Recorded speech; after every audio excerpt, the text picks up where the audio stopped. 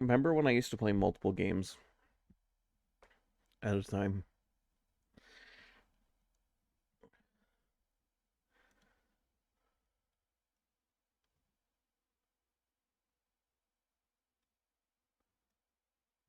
And then Resident Evil 4 came out.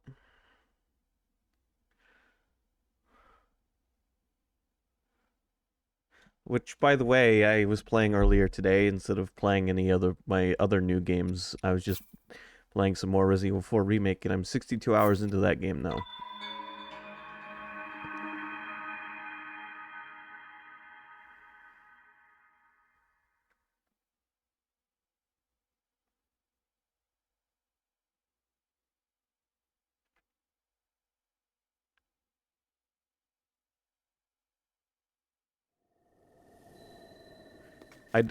I never go for achievements in games. Achievements are great. Hunting them does not thrill me.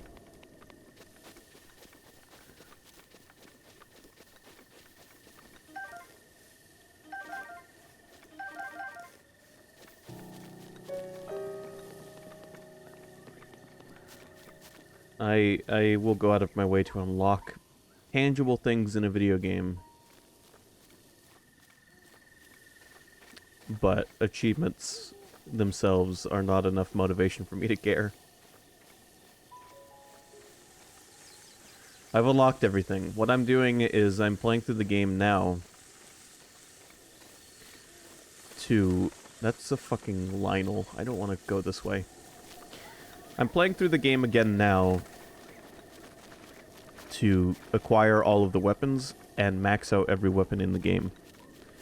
Just for fun. You don't get an achievement for doing it. And I've been doing this because I'm curious which weapons in the game are my actual favorites in the remake. In the original, I know which ones are my favorites. I've played it enough times. But the weapon balancing has been changed a bit in the remake. For example, the Red 9 is unable to equip a laser sight, which means that it is the most powerful regular handgun in the game, with no gimmicks, but it also, without being able to equip a laser sight to it, it's very powerful, but it doesn't have the quickest aiming. Any of the handguns that can equip the laser sight aim quicker than the Red 9. So that is an example of rebalancing the weapons in the remake. The Red 9 in the original can equip the laser sight. There's no reason to use any other handgun. Except for the Punisher, because that one can shoot through two enemies, or multiple enemies. But when all the guns in the original can use the laser sight, accuracy is never an issue. So the weapon rebalancing in the remake has me testing all of the weapons and figuring out which ones I really, really like and which ones I think are best and under what circumstances. So, to break down what I've learned today, I have the hand cannon unlocked, which is the final gun you unlock. It is the most powerful magnum in the game, but it is unwieldy. It is extremely difficult to aim. It has really wide spread, and it shoots fairly slowly, maxed out. But it kills every regular enemy in one shot, regardless of where you hit them. It'll kill bosses in just a few shots, etc. The only gun better than it is the infinite rocket launcher. The hand cannon can also be given infinite ammo with its exclusive upgrade, whether you have the cat ears or not, so there's a point towards it. However, the Killer 7, the most powerful magnum you get in the game without unlocking any special weapons, has a laser sight attached and shoots. The laser sight means the weapon has perfect accuracy. It shoots where you point it. So the Killer 7 is slightly weaker than the Red 9, or the hand cannon, but it is much more accurate. The difference is the Killer 7 can only have infinite ammo if you've unlocked the cat ears.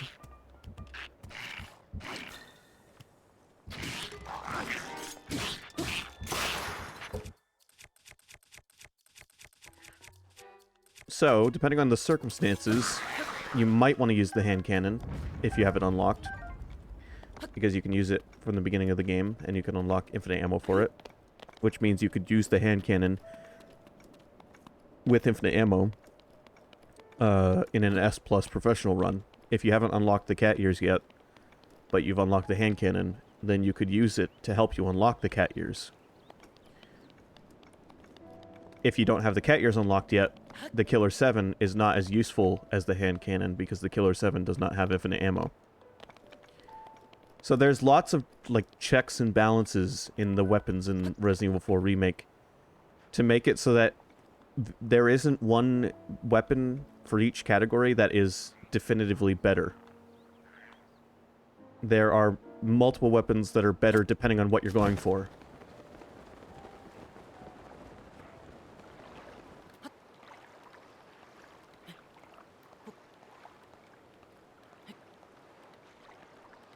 The hand cannon is amazing if you are trying to do an S+ run.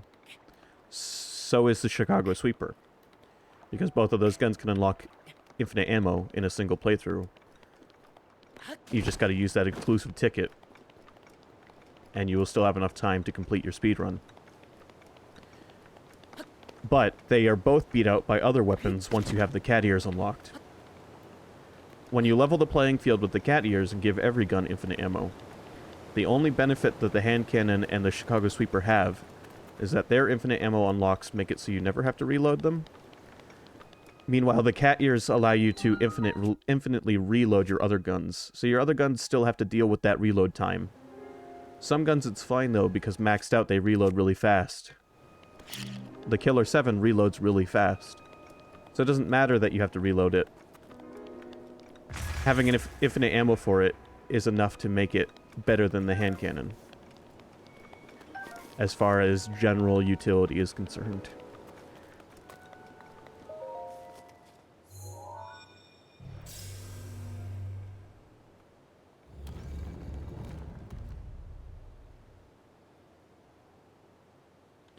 The gun that is better than the Chicago Sweeper, with cat ears unlocked, is the CBQR assault rifle.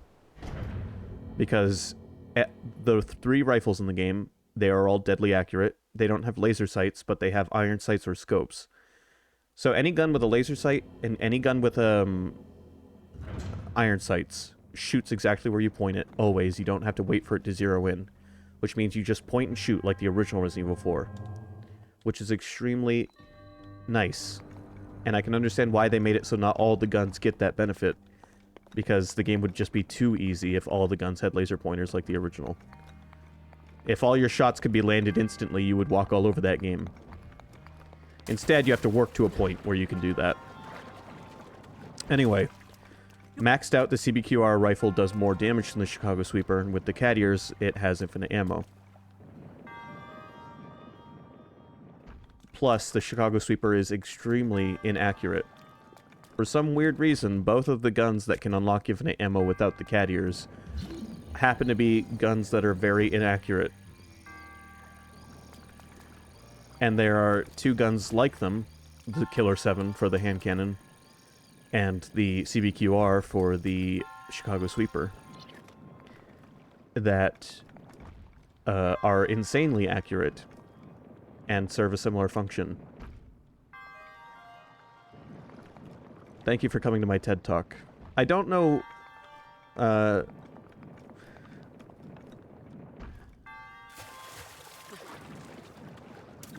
Yeah, once you've got infinite ammo for all your guns, the only thing you're really worried about is the other stats.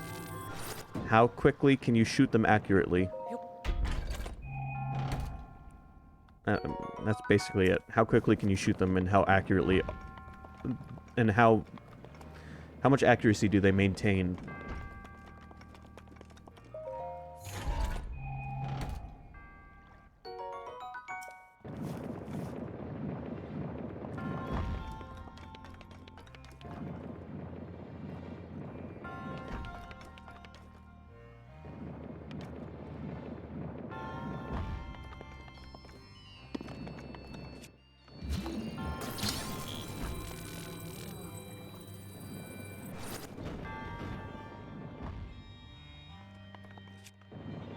I guess I'm using the chests as weights.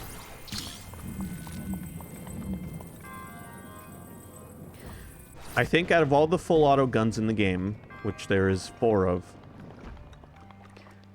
the TMP, the LE5, the Chicago Sweeper, and the CBQR assault rifle, I think the assault rifle is the most useful of them when you have infinite ammo. When you don't have infinite ammo, it's probably the hardest to use because rifle ammo is fairly limited.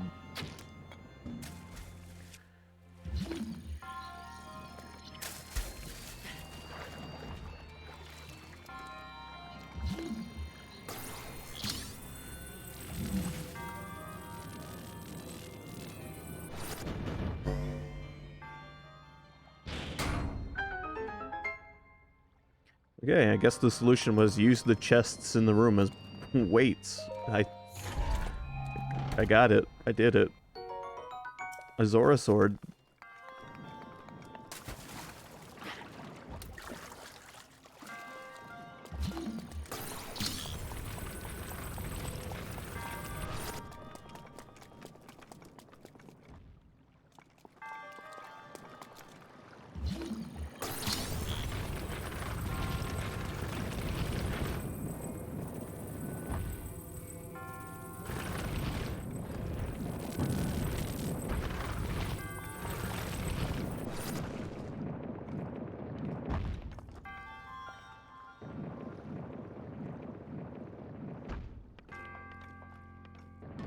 One gun that does it all.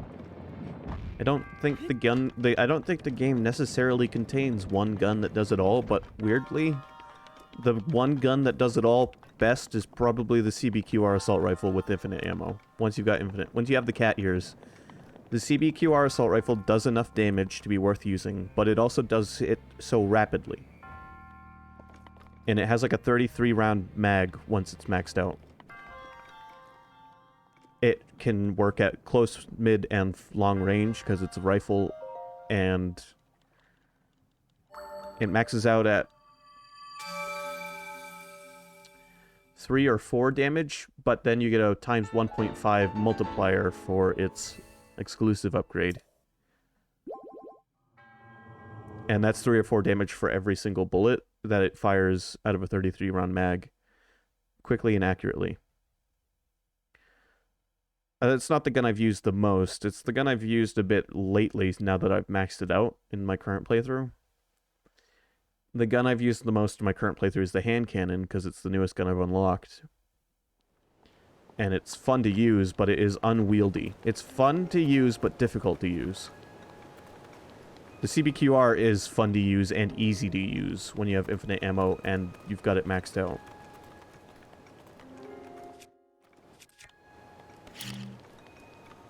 The Killer 7 I just recently grabbed, because I just made it back to the island in my current playthrough. And that one is fun to use and easy to use.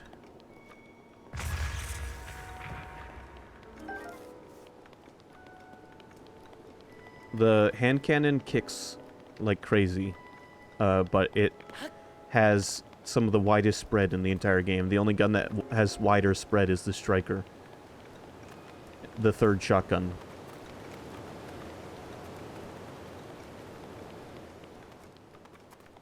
So the hand cannon has really wide spread and really slow shooting, which is a really terrible combination in a lot of situations in that game. But it makes up for it in the fact that it kills everything in one shot, except for bosses and the big guys with the hammers and the chainsaw guys, which it takes 2 shots to kill.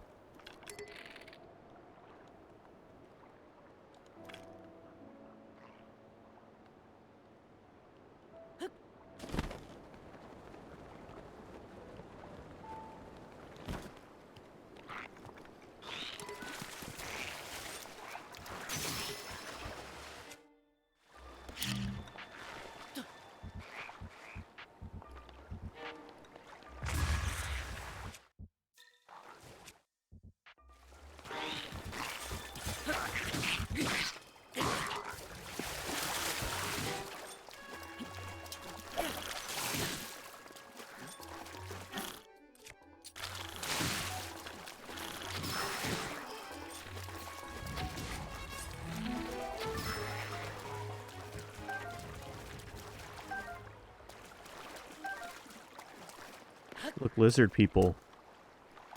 Yeah, it was a sword that was about to break, so I just chucked it.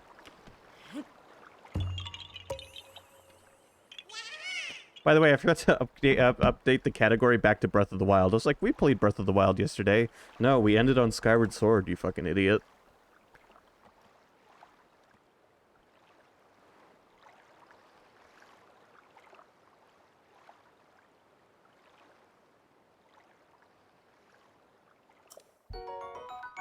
Whatever, one Zelda game to another. How's it going, Neo?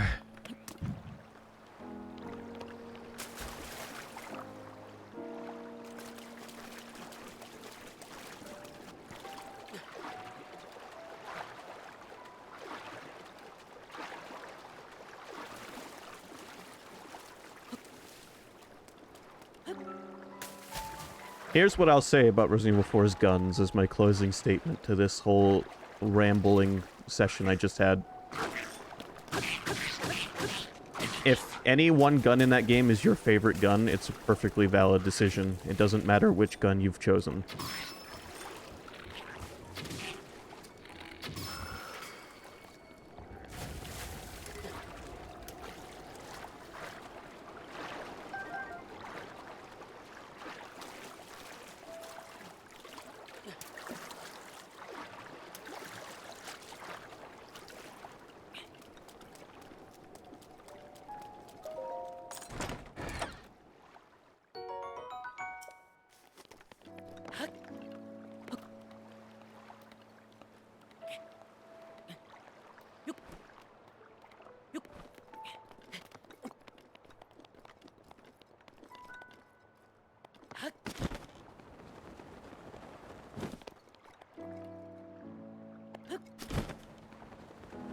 I was looking at Steam reviews earlier today, because I was just curious. And now that it's been a couple years, what review scores a certain game had. And I was gutted to see Resident Evil 8 sitting on overwhelmingly positive on Steam.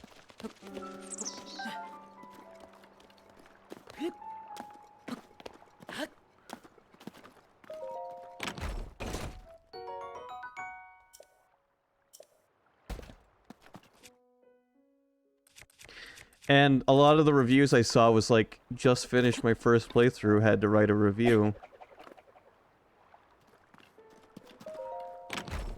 My favorite thing was all of the elements that this game took from Resident Evil 4 and 7. It's like a mishmash of those two games. It's like, no shit it is.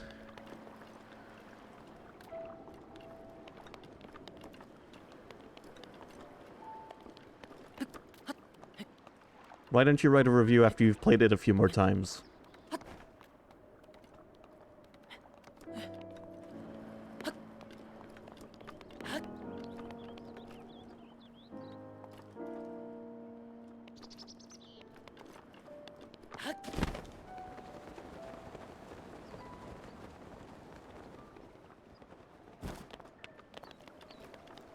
I've learned from Final Fantasy 15 and Resident Evil 8 specifically that sometimes you can really enjoy your first time through a game, and then each time you play it again, your feelings towards that game start to vanish, like Thanos snapped them away.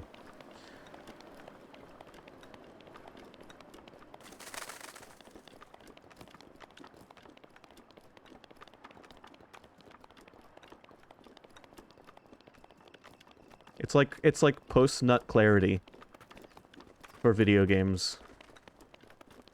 Like, oh, that was really good in the moment, but now that I'm revisiting it, I'm not as proud about it.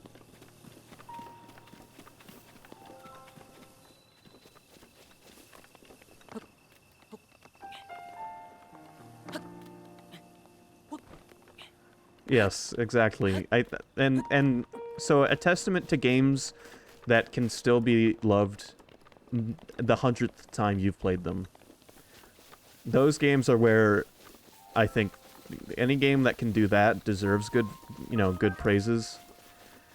Sure, a fun one-off can still be a fun one-off, but I don't know. I'd be more forgiving of a movie that's fun to watch once than a video game that's only fun to play once.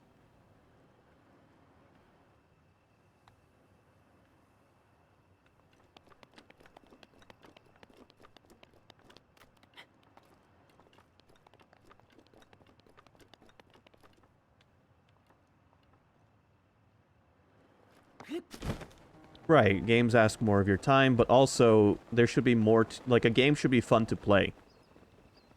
And not just because it's your first time playing it and you're like, ooh, wow, look at all the stuff that's in this game. I'm having fun.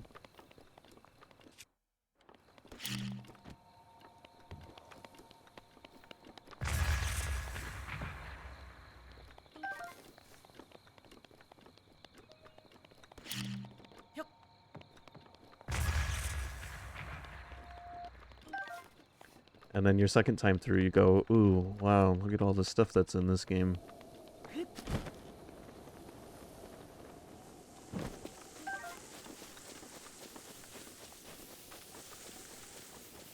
Breath of the Wild is actually almost an example of this. I played through the game once. Now, I didn't go through a phase where I was like, yeah, Breath of the Wild fucking sucked. No, but for a little while, it was like, I had to not play the game for years before I was finally able to now sit down and play it again.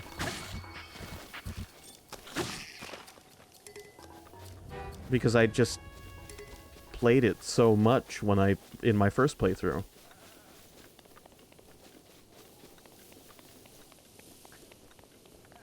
But that's not a case of looking back, the game wasn't as good as my initial impression. That's just a case of, I played this game till I was fucking burned out. But now here I am back, playing it again for the first time since 2017. Yeah, overexposure, right. Like, even the best games, which Breath of the Wild is a really good game, but even the best games can be hurt by overexposure. You play it too much, and sometimes you just need a good break from it before you can play it again. And then sometimes you can beat Resident Evil 4 Remake 7 or 8 times within the first month of its release. Yeah. But that's a shorter game. The Breath of the Wild problem, I think, persists across RPGs for generations. Like, any RPG that takes over 100 hours to beat, it's not exactly easy for me. Maybe some people, but for me, it's not easy to say, all right, I'm gonna sit down and play that whole thing again right away. Oh, so you heard me humming, huh? I'm Eric. I'm traveling the world on a journey of self-discovery. I'm heading for Zora's Domain now, but I'm lost. I was just about to give up. But then, like, I heard a voice coming from the North Tower. Crossing the Rutala River would be next to impossible, though. Rutala River is the widest river in Lanayru. You'd be risking your life if you tried to swim across it. If you want to go north of it, you'll have to walk patiently to Linebeck Island in the east so you can circumvent it. Is there something else you'd like to ask me? Yeah, why is my heat still on? It's fucking hot in here.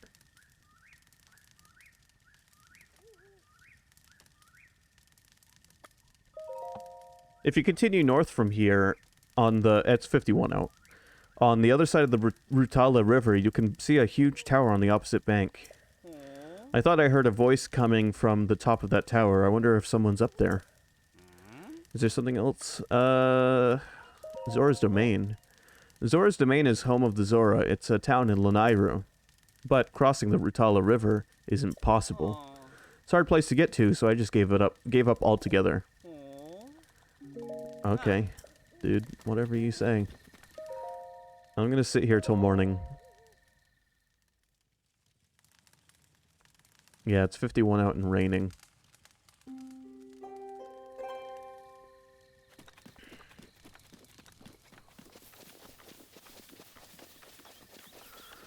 By the way, I guess we're going to be going to Death Mountain at some point this stream. So I'm going to make my way there. It's in the title.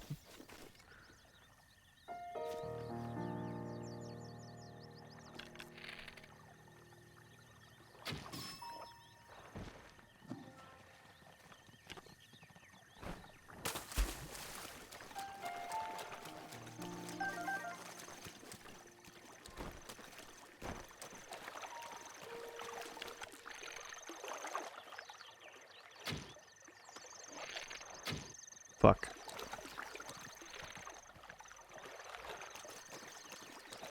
Well, I got one.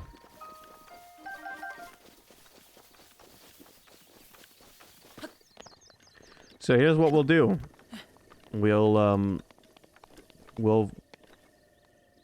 beeline it there, but we'll stop at this tower and then we'll stop at that tower.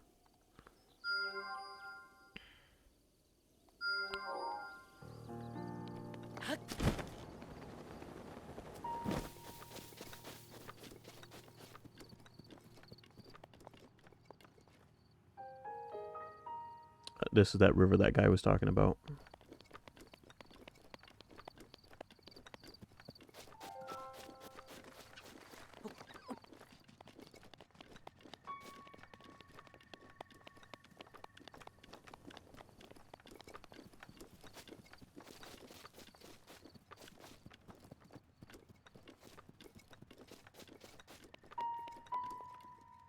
Well, unfortunately for him, he didn't have access to a flying apparatus.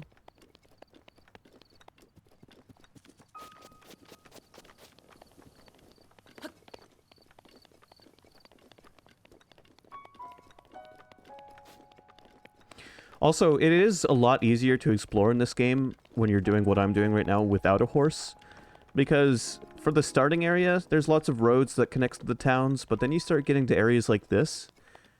And it's like, yeah, until you've unlocked the map, good fucking luck riding a horse around here.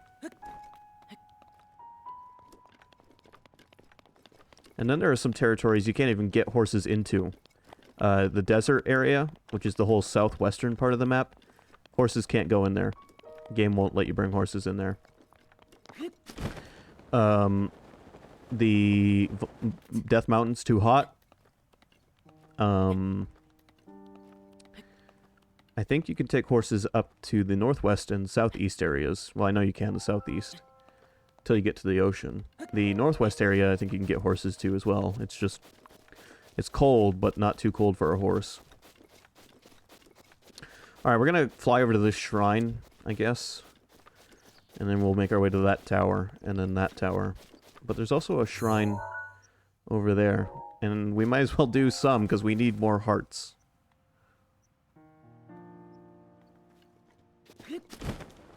Oh, look, a guardian.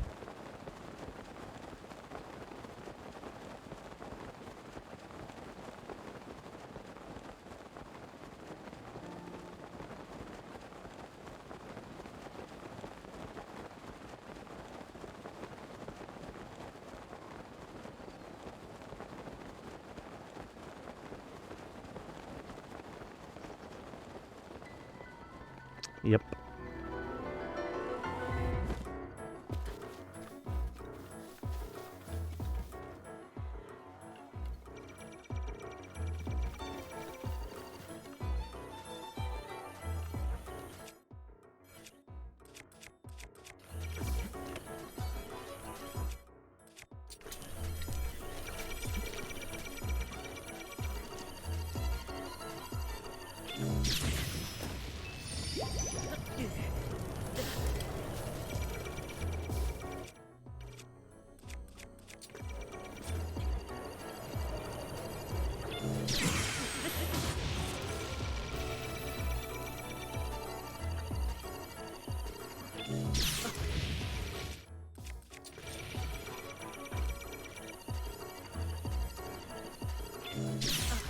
Fuck.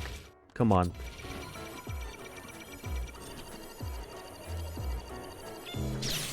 God damn it. Alright, that's all of my shields.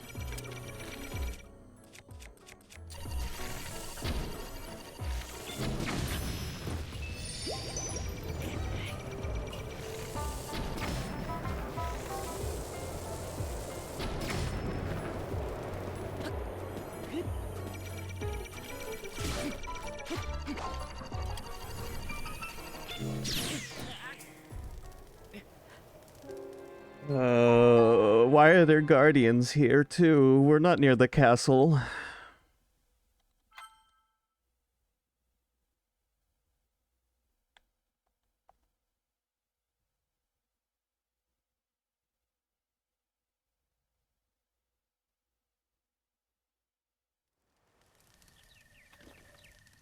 Oh, good. All the way back here. I mean, it's not that far back, but still.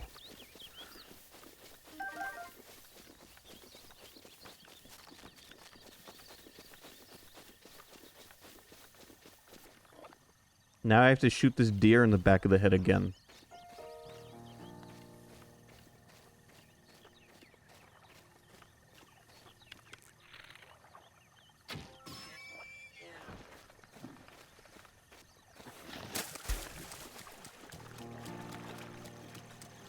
Hold on.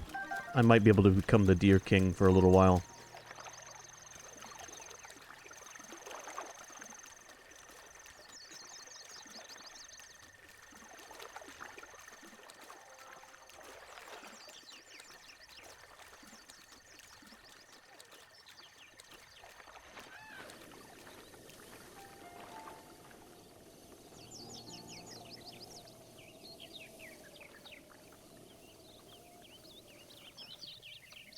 You have to be very slow and very, very quiet.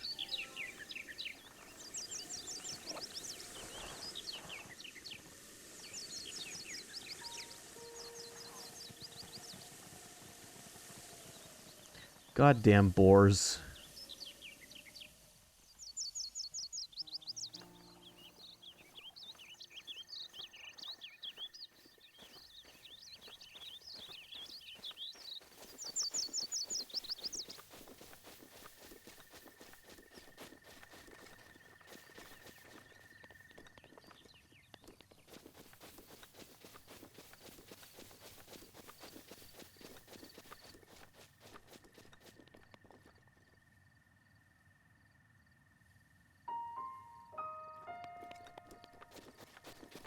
Where the hell did they even all run off to?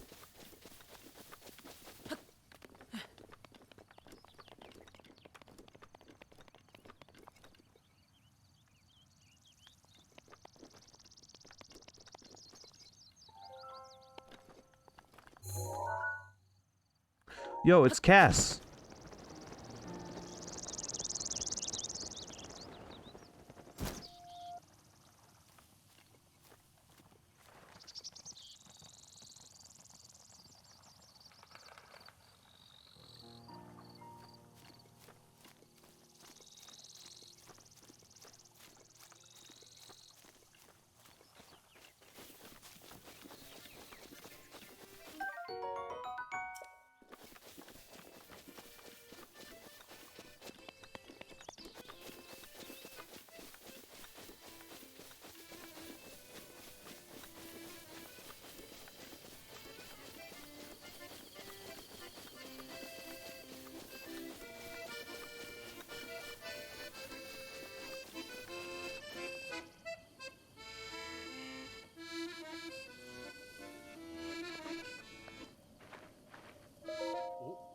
Oh, pardon me. I didn't think anyone was around. That there on your hip. No, I'm sorry. Nothing. I didn't mean to pry. Are you a bird? Have you never met a Rito before? Odd. My name is Cass. As a bard, I spend my days traveling this land in search of ancient songs. Have you heard of the ancient songs of Hyrule? Ancient songs? The link's starting to turn into Solid Snake over here.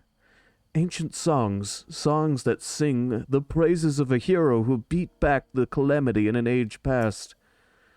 I know a song about this place. Would you like to hear the ancient verse passed down in this region? This region? Excellent. Without further ado...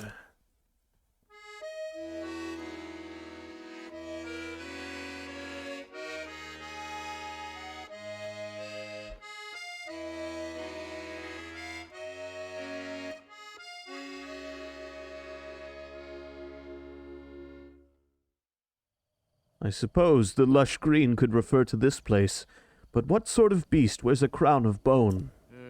There's definitely a secret hiding here, but it's beyond me. May the light illuminate your path. Alright, fuck it, let's do this while we're here. Let's go find a beast that wears a crown of bone.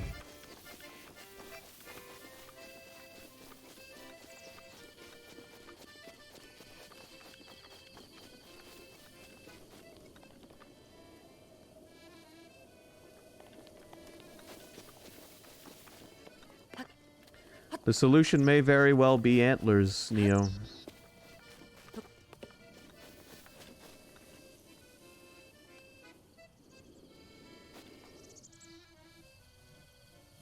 That's my first impression. Now, I've got a couple of ideas, but I think it might be one of the deer we've been seeing around here.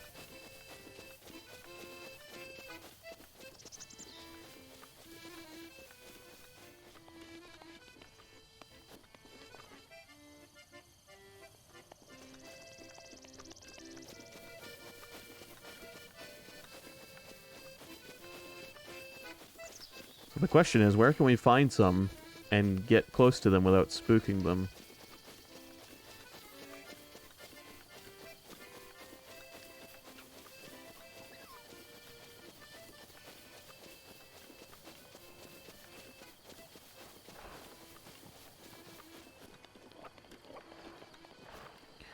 Well, there's one.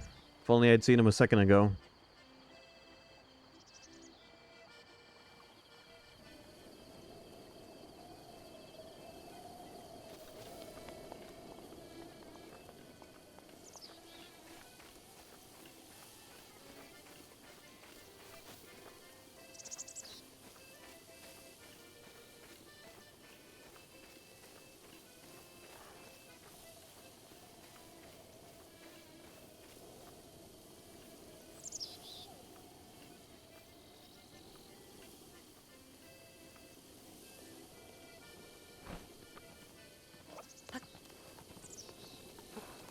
Fuck.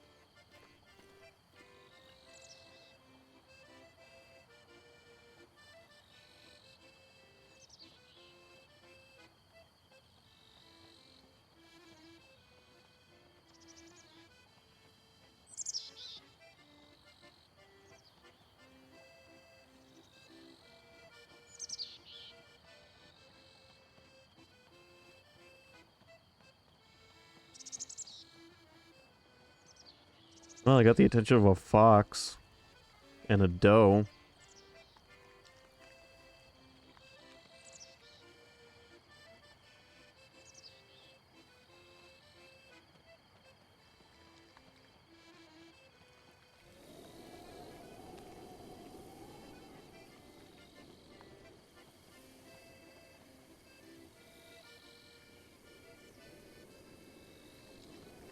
I'm actually surprised my little apple trick there worked, because I've never tried that before.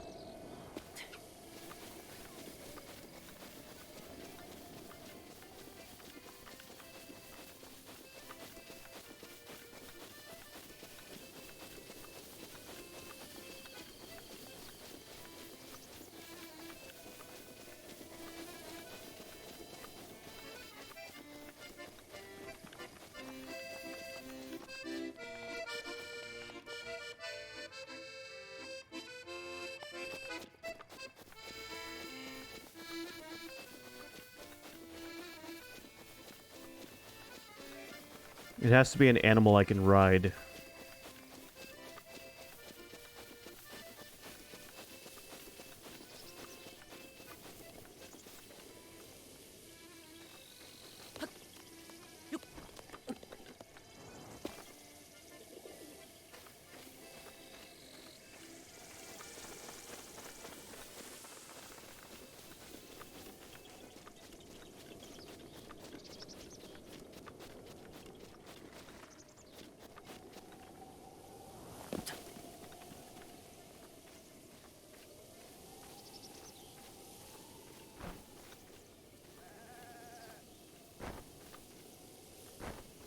Hello, Gear.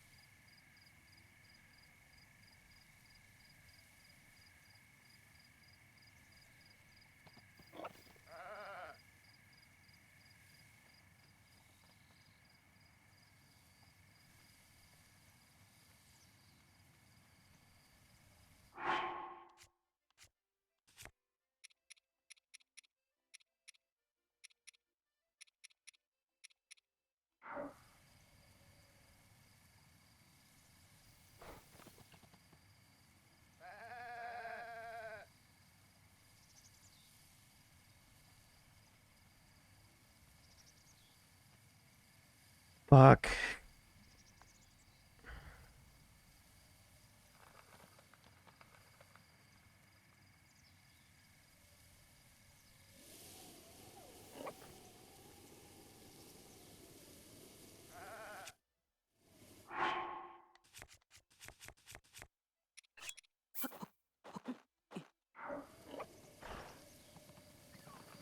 I did not realize Link was going to just stand up. No, you can't time stop organic beings.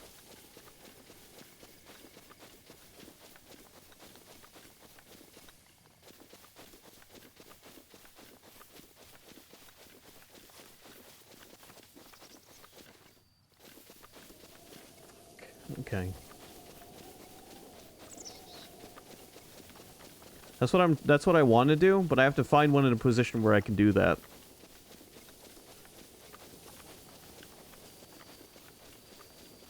Because with the gear I currently have, that's the only way I'm going to be able to do it silently.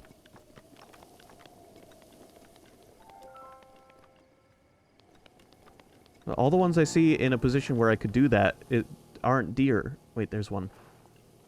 Don't get spooked by the one that just ran.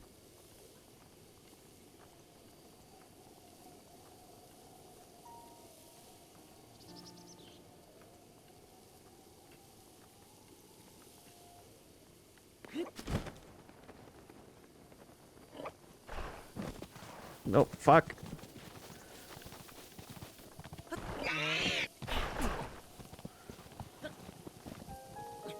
Oh, I almost had that one.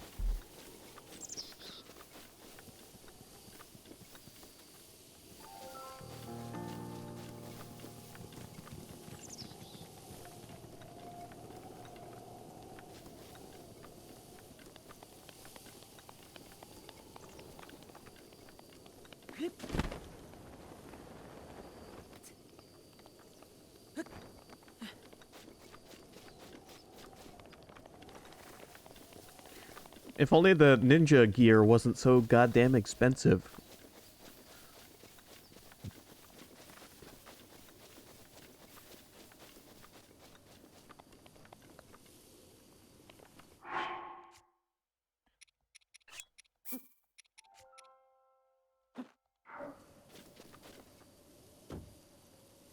No. No, it doesn't, thank God. Wait, a fairy? Free fairy.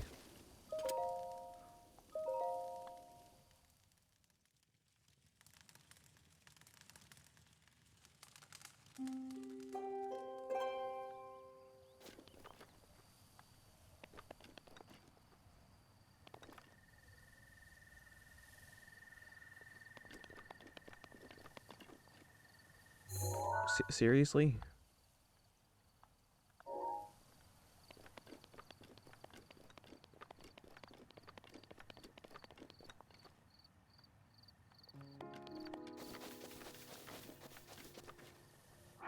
Maybe it's too early in the morning now.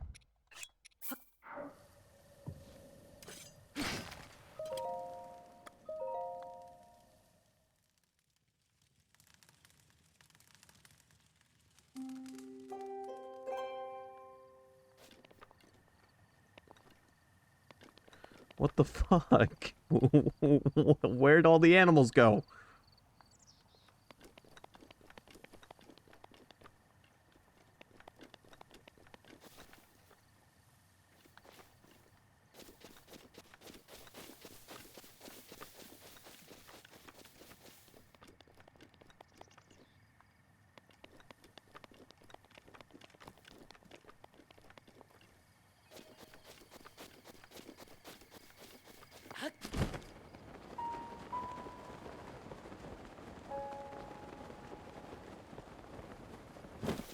I need the power of the Deer King.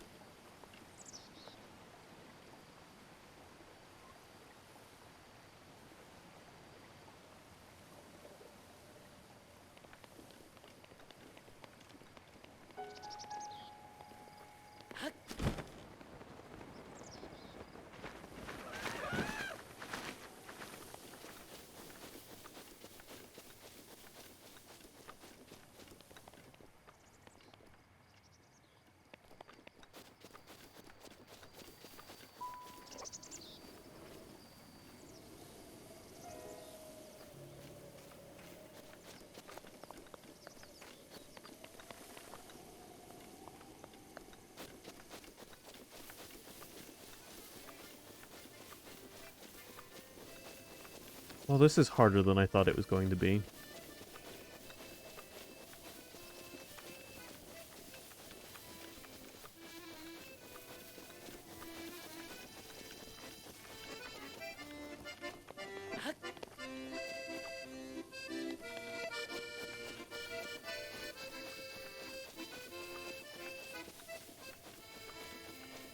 The music's nice.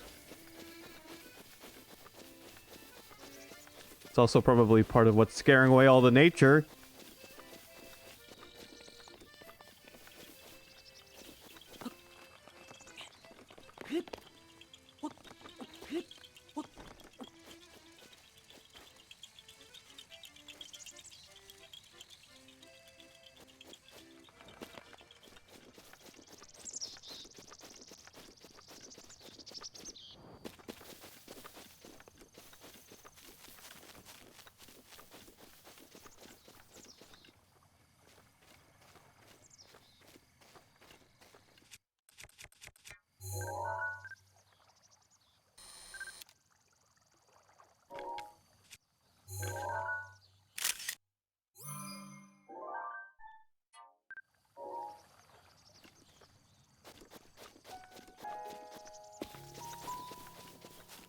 I realize I could use my locator to help me, but I need to snap a picture of a deer in order for that to work.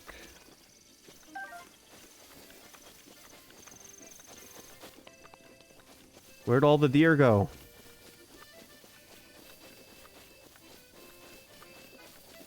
I've been out here for days now.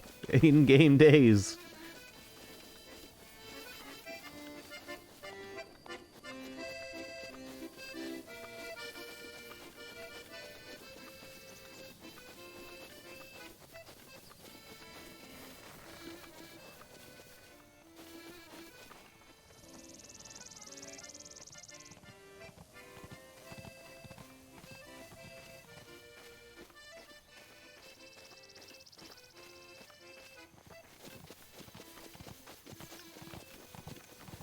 A doe won't count.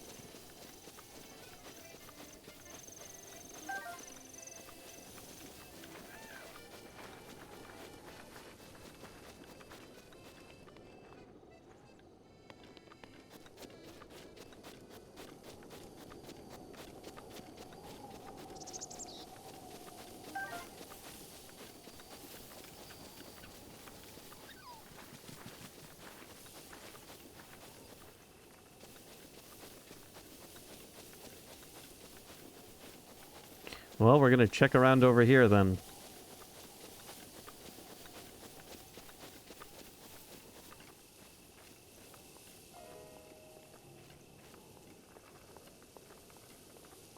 Alright, there's one. I'm gonna snap a picture of him. I can at least do that.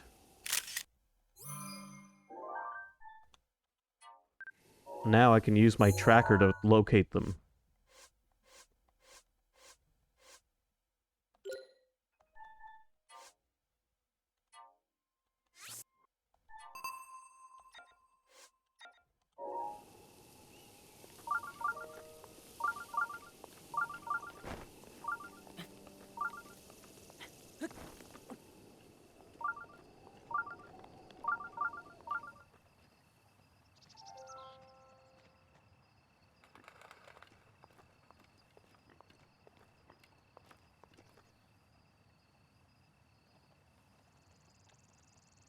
Yeah, that's right. Turn around. Turn around. Please, face the other way.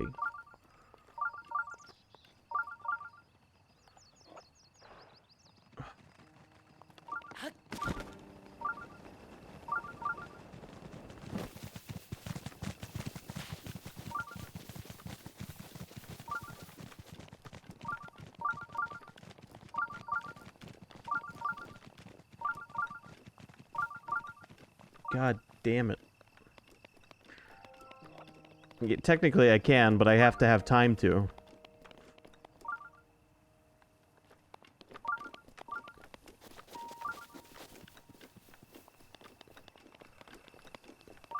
It's okay, I've got the deer tracker on now.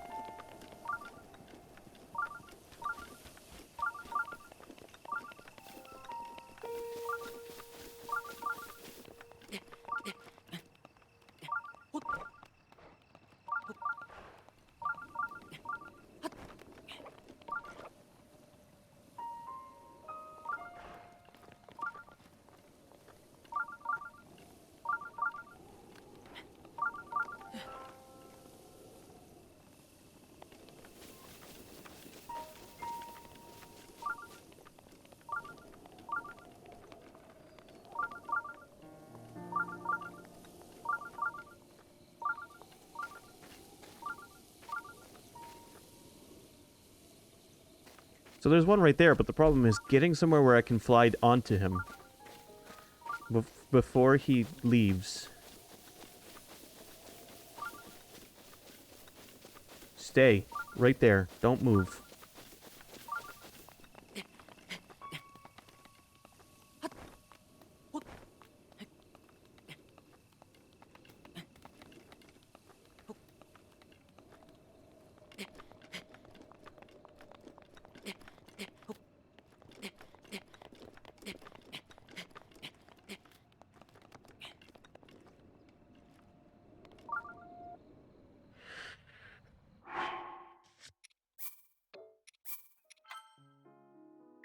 Alright, we've got this guy. Come on. Come on.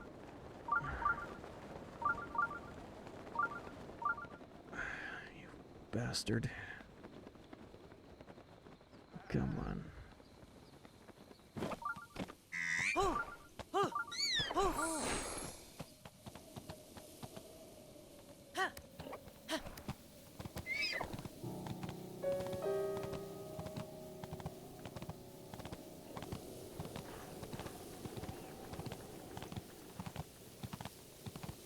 Now we're the Deer King.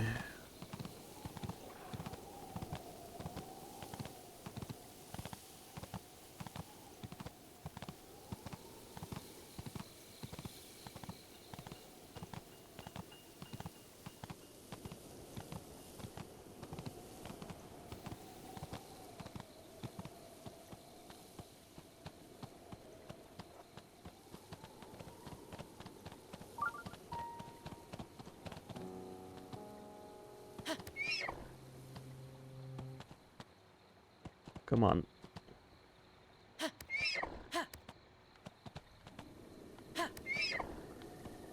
I need you to go. Just go. Go down. Come on, we're right there.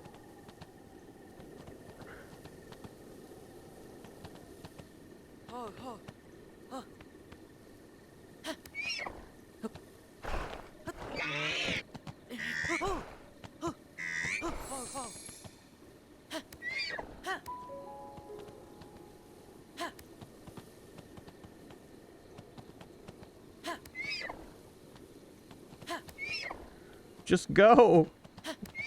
It's not that far.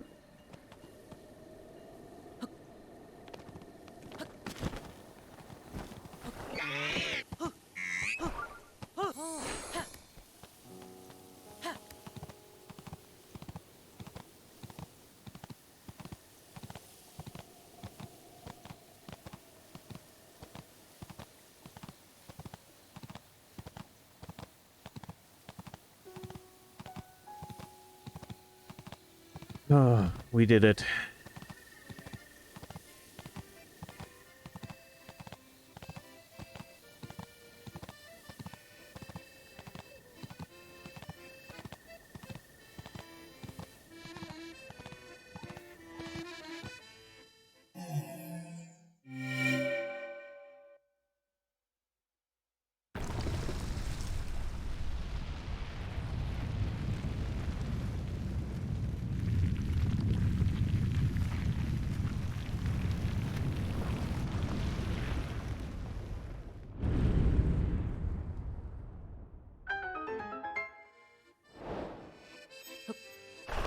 Alright, be free.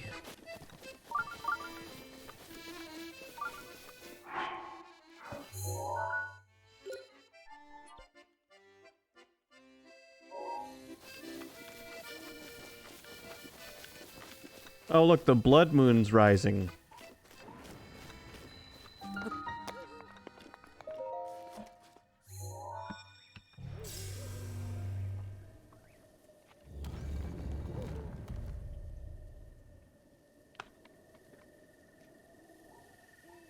Almost, Neo. It's...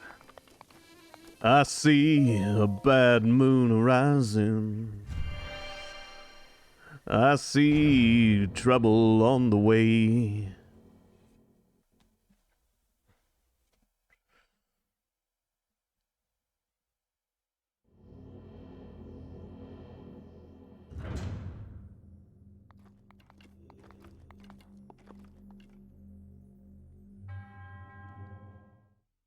Wow, so we have to do all that bullshit with the deer, and then we get to solve puzzles.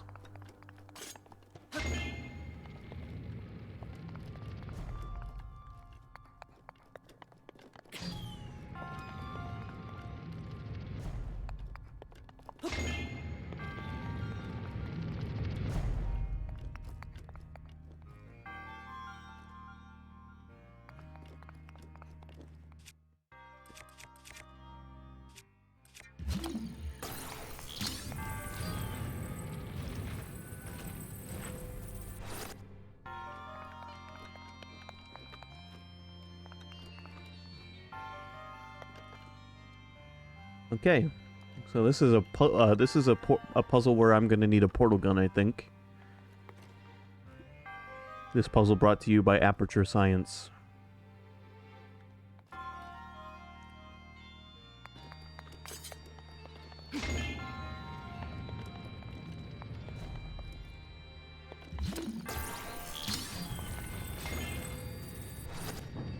If I do that, it only registers as one hit.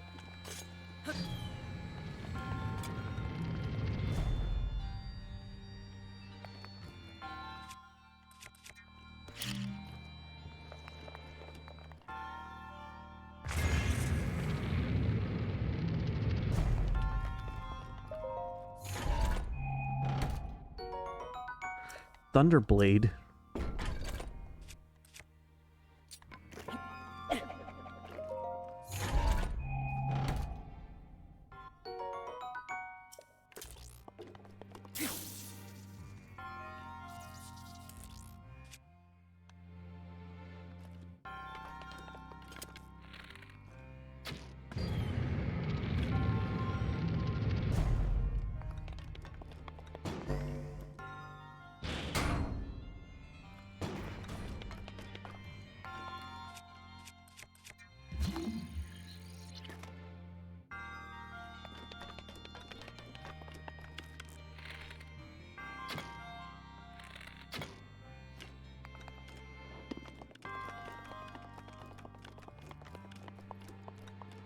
I'm pretty sure I can just use that metal chest to hold the button down.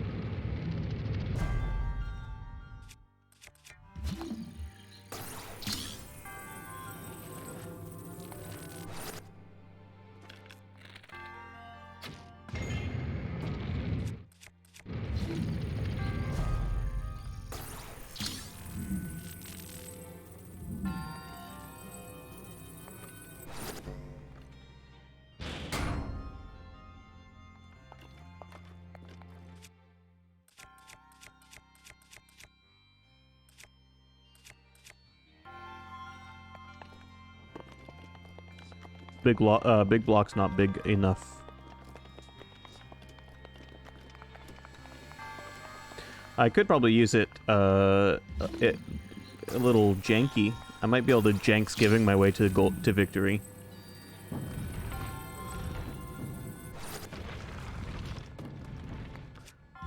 No, I don't think this is climbable either.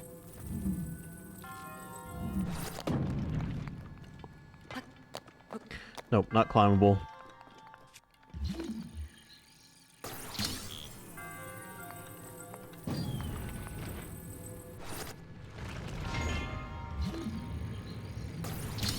I can glide, yeah.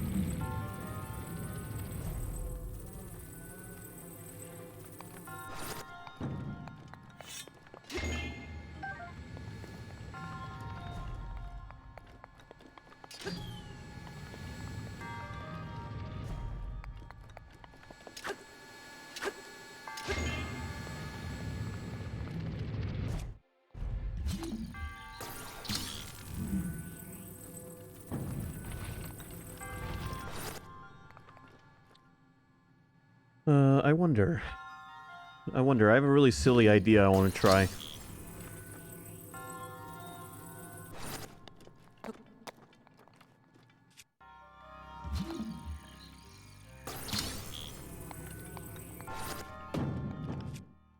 By the way, I don't need that big block for anything.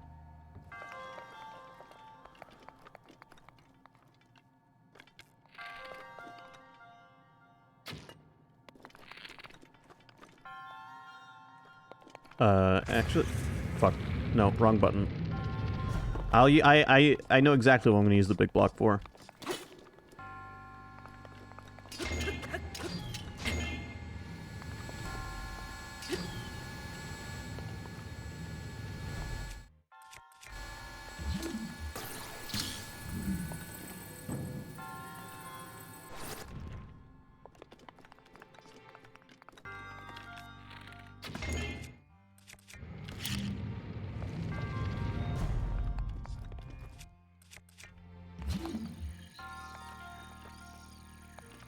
Oh, I need my magnet upgraded. Can't reach as far as I want it to.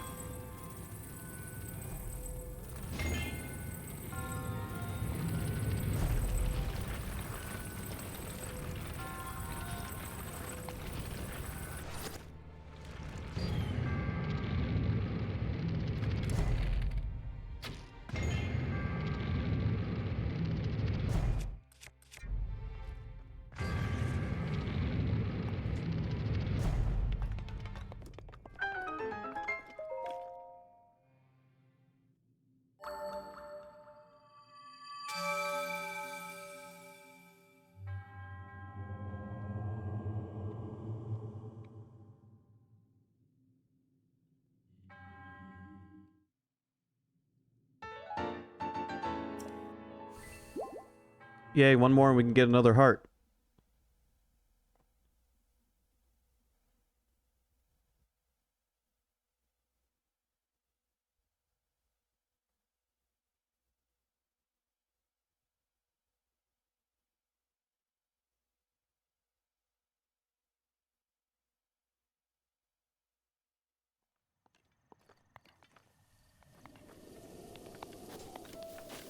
Did we miss the blood moon by going down into the cave? Looks like it. Into the shrine, I mean.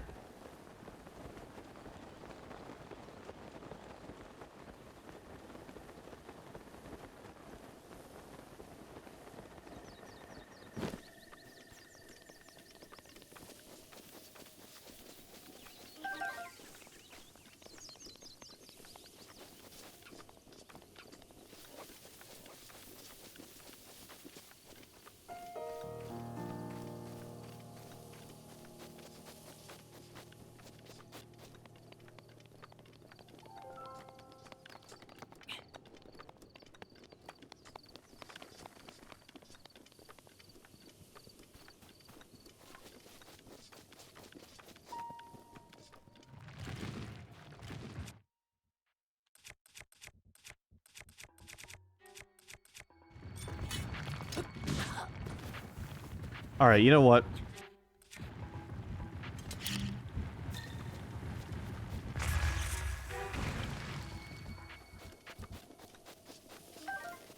little shits. Those are baby rock golems.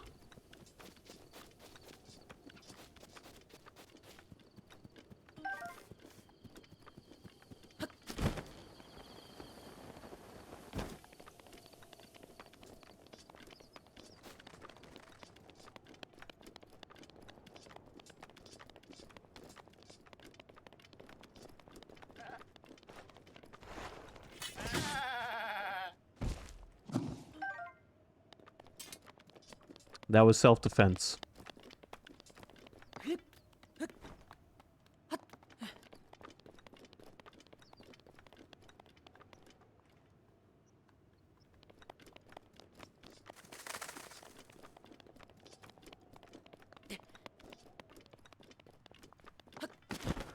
Alright, please tell me that Guardian has gone off and just fucked off somewhere else.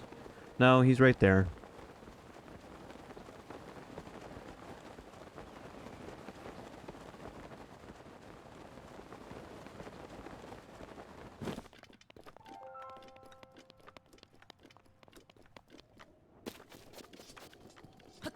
Well, you know, this is as good an opportunity as ever to use my Zelda amiibos and see what cool items we can get.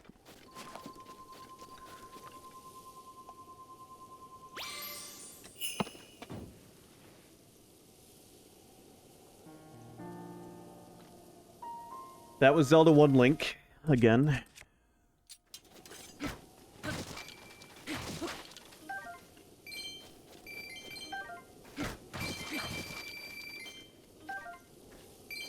Thanks for the money, bud.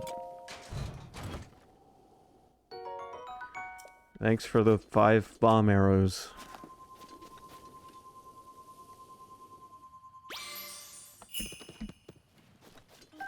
That's Ocarina Link, who apparently has the meats. You couldn't have given me a big Goron sword or something neat like that. You had to go and give me a goddamn... You know, I get the leaf out of my inventory.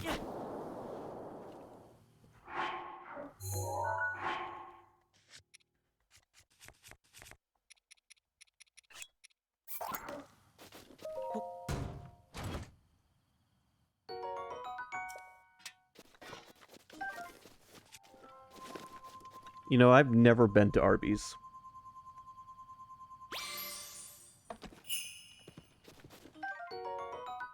Fruits. This is from Twilight Princess Link.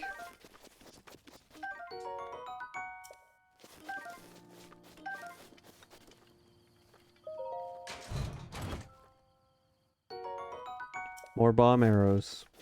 Charitable links we've got today.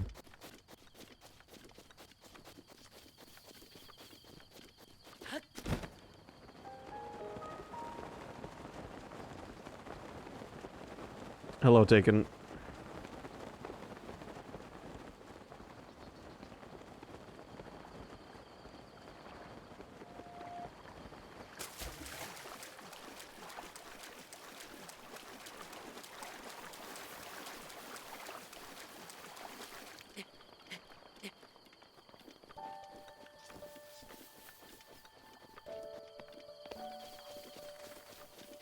Field music. This almost never happens.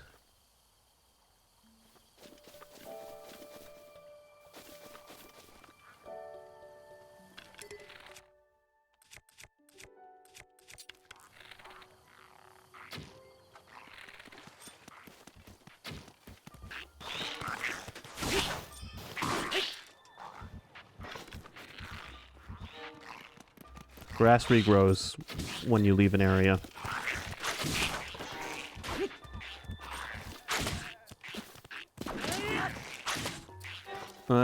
I can check, but I don't think so.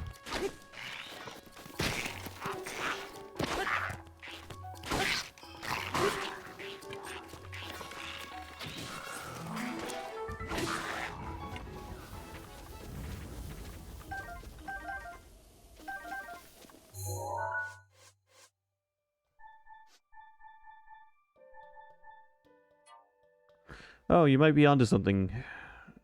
No, because the Twin Peaks are in the viewable. The dueling peaks aren't viewable from here.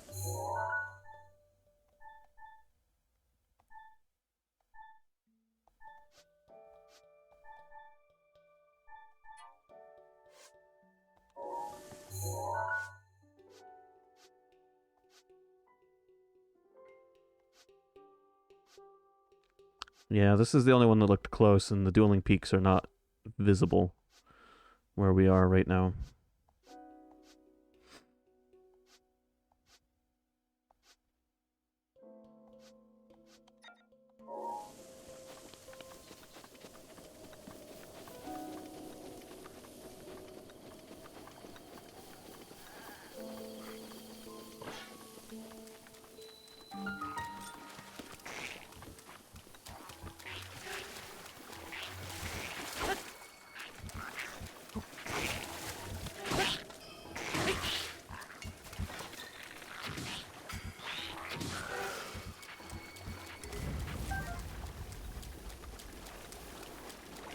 Take care of those idiots. Let's do another shrine. We'll slowly make our way to Death Mountain today. It will regrow. Grass regrows in this game.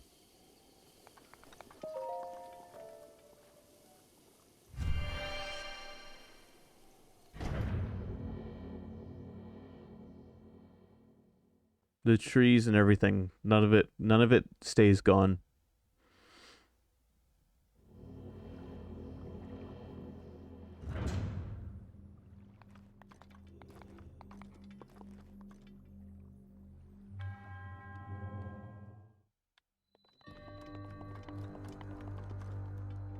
I remember this one. This one's fun.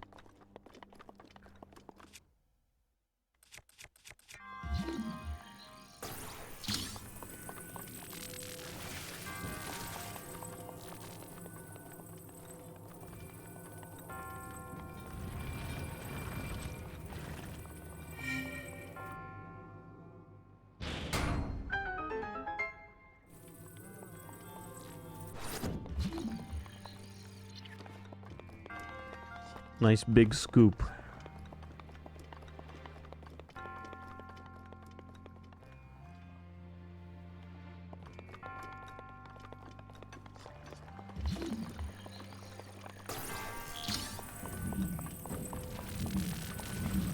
I wish I had this thing outside. I'd use it to ride down hills.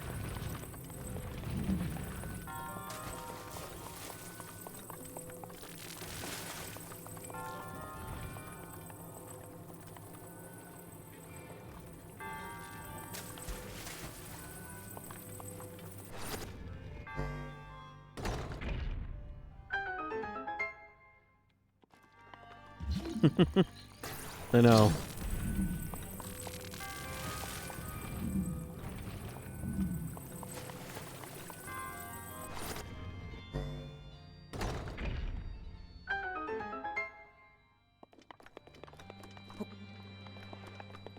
Not sure how to do it yet. I'm gonna figure it out, though.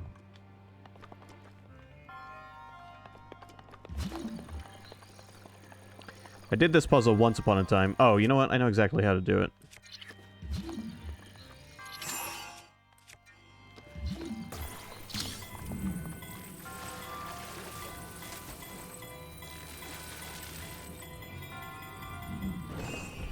You just gotta be dexterous.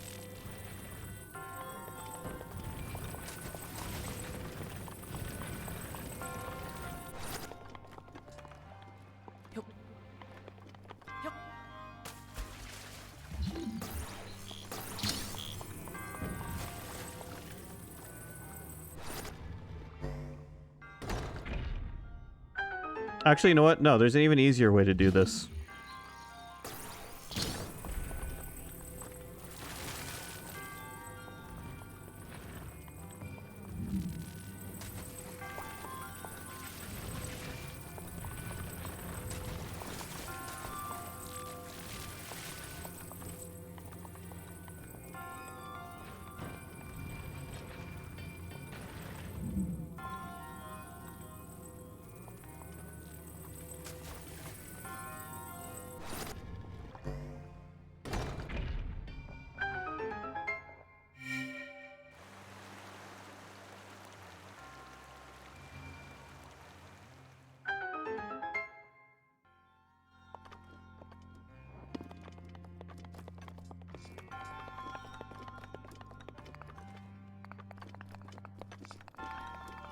Alright, but every dungeon has a chest somewhere.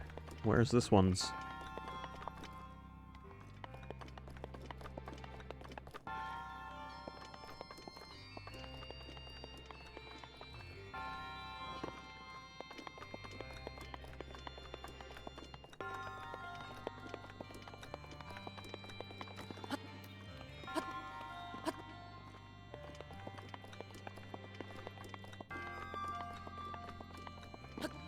Haha.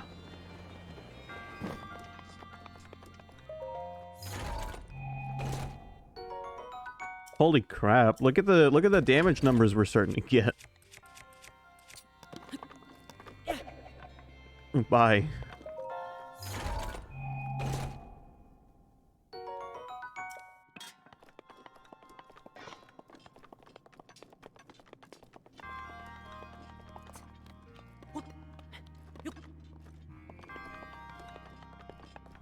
There are some shrines in this game I remember being a real head scratcher. Like the ones on the Dueling Peaks, which I haven't even wanted to look at.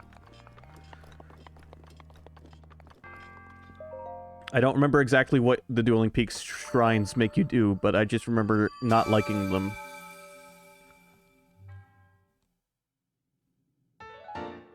The way this game works is the stronger you get, the stronger the enemies get. But in turn, the stronger all the weapons you find get. So the more shrines you complete and the more you level up your health and stamina and the more of the map you explore, you'll start finding stronger and stronger weapons even in the starting areas.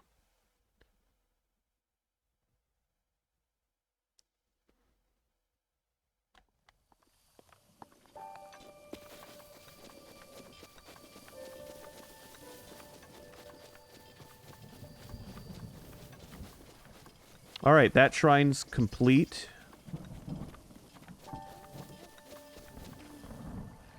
Azora. You there. Over here! Over here! I knew it. You're a Hylian, aren't you? Yes, you must be a Hylian. Otherwise, you're one unfortunate-looking Zora. Pretty much.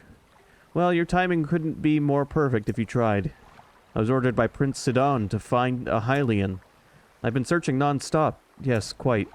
I certainly wasn't just floating around and splashing in the water for fun. Prince Sidon is a member of the distinguished Zora royal family. He's waiting at Inogo Bridge, which is on the other side of that tall tower. I do hope you'll agree to go there and meet with him. Yes, you must be taken aback by such a sudden request. My apologies. For us Zora, this is our top priority right now. So I must beg you to grant my request. Oh, and if you do meet Prince Sidon, perhaps don't tell him I was splashing about and playing in the water. Deal? Okay, I'm headed towards that tower because I want to collect it, but I'm not going to do the Zora quest yet.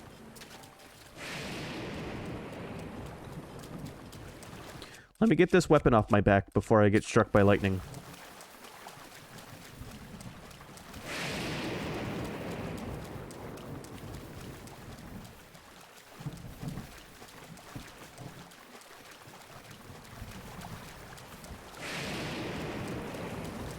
Jesus.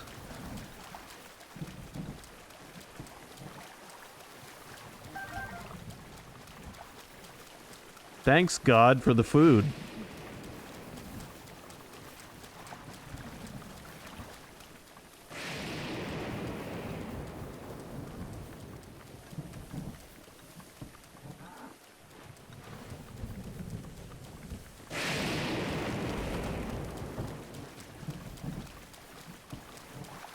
Oh, my favorite thing about Sidon is his stupid shark-toothed smile. Ow. But, I'm not doing the Zoras yet, just because I promised I would go to Death Mountain today. Which is looming off in the distance. You know what, I might actually skip going to that tower for now, because I'll go there when we come back. Let's just go to this shrine over here and then make our way to Death Mountain.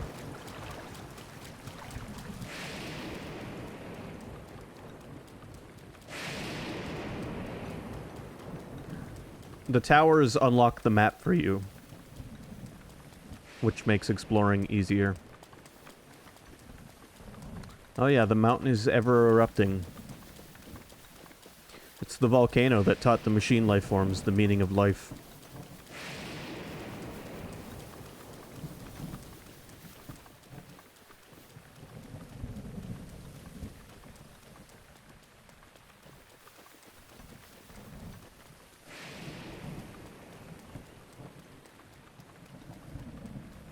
That's a peculiar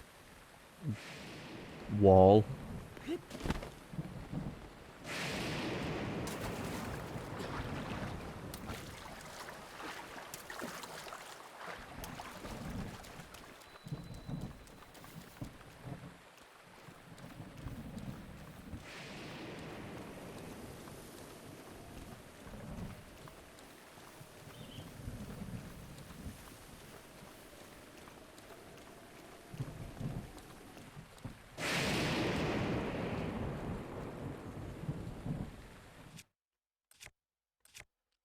I want to fuck around with these guys, but most of my weapons conduct electricity.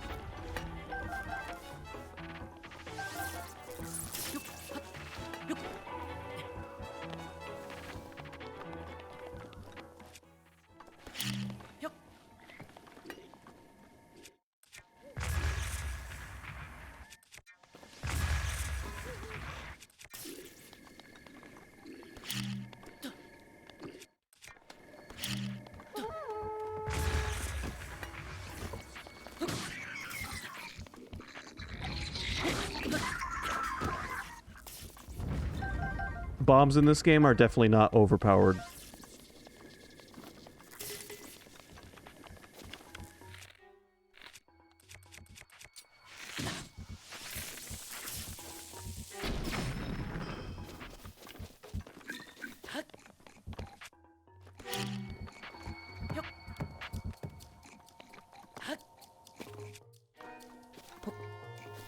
Did I knock the sense out of them?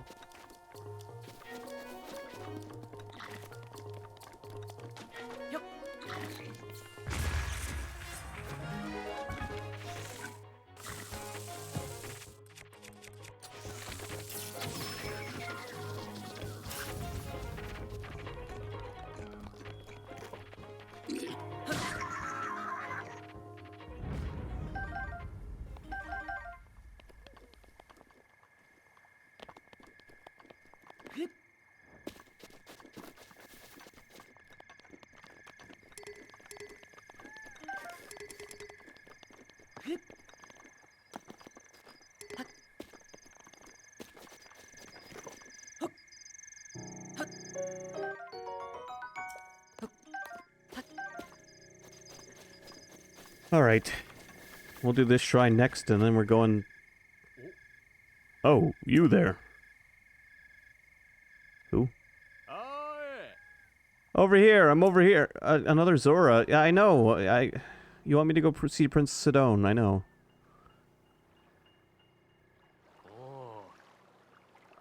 I apologize for calling on you so suddenly. I am Leto, a proud member of the distinguished Zora. As you are a real Hylian, I had no choice but to call upon you. Will you please spare me a moment of your time? Thank you so very much. Do you see that tower, the one atop that mountain yonder? I need you to go upstream of Zora River, which runs along the north side of that tower to Inogo Bridge.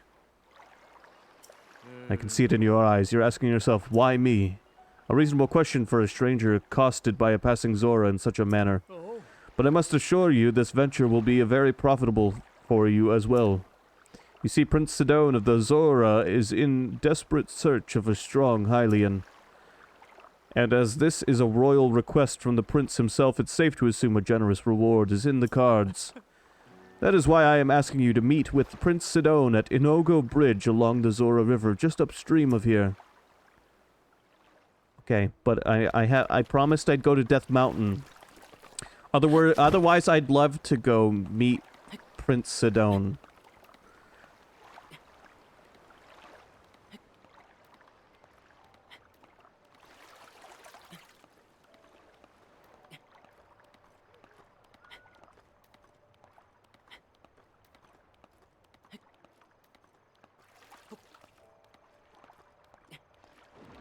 Falling star. You know, that's in the direction we're headed.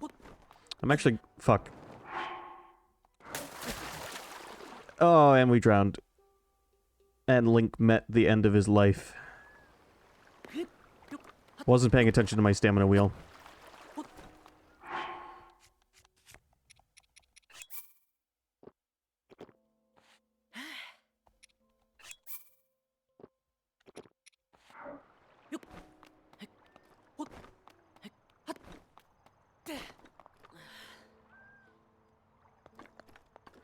Let's go see if we can pick up that shooting star.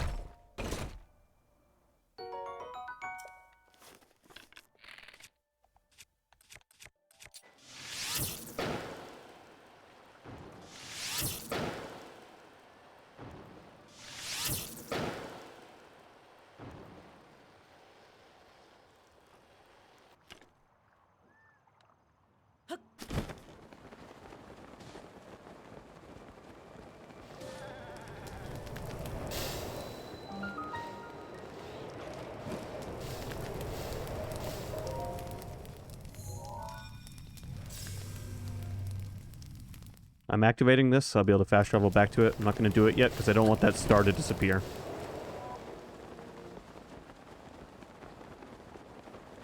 Alright, see ya, Taken.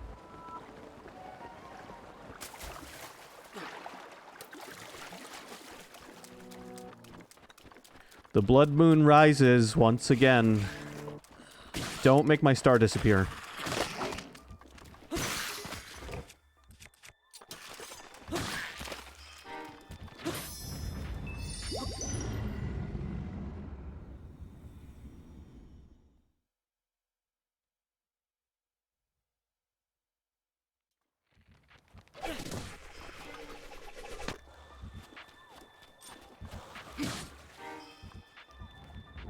Good, it's still there. I'm gonna do something that I saw once. I'm gonna show you how to make a really strong weapon out of a boomerang. It's gonna be like my favorite Dead Space weapon, if I can pull it off.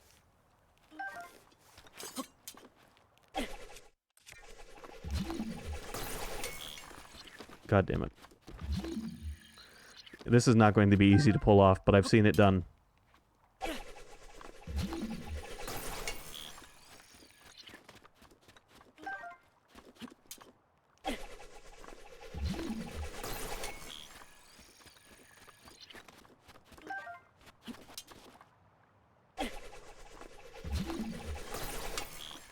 God, I don't know how they did this, but you can catch it with the fucking magnet if you know what you're doing.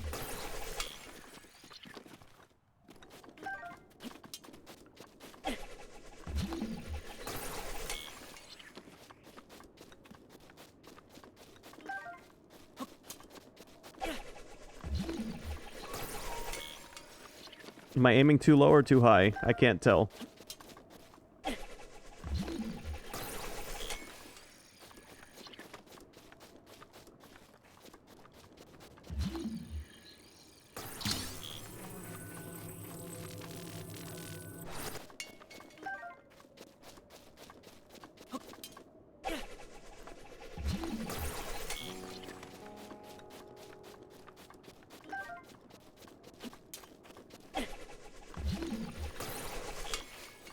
Wait, I hit it and it didn't do it. Alright, whatever, fuck it. I saw a video where someone threw their boomerang and then caught it while it was spinning. And it just kept spinning like the buzzsaw blade in Dead Space, and then they ran up to enemies and killed them with it, and it was amazing.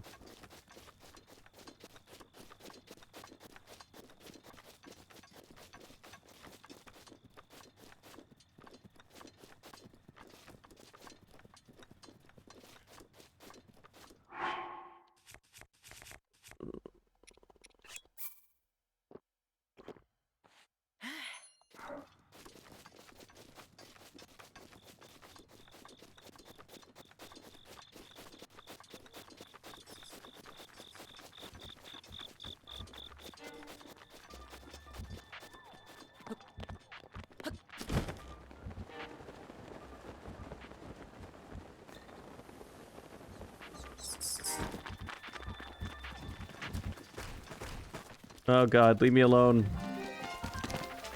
I'm just trying to get a star.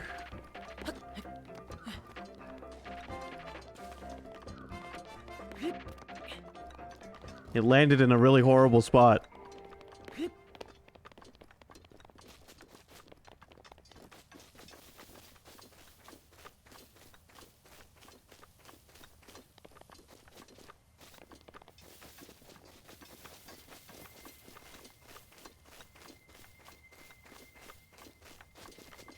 I can hear it.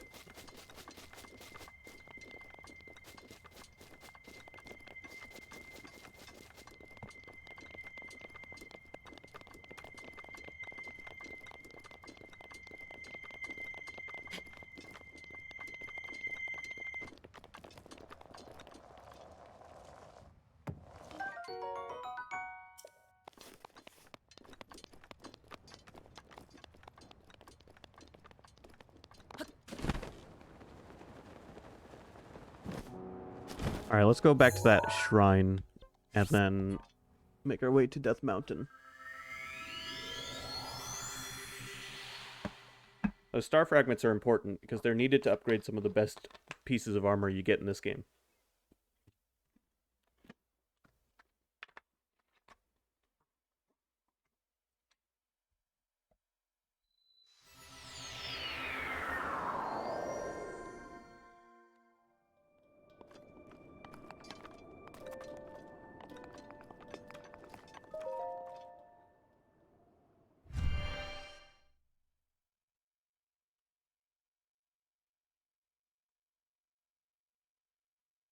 Well, so I need 9 more hearts before I start getting stamina. Once I've got 9 more hearts, I'll start upgrading my stamina. Alright, here's another dungeon brought to us by our friends at Aperture Science.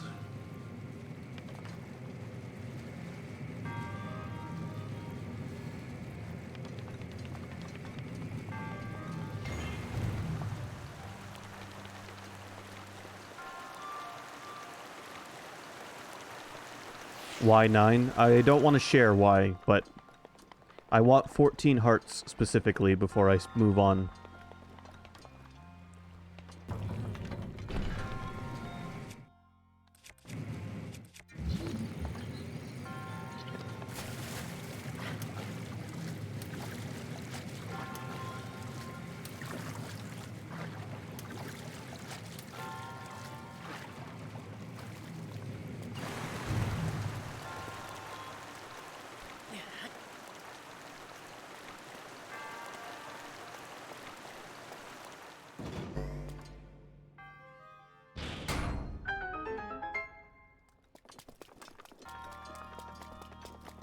Alright, so I've solved the puzzle. Where's the chest?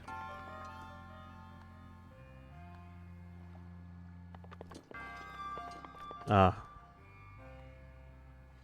I see.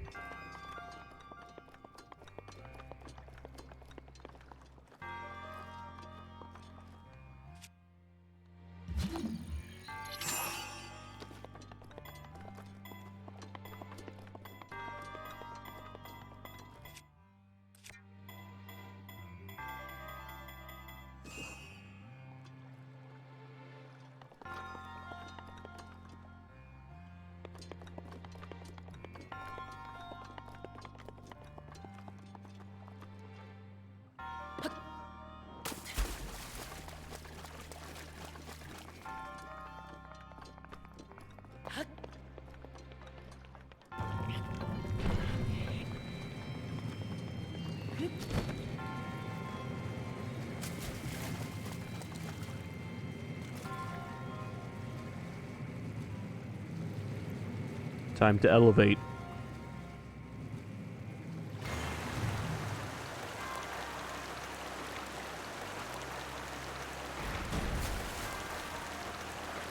Skyward Sword arrives Friday. When does when does Xenoblade 3 arrive?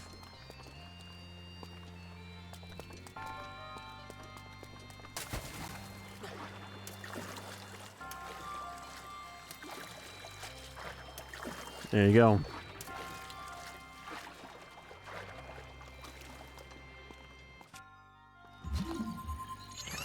Yeah, showing that game off last night reminded me just how much I like Skyward Sword.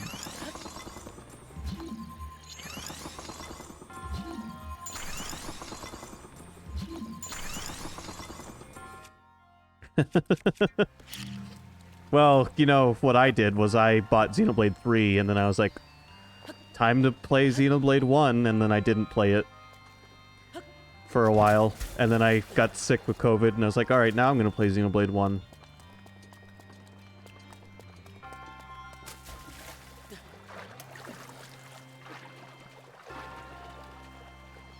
And then I binged that entire series.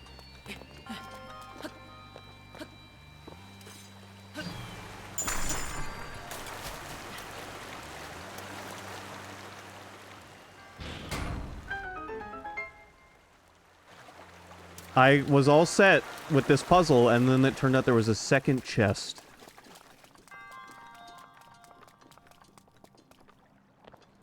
Alright, there we go. Opal. Very nice. Let's go.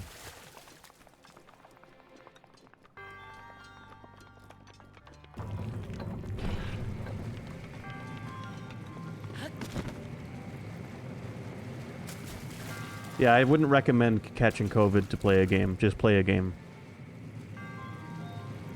It wasn't necessarily the COVID that inspired me to play Xenoblade 1. It was the week off from work.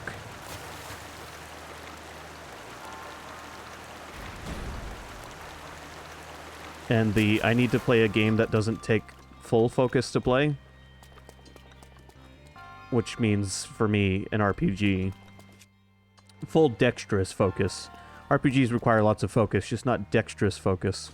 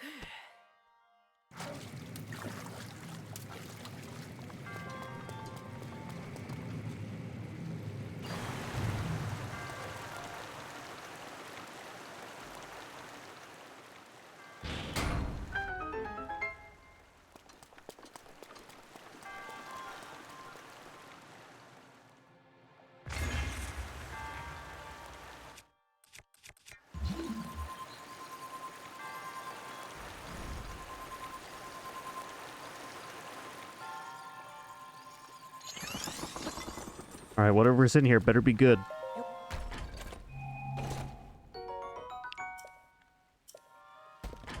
A giant boomerang. Wait, maybe that's the boomerang they used.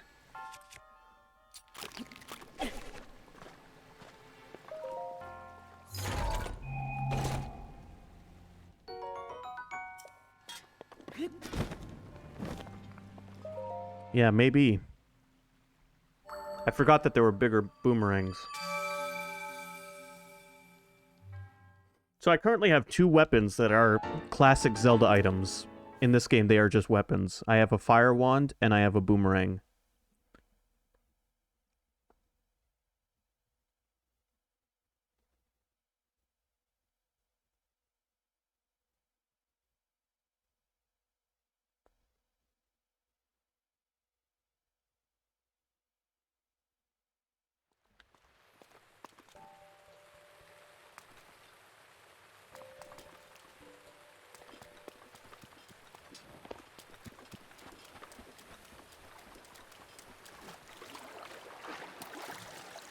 You know, swimming might not be the best option here.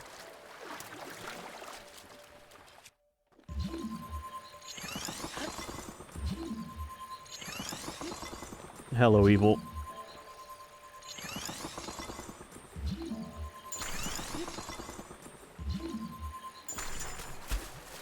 Not what I meant to do there.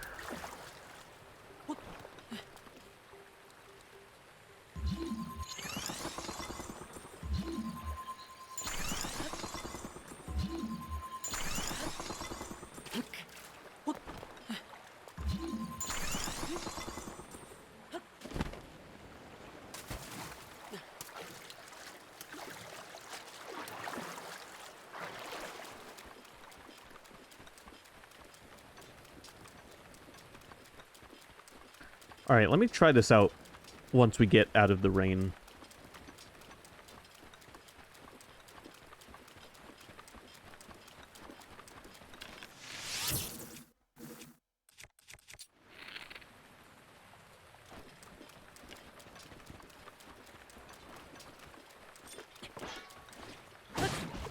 No. Using my giant boomerang. Not as a sword.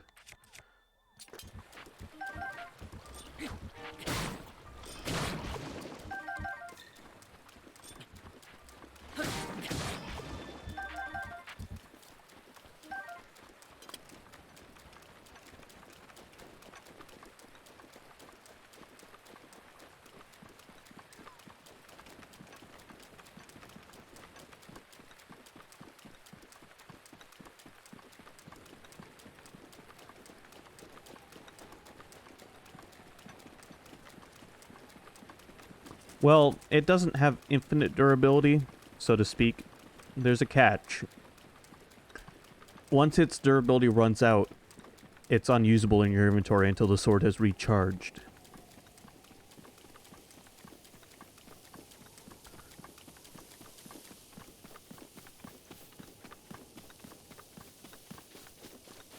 It just recharges over time.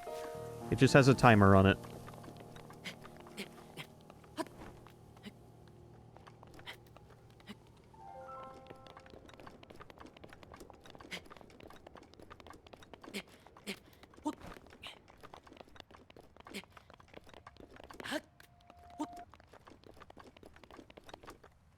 Alright, let's try this stupid thing I saw. I don't want to lose my boomerang though.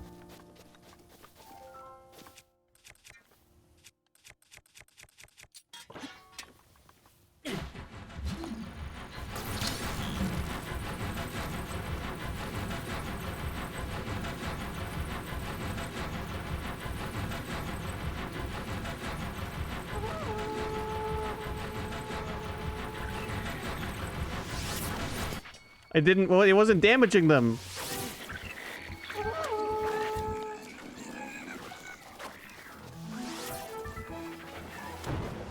Oh, get me out of here.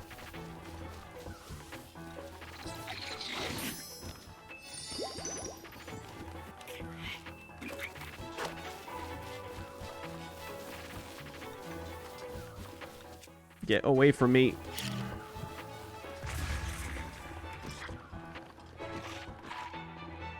Yeah, see ya, fucker.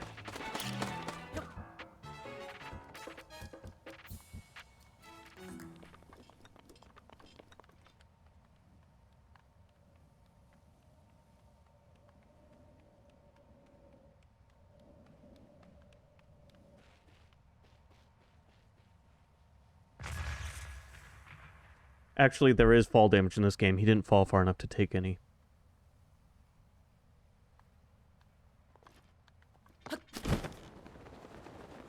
Unfortunately.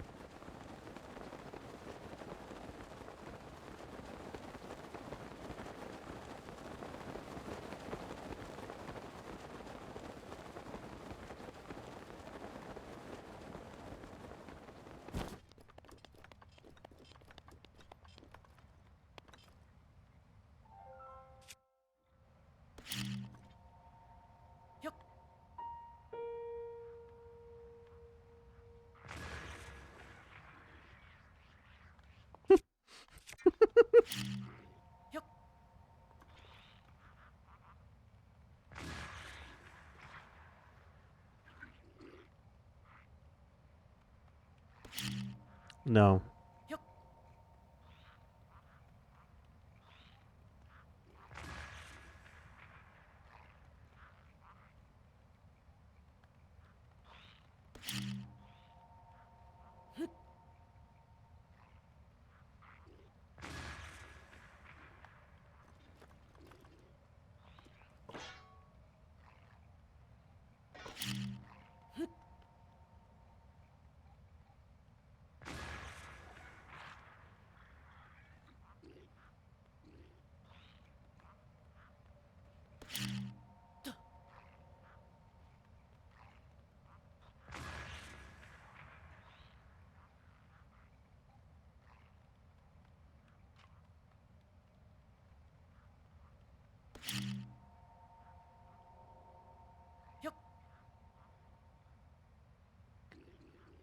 Yeah.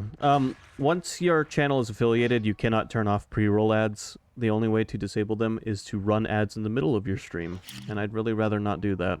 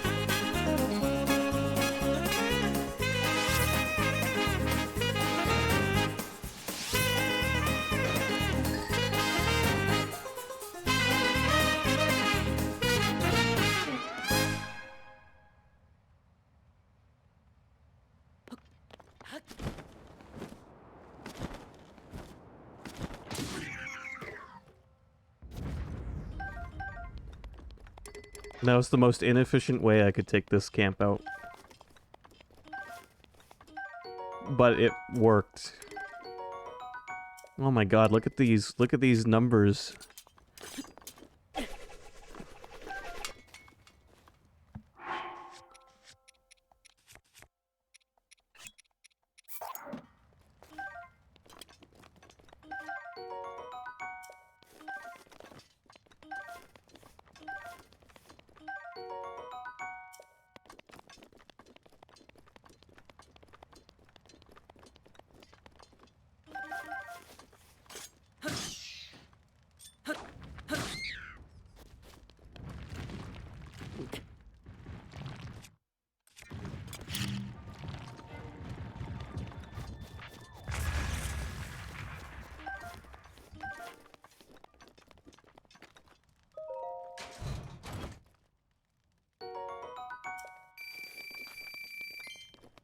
Yay, 400 rupees.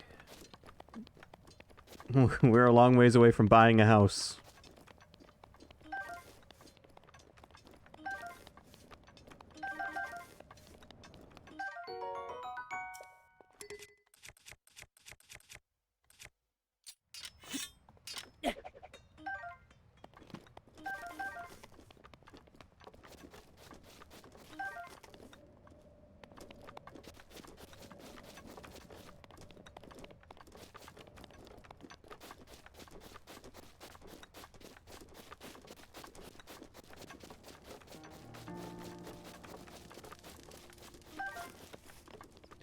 Zora Shmora. I'd be hanging out with the Zoras by now if I wasn't on my way to Death Mountain.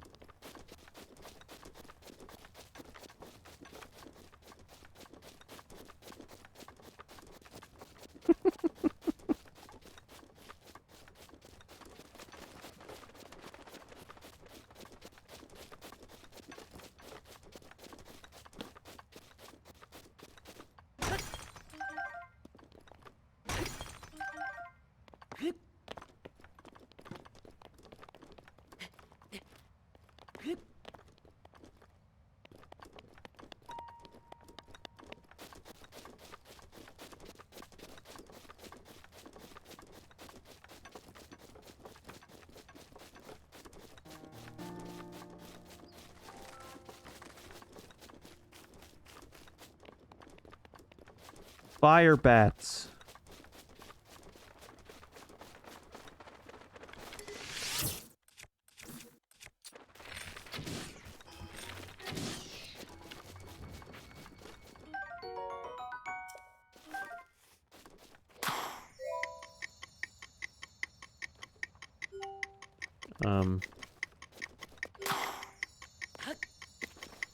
Am I supposed to go through that?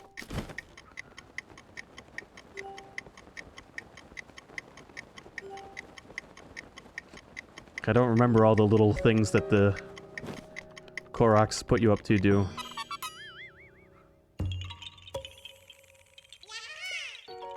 The one I remember is shooting targets is the one I remember.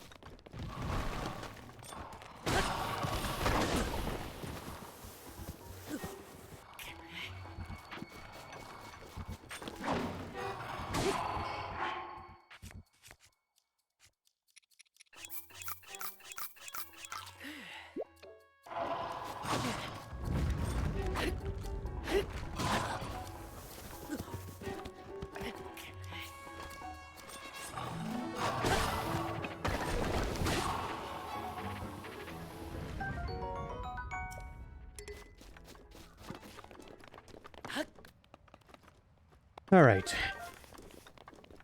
Oh, look, a shrine.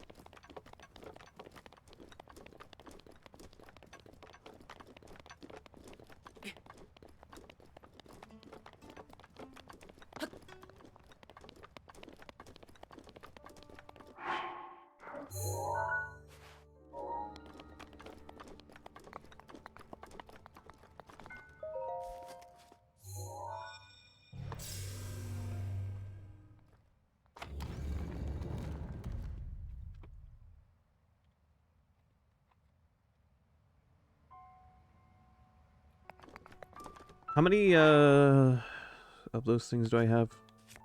Spirit orbs, they're called. 5 of them. Next time we go somewhere civilized, I'll be able to level up. By the time I get there, I might be able to get 2 or 3 hearts.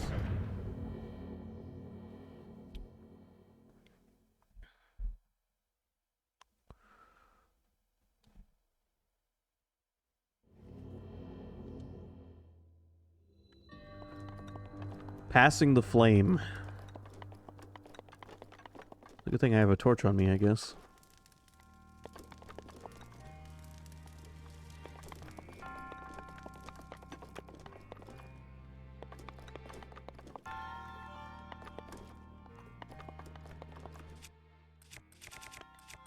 I also have a fire, meteor rod. Let's set some vines on fire.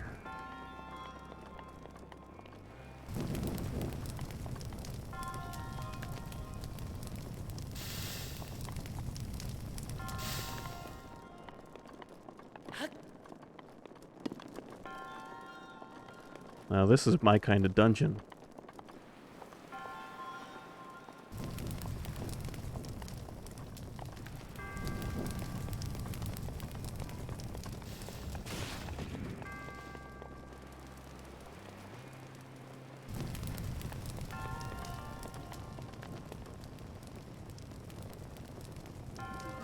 Oh, look, our first locked door.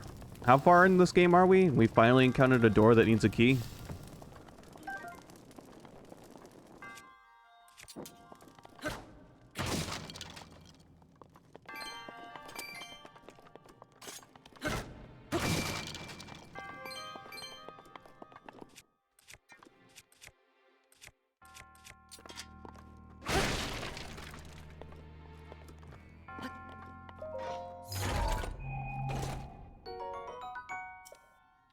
There we go.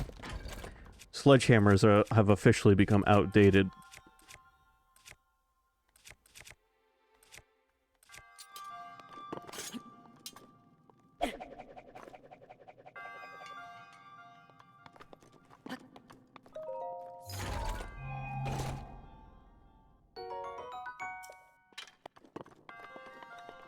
Key Sarbats.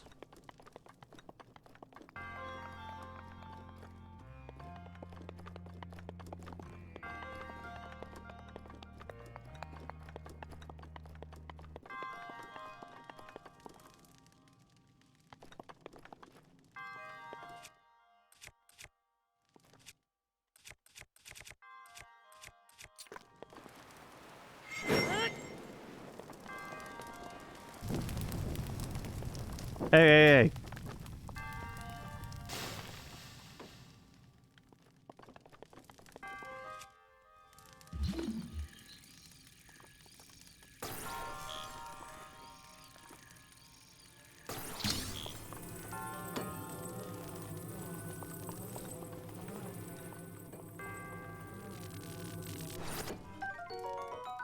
Key that can unlock doors inside shrines.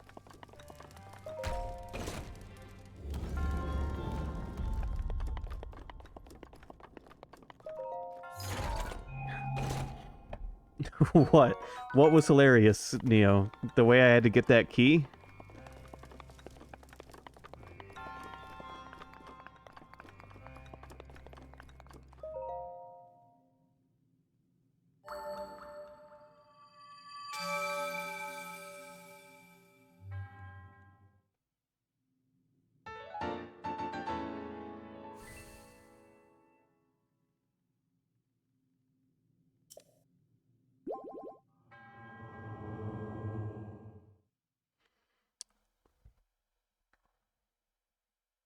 There, we've completed 14 shrines.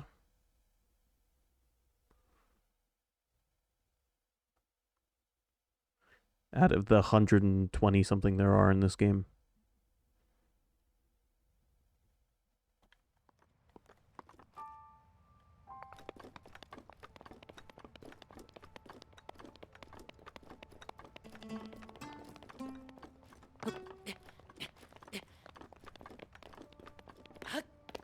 Alright, I'm going up. I'm going up so I can look around. because I have no map data for this area.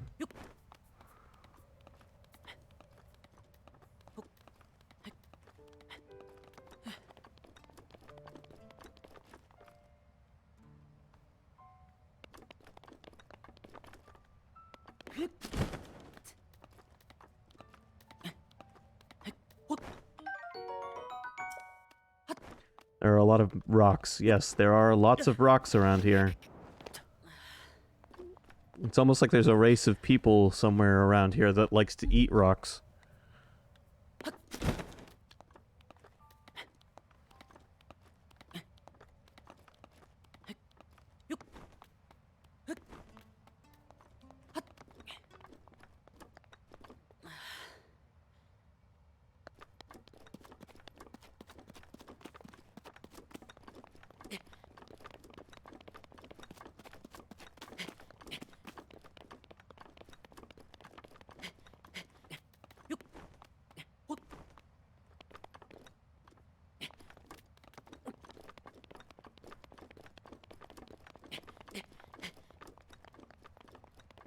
There's the stable I was looking for. I knew there was one around here somewhere.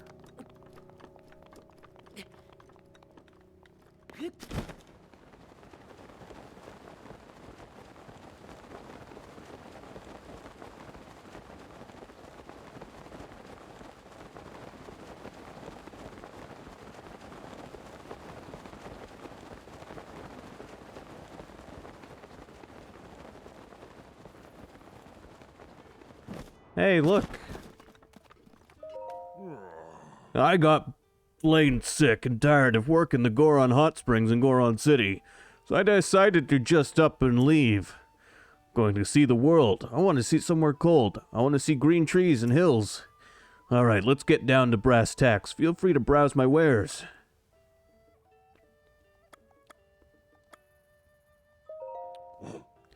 I have some rare ore burning a hole in my pack. Take your time looking it over. Let me know what you want.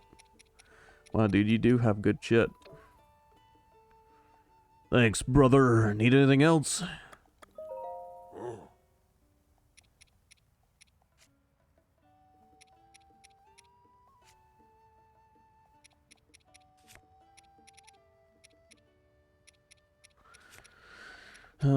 Is there anything I want to part with? Look, star pieces are only worth $300. There's not really anything I want to part with right now. Have some of these. I don't need so many of these. I have like 25 of them.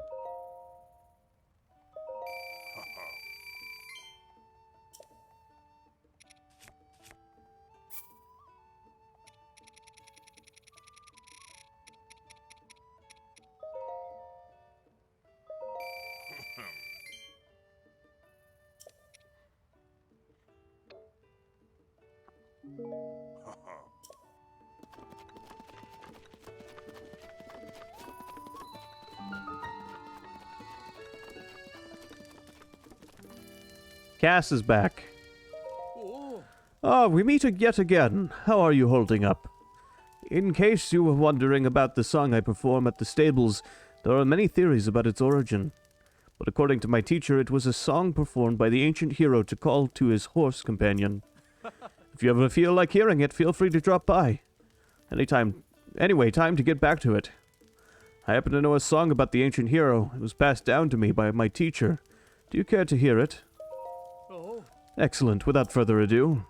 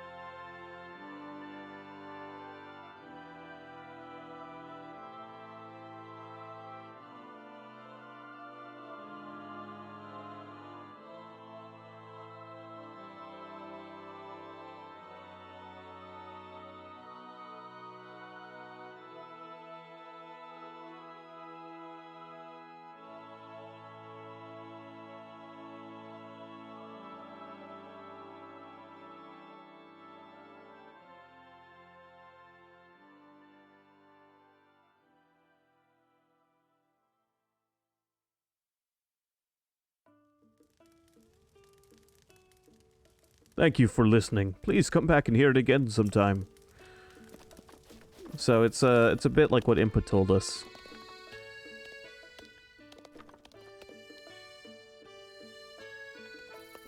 Listen, he's playing Epona's theme.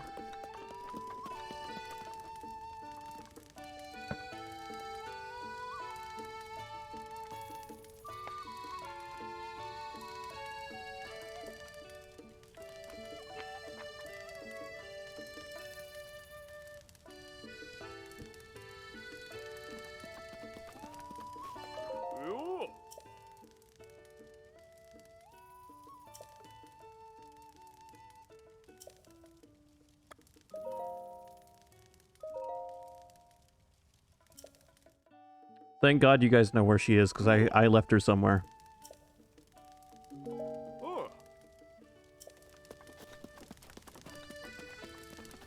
Hi. Morning.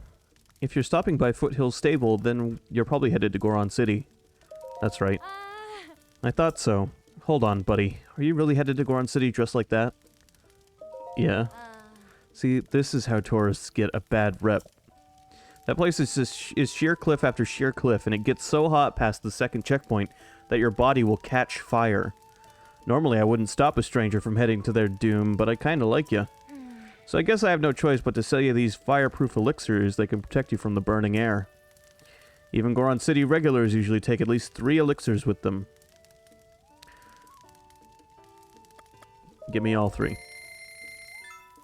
Alright, here's your fireproof elixir. If you have that many, you should be able to make it to Goron City and no problem.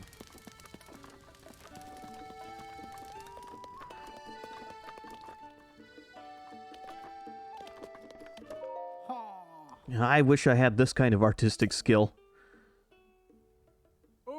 Have you come to look at this picture too? It's so beautiful, I could spend hours just looking at it.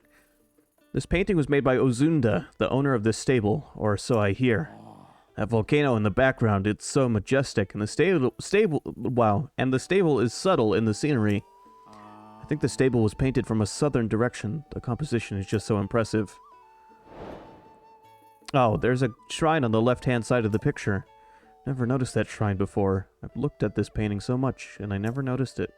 Must be because that's an odd place for a shrine to be located. Who would go to a shrine there anyway? I think I did that shrine just a moment ago. Wait, what? You went there? I guess for some people, there's nothing to stop them from traveling the world. Yeah, dude, I found it on accident.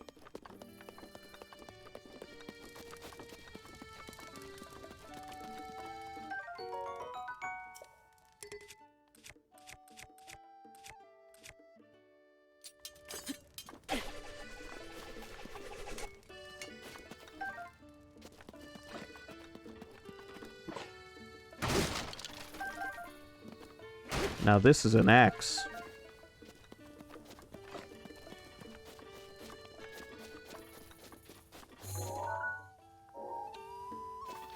Alright, time to make our way up Death Mountain.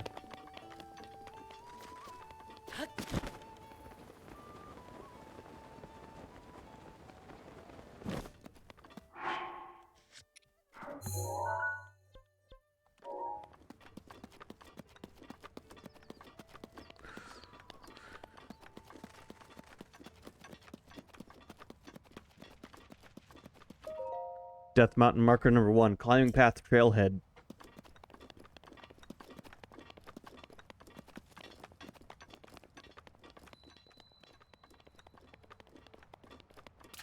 Look, hot water. Should I check my map, or should I go by intuition like the original Trailblazers? Troubling dilemma. Now that I think about it, this is a volcanic road. I'd better check my map. I'm glad you have a map, dude, because I don't.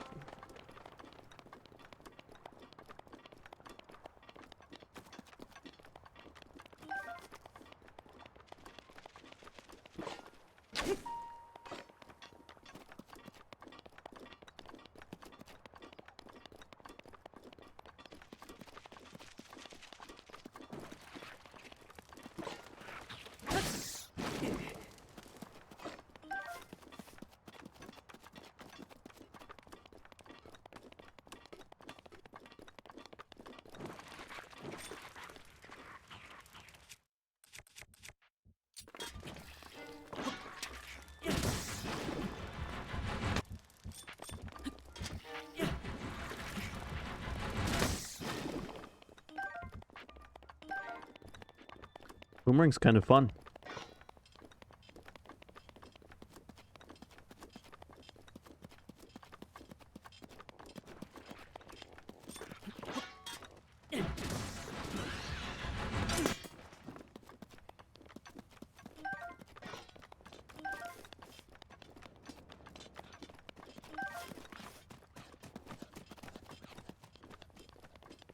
I would imagine it doesn't take much longer than your average weapon. Wow, I don't want to go that way. All of a sudden.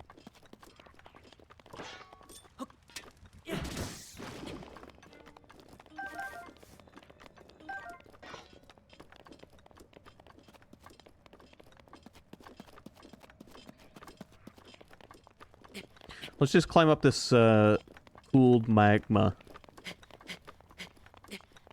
We're gonna find Dr. Evil's volcanic lair. Secret volcano lair.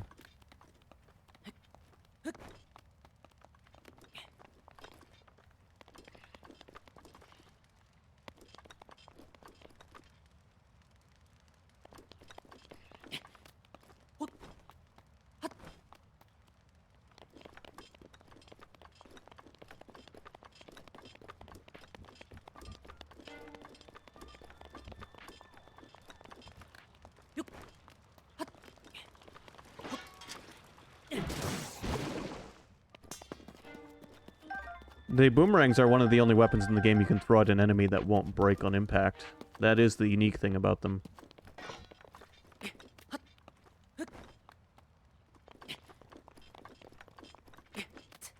Most of your weapons will break when thrown, regardless of how much durability they have left.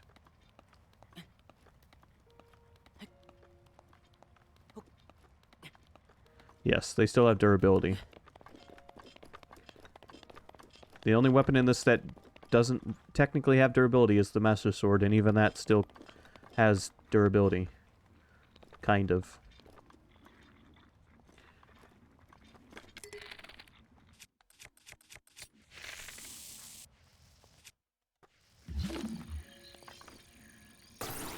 It's okay though, because the Master Sword is not even going to be in the sequel. gets fucking pulped. I was really hoping that was going to connect.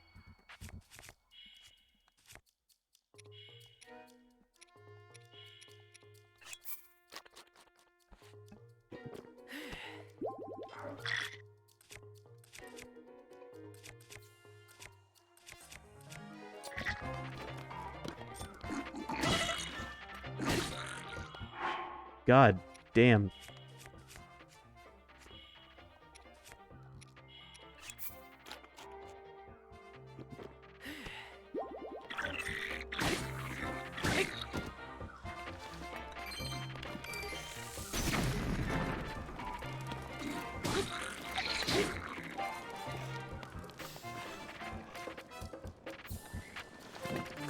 Oh yeah, these are like rank 3 or 4 moblins.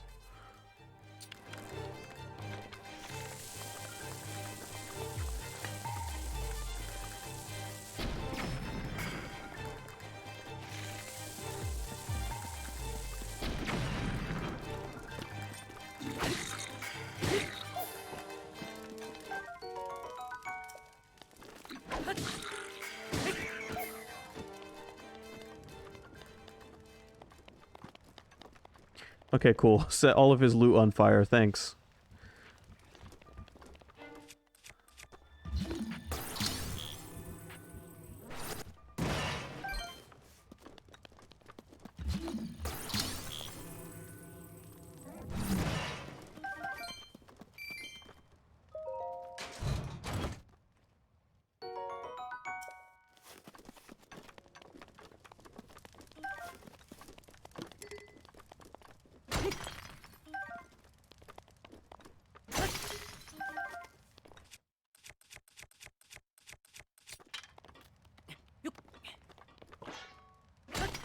I like loot.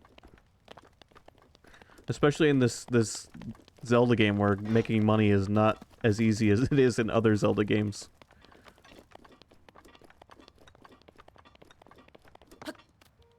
I need 3 grand to buy a house.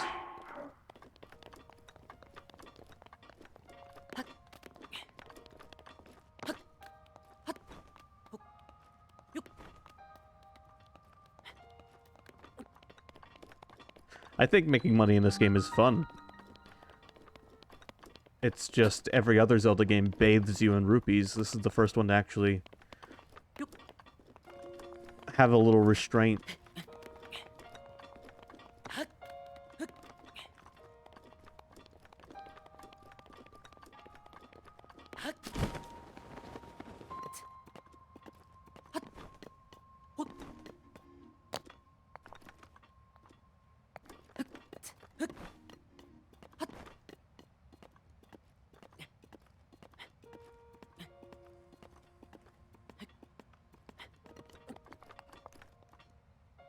We've made it a good chunk of the way up the mountain.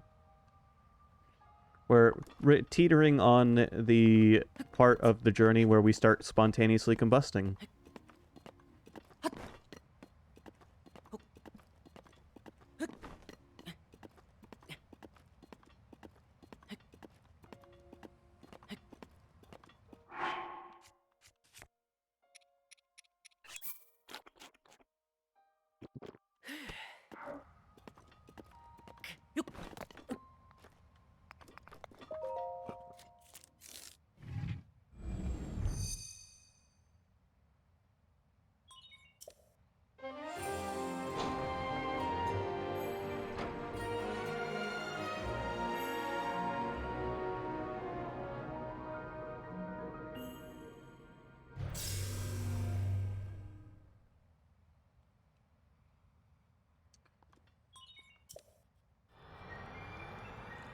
I'm gonna run to the bathroom real quick. I'll be right back.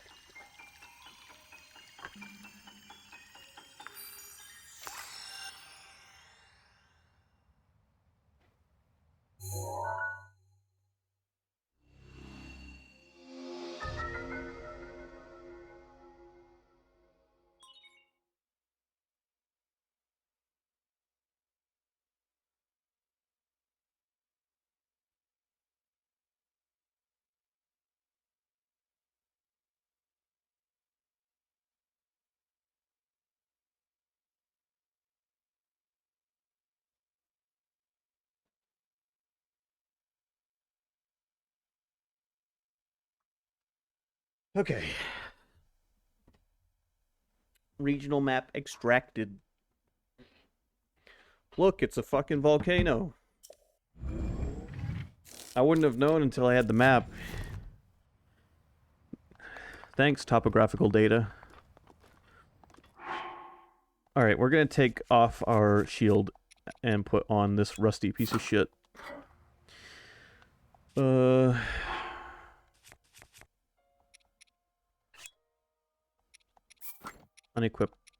Unequip the bow.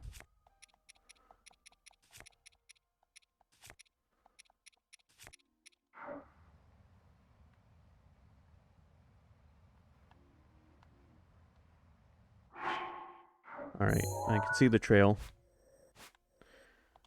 So we'll just float down here and get back to following the trail.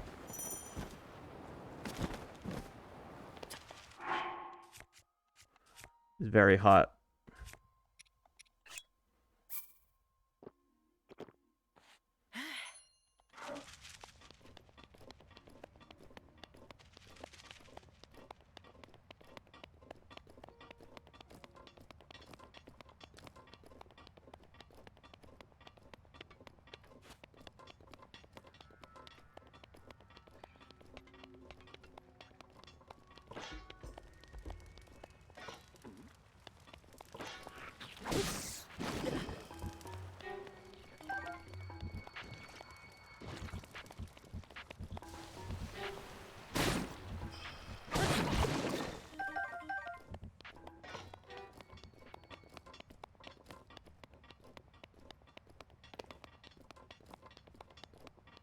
What we'll try to do is see if we can unlock a fast travel spot when we get up there. Hey, you want my rusty shield?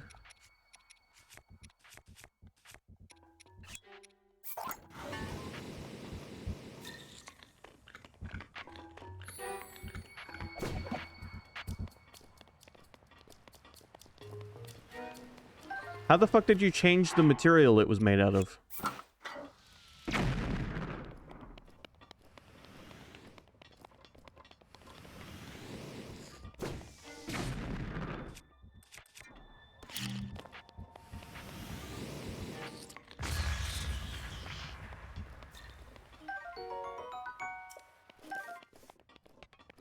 suck the rust off of it, and all of a sudden it's a wooden shield.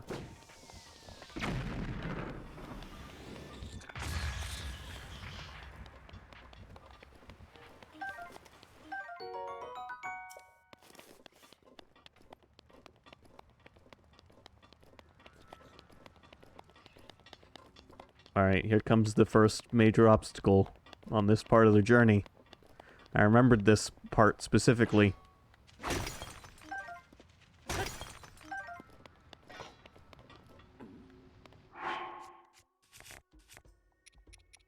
So the only bow I have that is not combustible. Oh, this is a great game, and I'm very much looking forward to its continuation.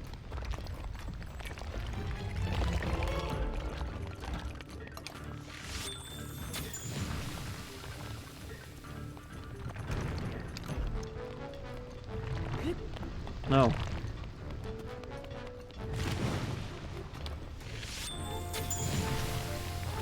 Get down here and let me on you.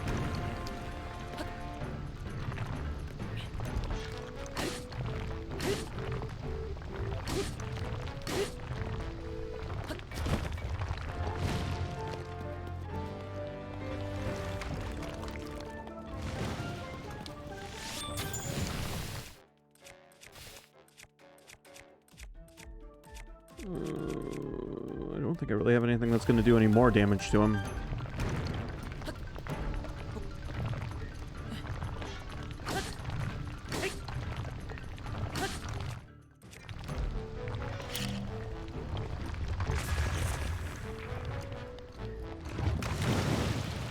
Oh, hey, easy.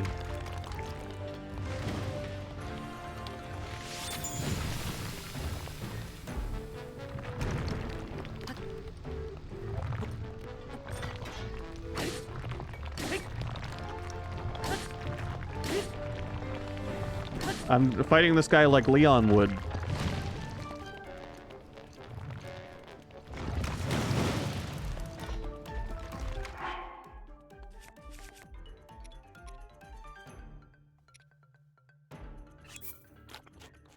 Wait, is that gonna get rid of my flame guard? Yes, it does. Damn it. Alright. Only one status effect at a time.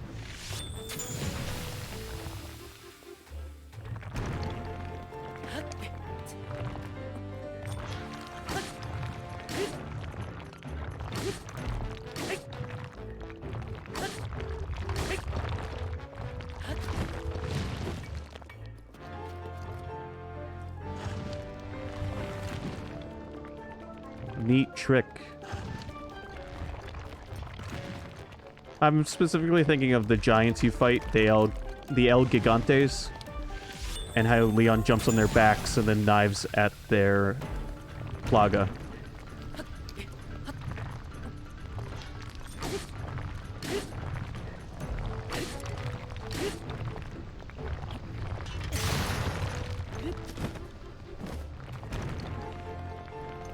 That knocked him down a second time? Okay.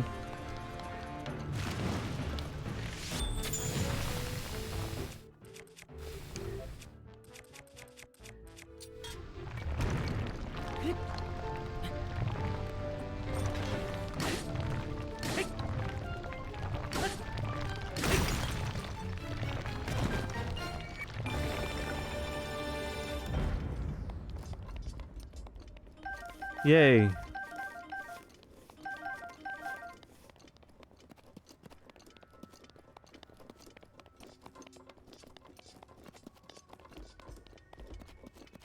Oh yeah, taluses are fun. Alright, see you, evil.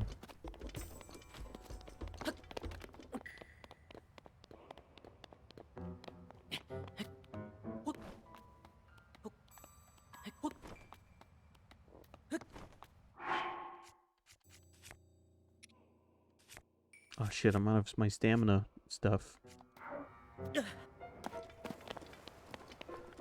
Alright, we'll just have to climb it slowly.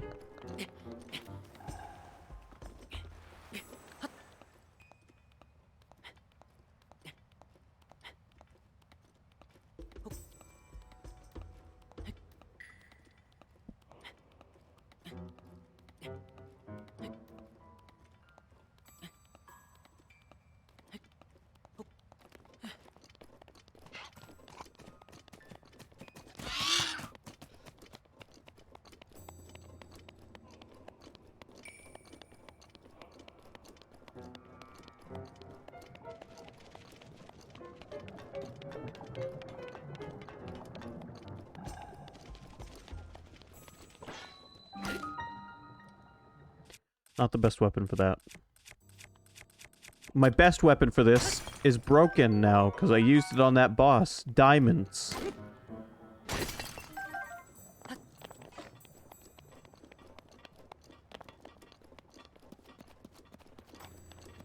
Yeah, all the ones that are smoking cannot be equipped right now.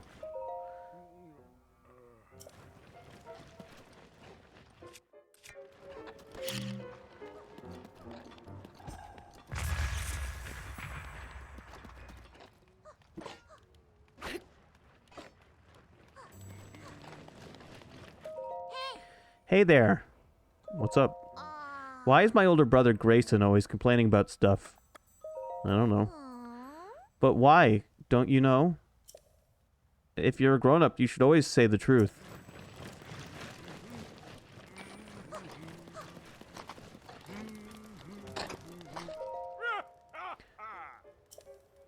My happiness is the boss's happiness, and that means it's Goron City's happiness, too. Dig, dig, and then dig some more, then sell all that sweet, sweet ore. That has nothing to do with you. Who are you? I'm Doral, head of the Goron Group Mining Company. We're digging this site out under direct orders from the boss of Goron City. No time to chat, gotta dig. What's Goron City? Goron City is where us Gorons live. Just go straight down this road to get there, but as a Hylian, you better be careful not to get burned. Looks tough. The reason Goron City is so prosperous is because of the work we do here. I actually want to dig closer to the summit, but that lizard monster is in the way. That's right. By the way, Gorons canonically reproduce asexually. Yeah? Oh, nothing. Huh.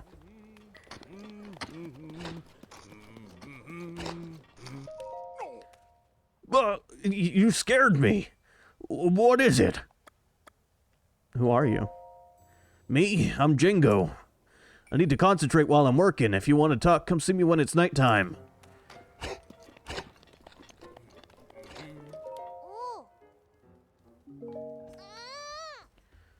Have you ever wondered why grown-ups are always so secretive?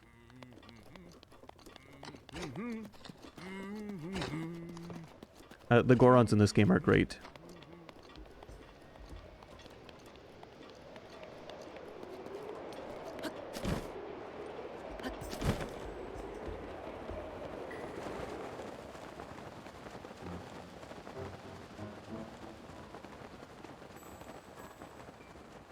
We're almost at the city.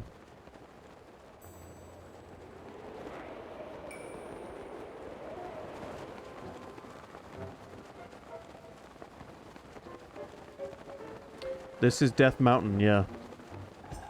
We're right in the hot splot middle of it.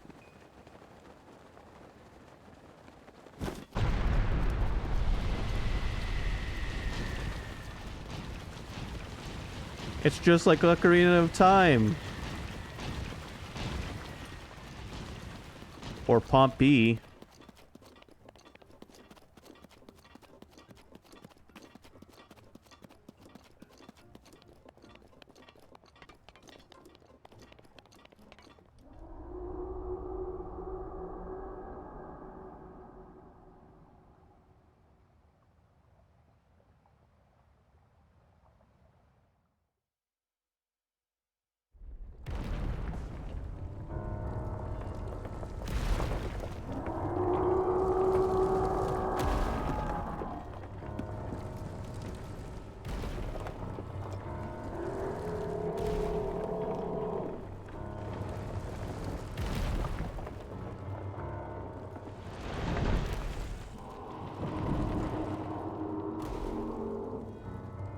This is your reminder that Breath of the Wild has Metal Gears in it.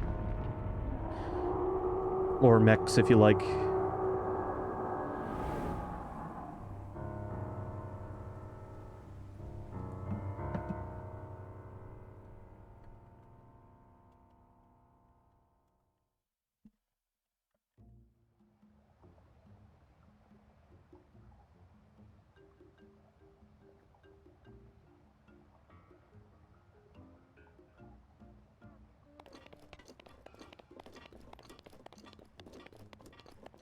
That is one of the 4 divine beasts, yep.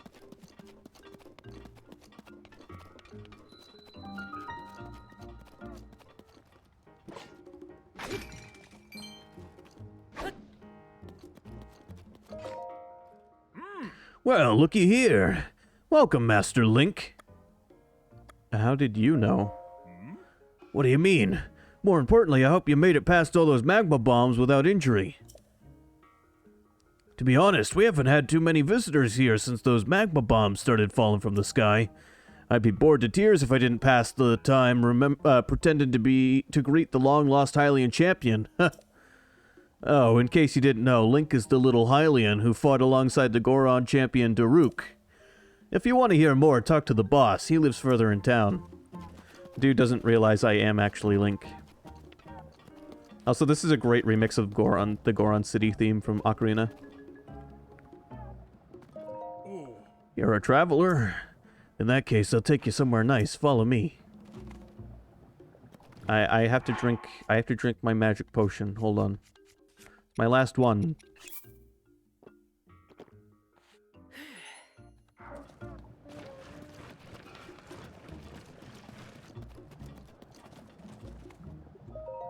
This is it, the armor shop.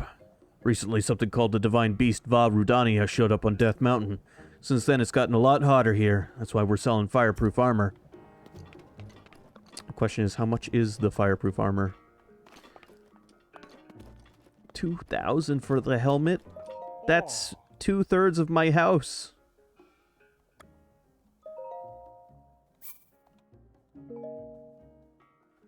Alright, well, time to sell my shit.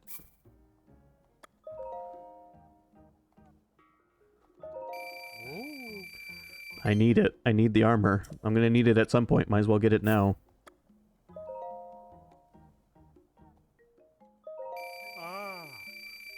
Look, I could almost afford my house.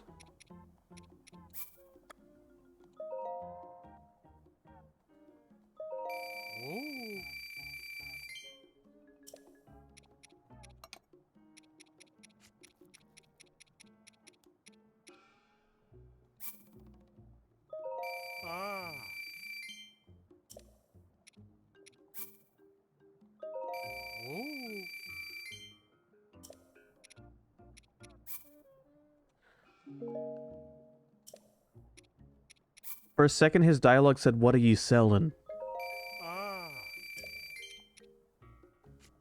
Did anyone else see that?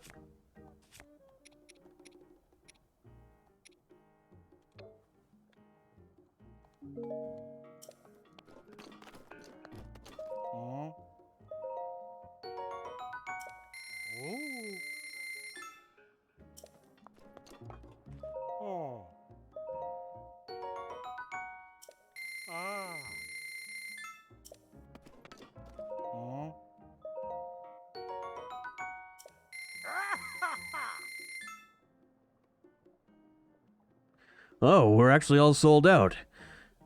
We'll have to get more stock from Old Man Rohan. Do you think that was a reference? I mean, it's a pretty famous line, and other Japanese games have referenced it as well.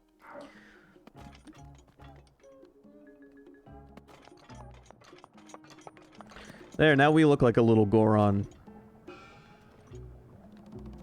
And we no longer have to worry about spontaneous combustion.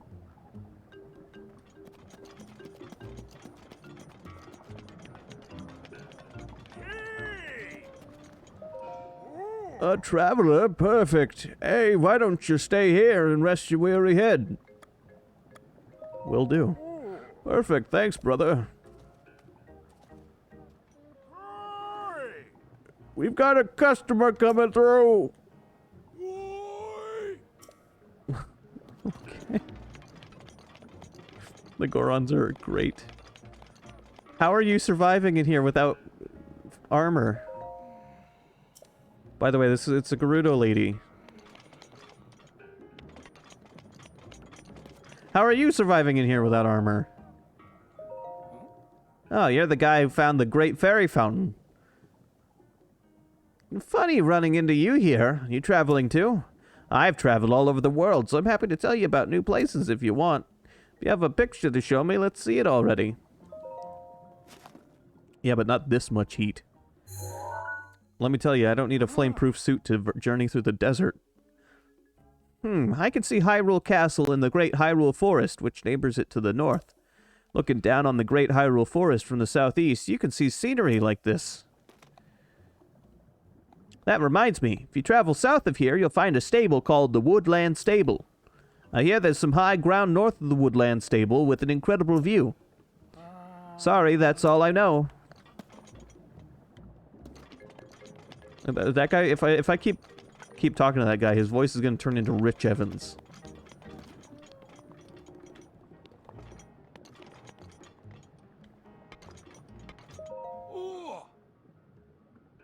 You must be so tired, buddy, running around at this hour. Regular bed will cost you 20 rupees. If you want to throw in a Goron massage, that'll run you 80 rupees.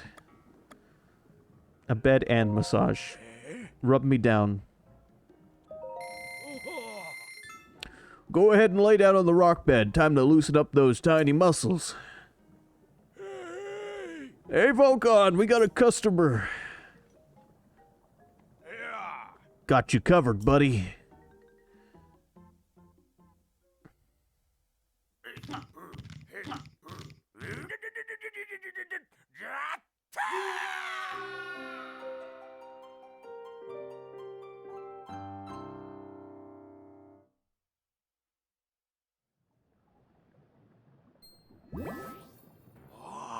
Good morning.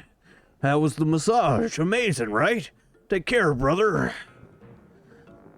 They keep saying brother. I'm going to start voice acting them like Hulk Hogan and Randy Savage.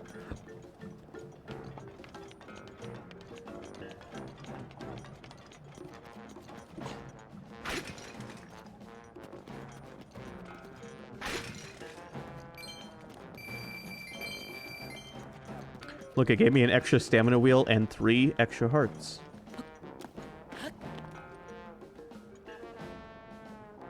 Wait, can I cook? If I drop an apple on here, will it bake?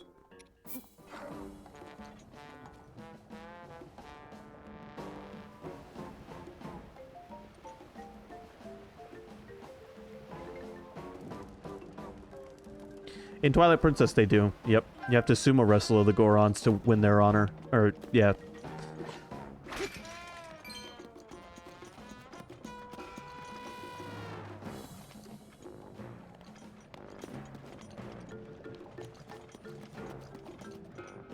It's when you get to this area that you start to see the range of this game's colors.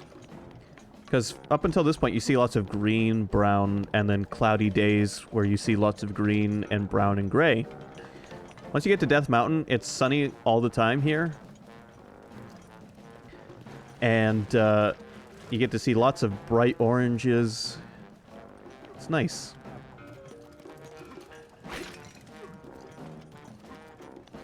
Each of the major areas has like a varying palette.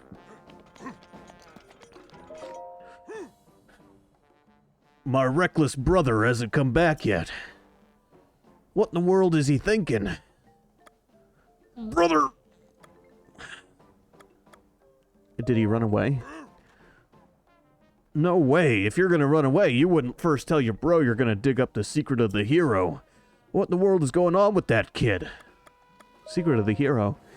Southwest of Goron Lake, there's an abandoned spot called Gorko Tunnel. Behind that hard bedrock, there lies not just ore, but the secret of the hero. Or so the legend goes. True or not, it makes for a good story. I heard it from my dad's cousin's neighbor's uncle.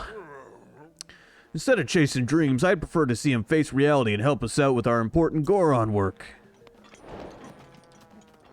Actually, I think you could probably roast an apple just about anywhere around here. Brother! Yeah, you can roast an apple just anywhere. That's how hot it is.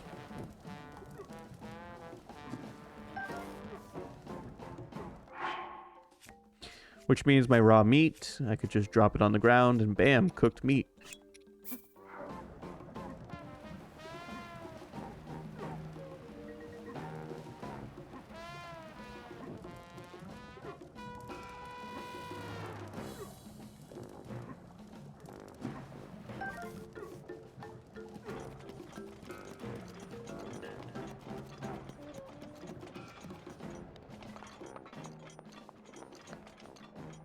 Fire arrow, ice arrow. Goron spice. Cane sugar. That seems like an imported good.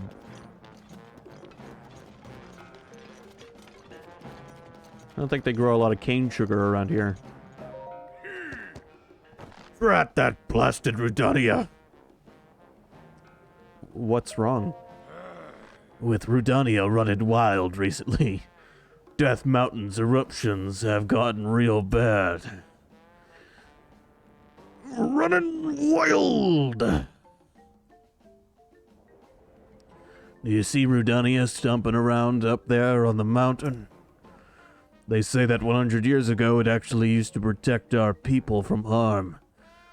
But that was then and this is now. Now, all it does is mess up our mining operations. We're all suffering because it's stopping us from doing business. I can't tell you how many times we've used the cannon to chase off that fiend. But it always comes back. I think he just threw out his back. Huh. Just some back pain. Wait, who are you? I'm a traveler. I see. So, then, you came all this way to pay your respects to me? I like you already, brother. Well, my name's Bluto. I'm the great Goron boss, who's fearsome enough to silence a crying child. Or to make a silenced child cry. Either way. Yes, it is none other than I, Bluto. I was planning to drive off Rudania like I always do, but then this blasted pain in my back flared up out of nowhere. That blasted Yunobo. When will he return? Who's Yunobo? Yunobo is a young Goron who helps me drive off Rudania. He went to grab some painkillers for my back from the abandoned North Mine, but he hasn't come back yet. Slacker. But he's off somewhere wasting time. Hey, if you happen to see Yunobo, will you let him know I'm looking for him? Ouch. My favorite thing to do with the Solid Snake / Big Boss impression is to just make growling noises. Because boy do they like to do that when they're in pain. Hurrah!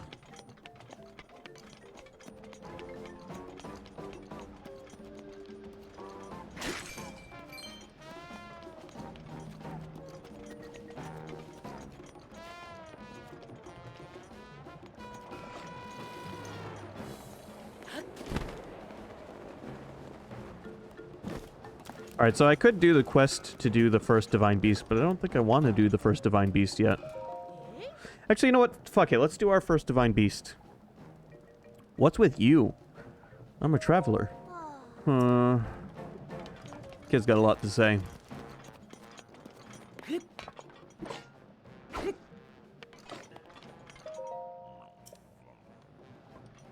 Alright. I don't know how you wake up sleeping Gorons. I'm just gonna let sleeping Gorons lie. Probably safest for my health.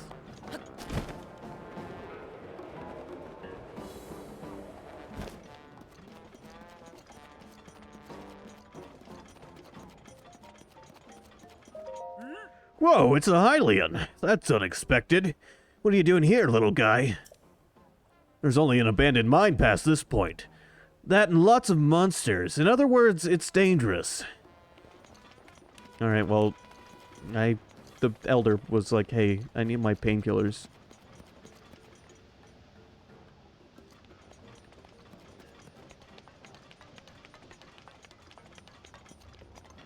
Here we go. Let's do this shrine. This will let us fast travel here.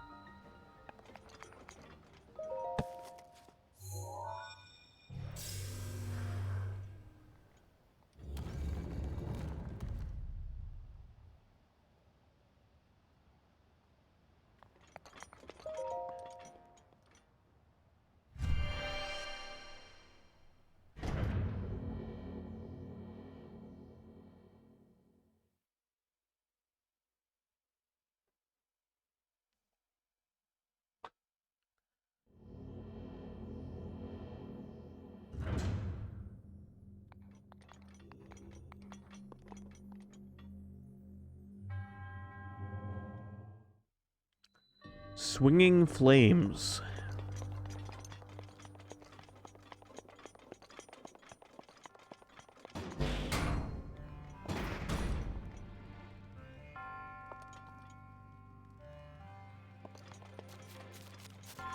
Okay, you can't start this trial unless you already have a source of fire.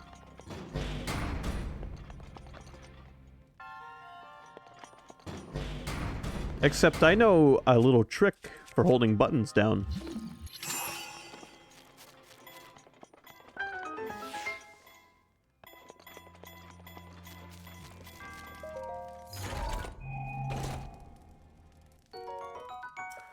$42 fucking damage? Are you kidding me?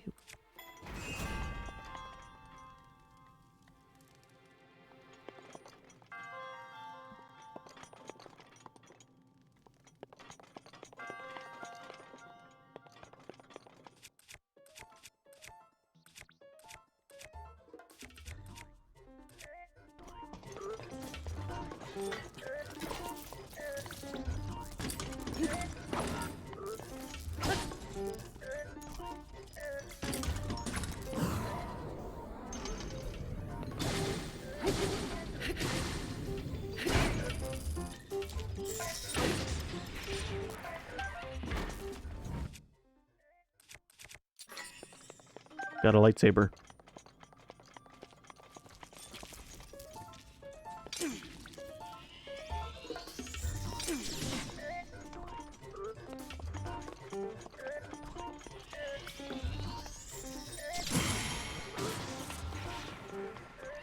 At least these ones aren't as scary as the big ones outside.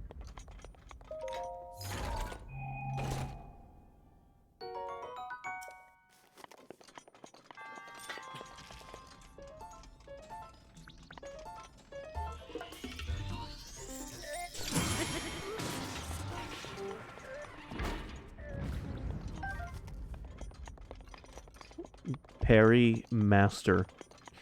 I wish.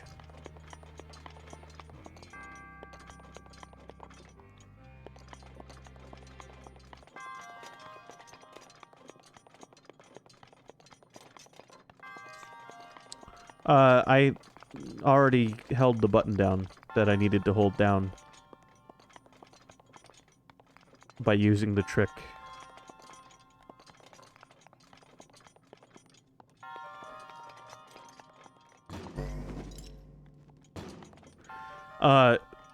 The puzzle wanted me to drop a barrel down and set it on the button. And in order to access the barrel, I needed fire, which I do have fire, but you can use stasis on a button that's being held down to freeze it in the held down position.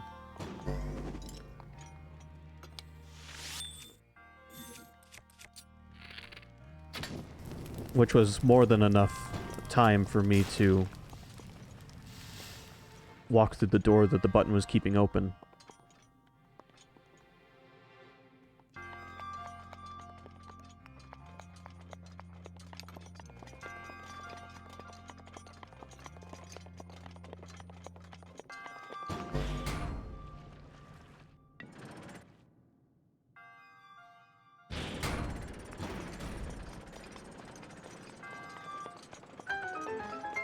Fun little dungeon.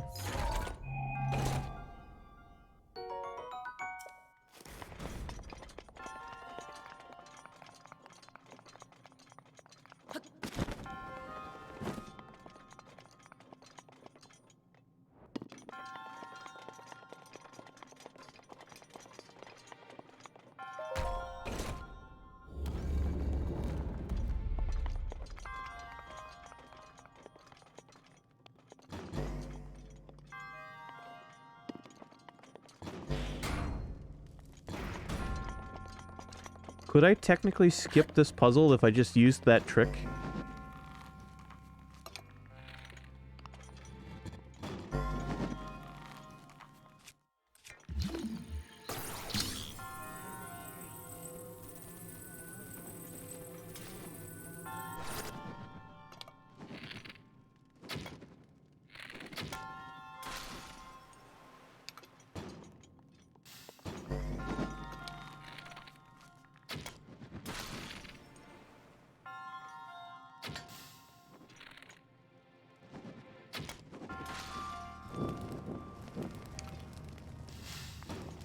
I guess I could have, but that one was fun. Nice fun little dexterous challenge.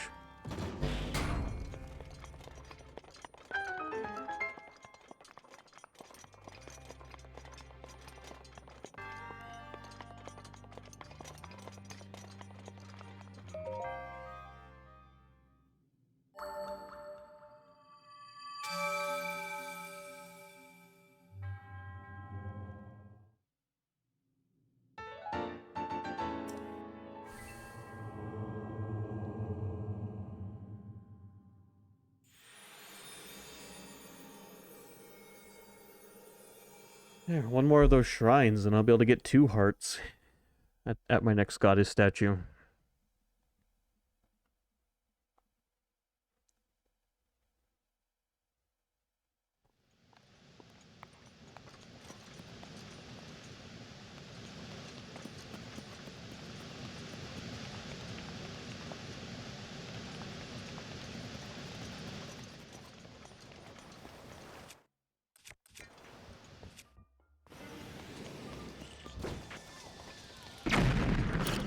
Yep.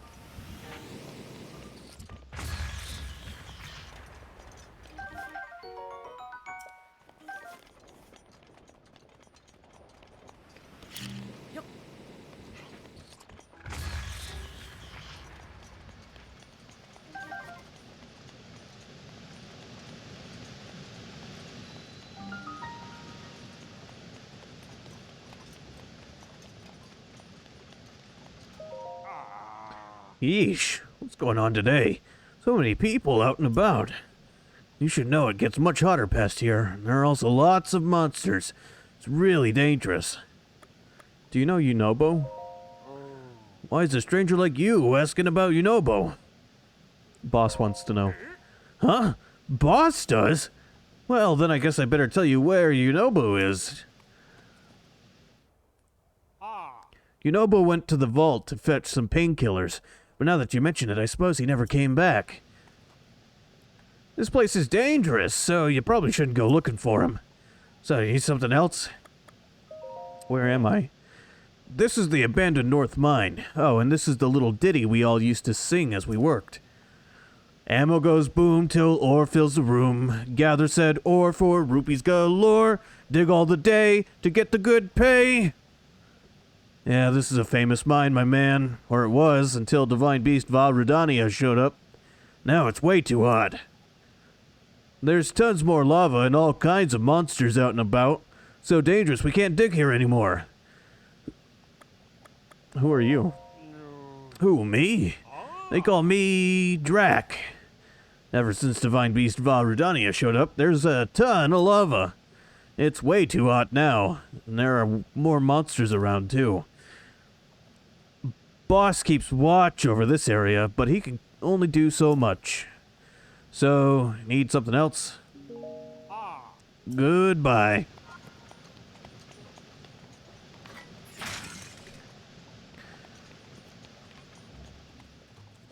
Hey, stop that! That's Boss's cannon! Don't you dare touch that lever!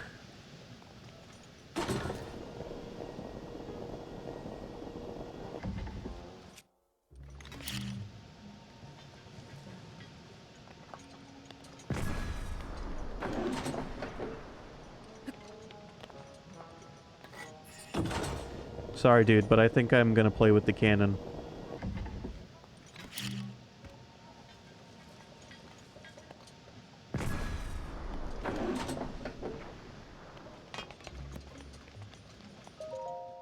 Death Mountain Marker 6, Abandoned North Mine. Heat level 2, no unauthorized access.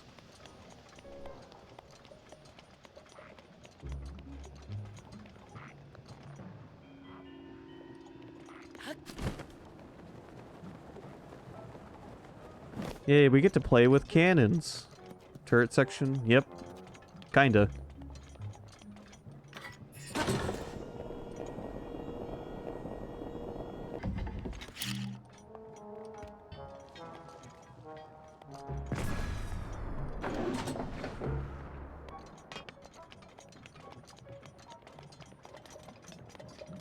I forgot about this section. This is fun.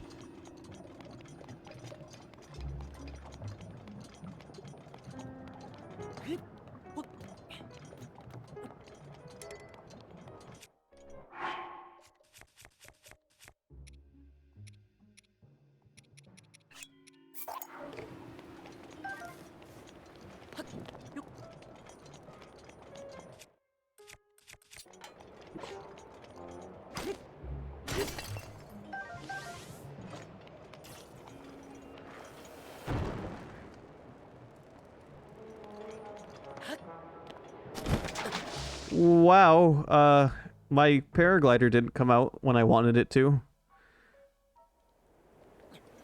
And thus Link met the end of his life.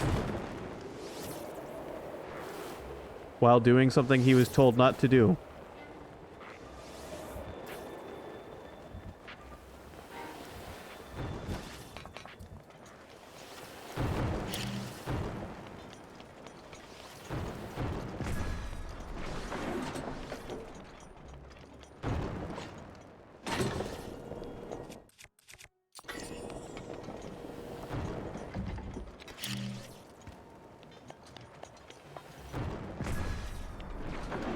Yeah, suck it, Lizalfos. Get cannoned.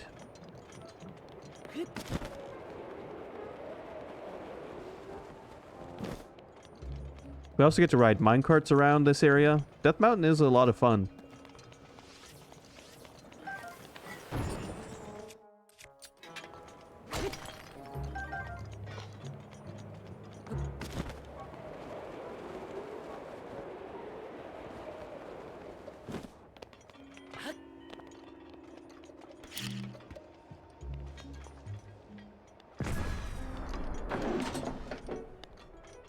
Okay, it wasn't aimed at anything by default.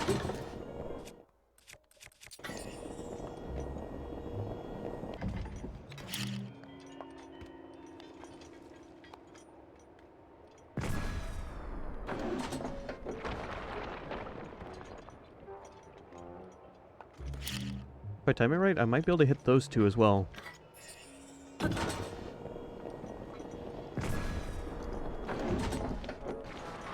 Hell yeah.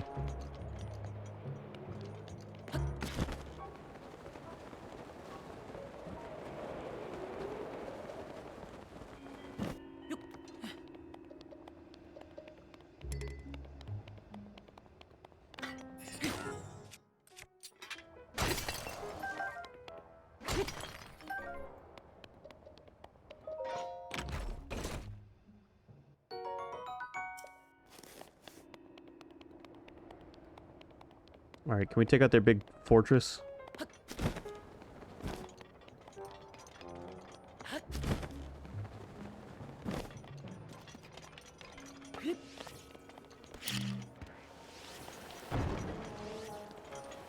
Bye-bye!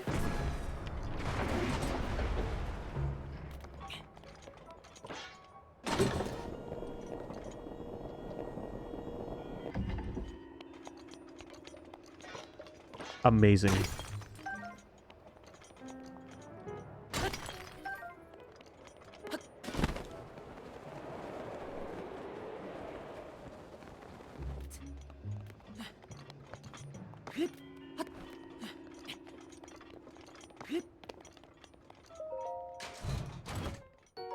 All that's left is a chest and a tail.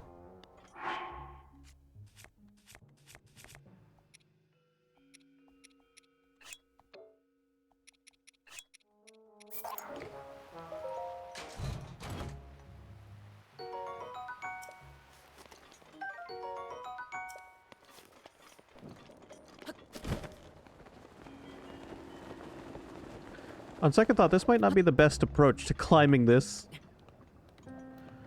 Oh well, too late now. It looked a lot smaller from a distance.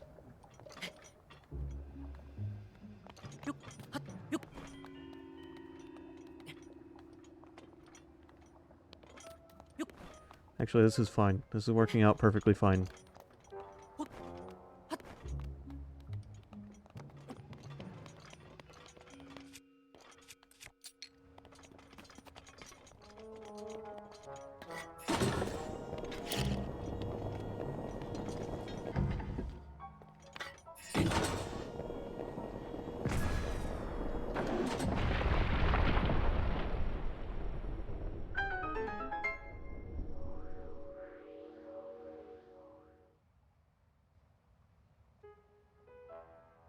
Well, we found Yasunobu, or whatever his name was.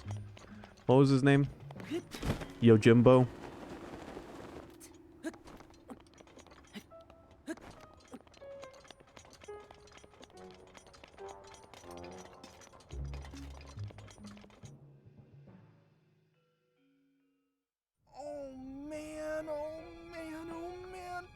gonna do? Monsters! They're here! They found me! Help! Huh?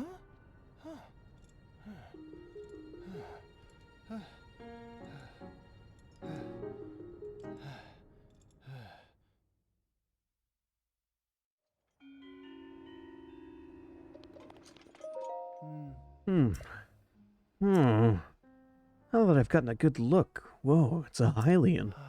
Were you the one who broke through that crack to rescue me, Goro? Thanks, brother. But what brought you all the way out here to begin with? Looking for Yunobo. Oh, so that's it. Boss told you to come find me? Yeah, thank goodness. In any case, I'm sure glad you saved me, Goro. The name's Yunobo. Everyone calls me Yunobo. Makes sense, Goro. I came to get some painkillers for Boss, but a magma bomb caused a rock slide sealing the entrance, Goro. By the way, how did you break those rocks at the entrance? Goro.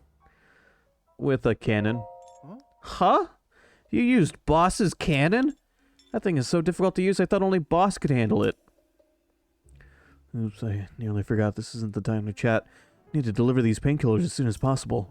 Sorry, I've got to run, but do come by and see the boss later, okay? He may be gruff, but he always repays a favor.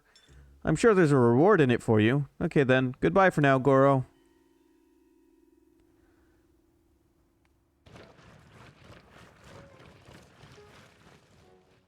In Majora's Mask, you get the ability to play as a Goron, and it's a lot of fun being able to roll around.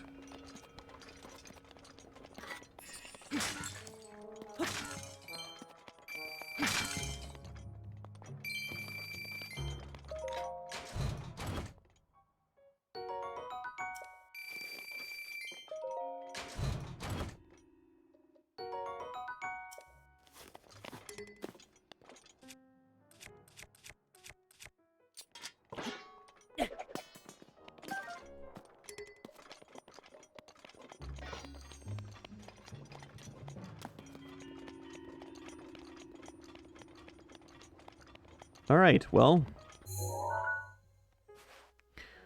I'm gonna just fast travel back.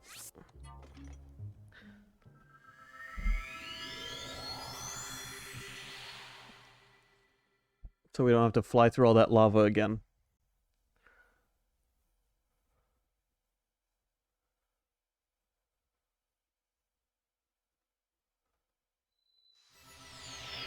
No, Death Mountain is far from complete. Death Mountain won't be complete until we've taken out the Divine Beast.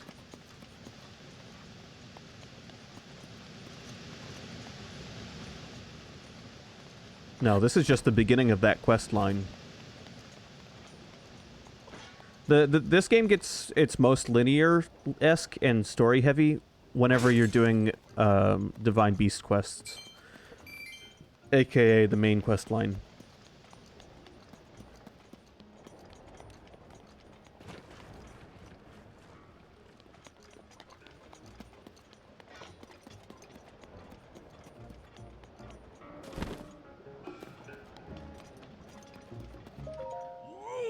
Ah, it's the tiny traveler.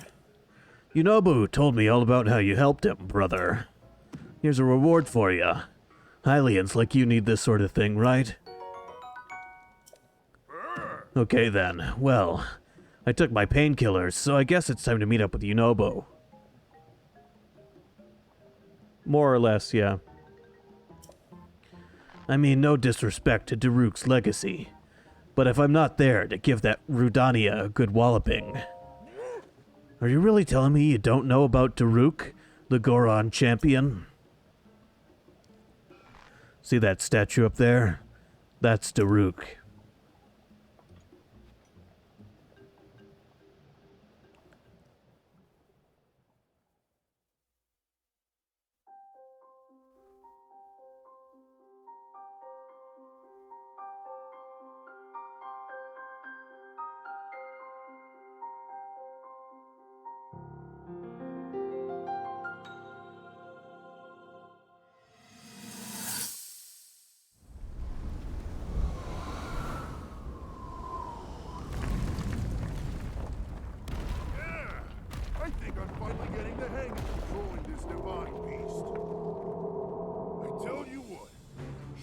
blast piloting a toy like this around.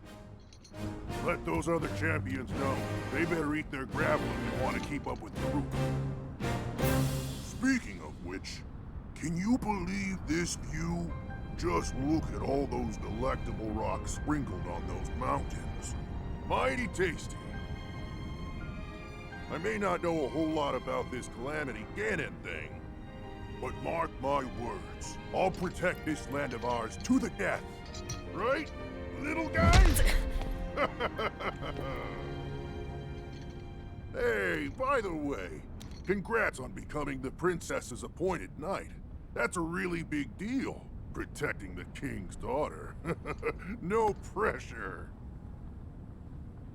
Seriously, though, the princess is a strong personality. So strong, she can't quite see the range for the peaks. Remember that, and you'll be fine. Huh? What the?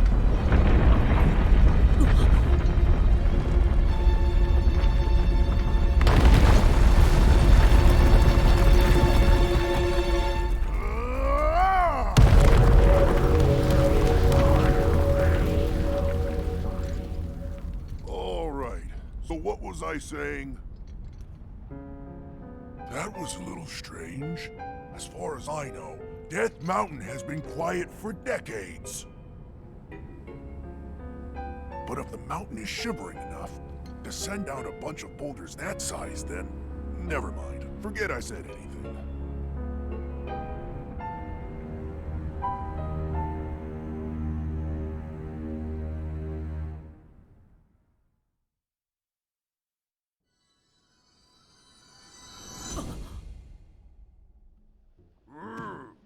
What's gotten into you? Hylians sure are strange. Anyway, Yunobo is actually a descendant of the great Daruk. That's why that slacker can even use Daruk's protection.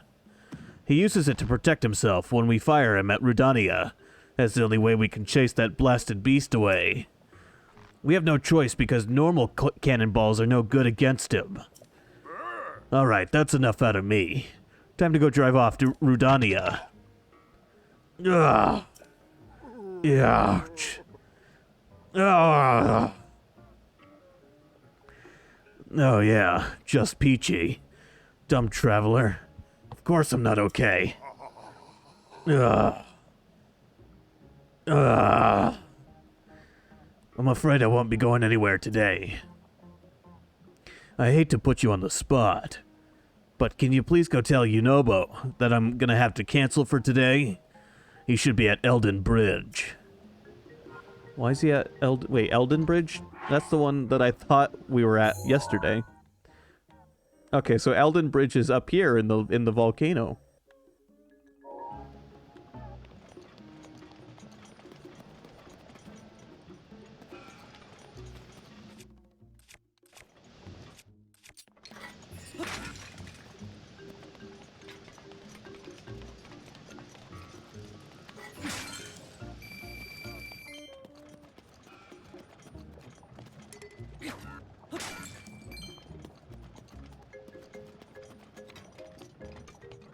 Alright, well, we might as well continue this quest line.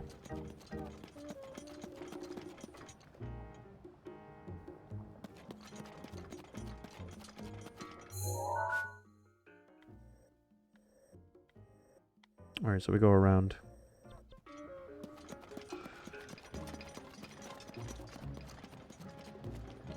We'll see if we can't finish a Divine Beast tonight.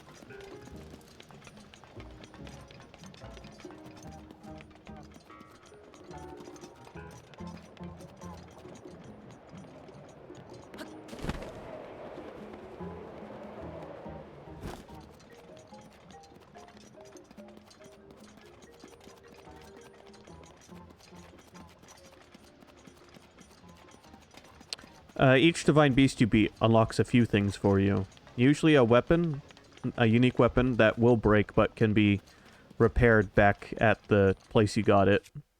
As well as an ability that will assist in traveling the world. A free full heart container.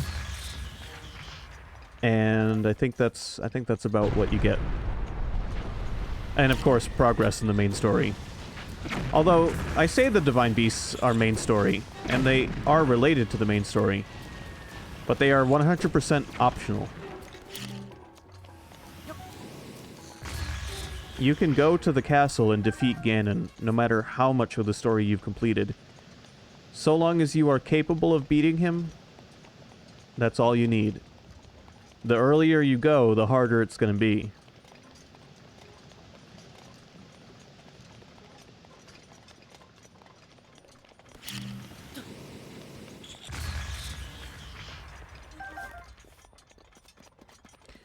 I'm not going to go early. I want to see the story through. Yes. And each of the divine beasts that you conquer makes the Ganon boss fight easier.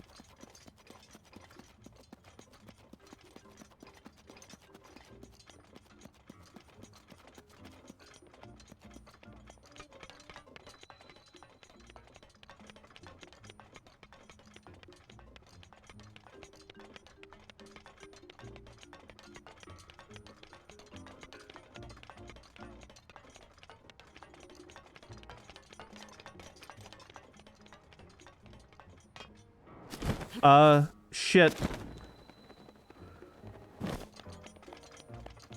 Whoops.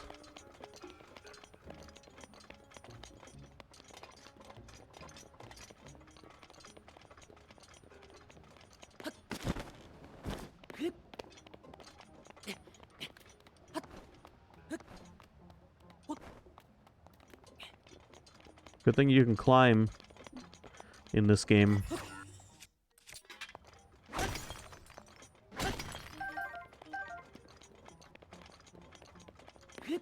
I don't think so. I don't know what happens if you fight Ganon without activating all the Divine Beasts.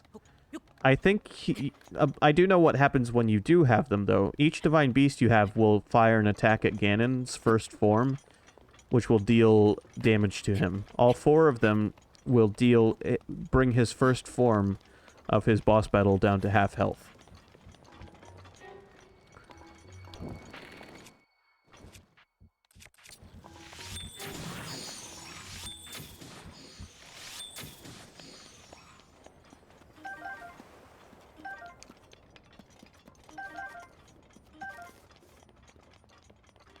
So, doing math in my head, each Divine Beast does 15% of first form Ganon's health bar.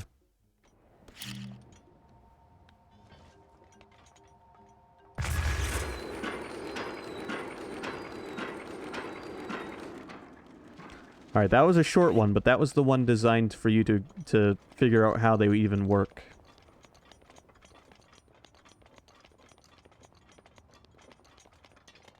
Also, if you hang out in the Goron Hot Springs, they heal you. Although, the only damage I've taken is to a temporary heart, which can't be healed.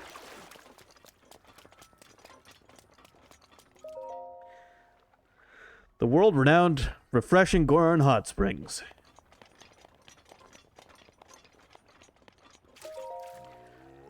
Who's there? A Hylian tourist, eh? How's the water? Lukewarm. Like to relax in some really hot water. A lot hotter than this nonsense. By the way, I don't see many tourists like you equipped to stand up to this heat. I'm impressed. Even still, don't you go near Rudania. If you do, no matter how well prepared you are, you'll be burned to ashes. In any case, getting across the Bridge of Elden is impossible right now. The boss probably raised the bridge to keep Rudania from coming over here.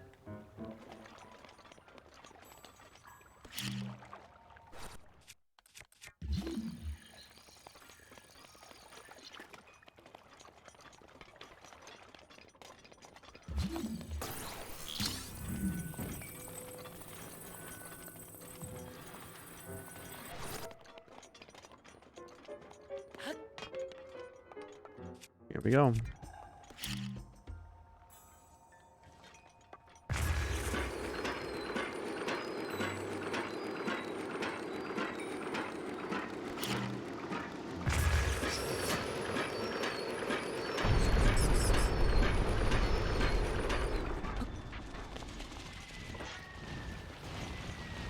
Oh yeah, but this Tears of the Kingdom trailer showed off a scene where you're in a minecart and another enemy shows up in a minecart beside yours.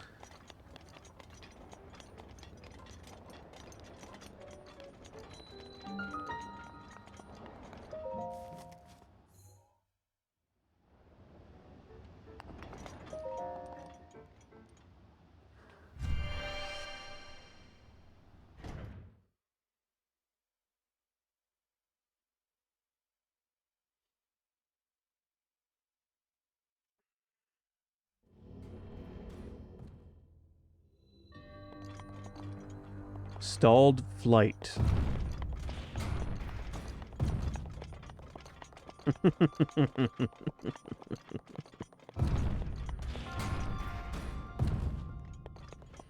Well, isn't this something?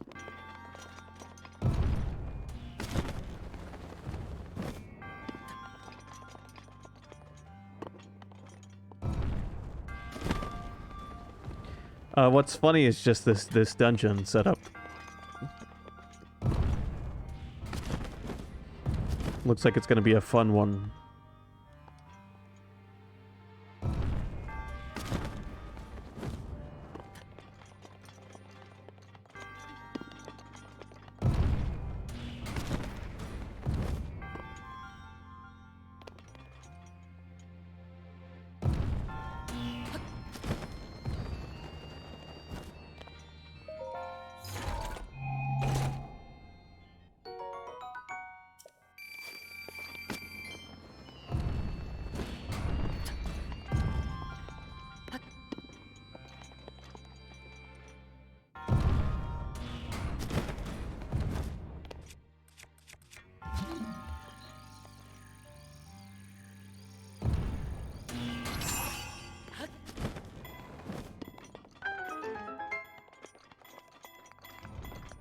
Simple but fun.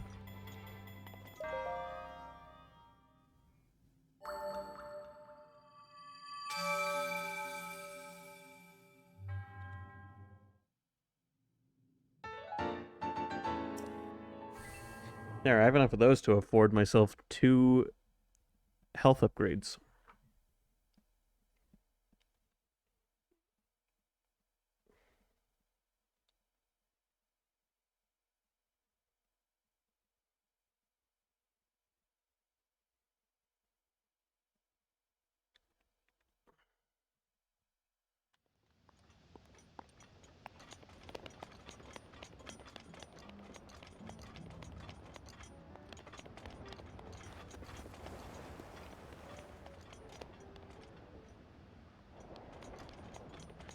Alright, well, let's continue on our way to Elden Bridge.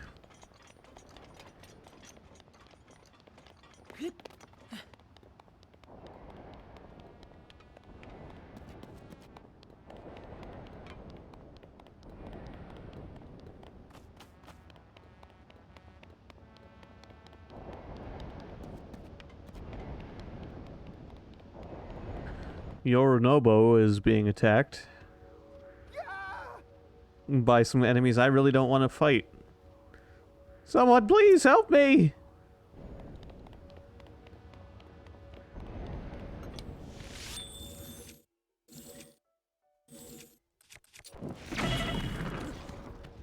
Right, I forgot. Bomb arrows are a no-go here because it's so hot.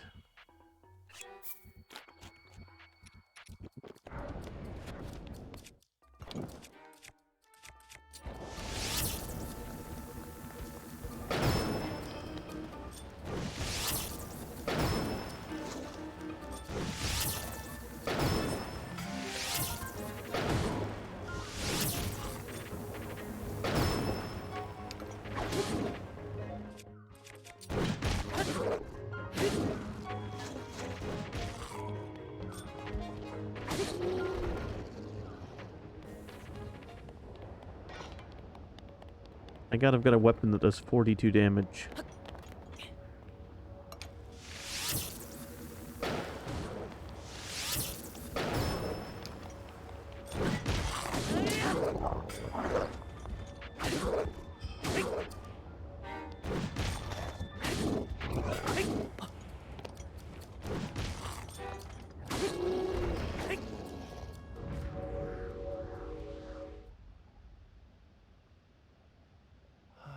Wow, you're crazy strong, Goro. You saved me again.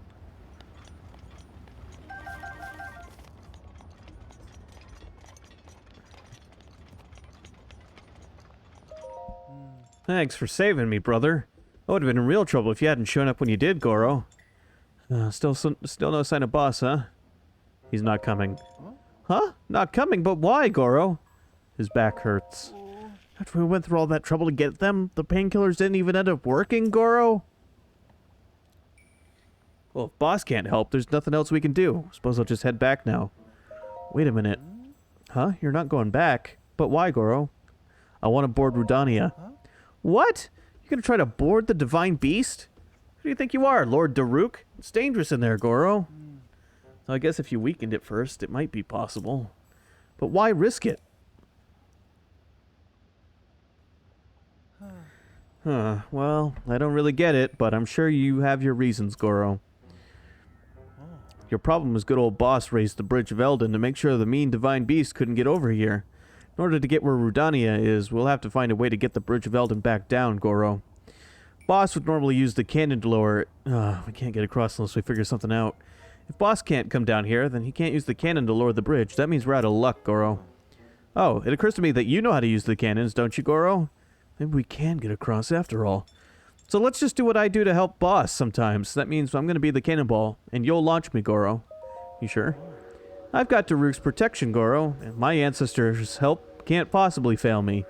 That means I can smash into anything and it won't hurt one bit, Goro. My ancestor Daruk was a big deal, Goro. That's what Boss says, so it's got to be true. And I can use Daruk's protection just like Daruk could. That means there's no need to worry, Goro. So rest easy, got it? Well, go on then. Take aim at the Bridge of Eldin. Fire away, Goro. Just, be kind of gentle about it.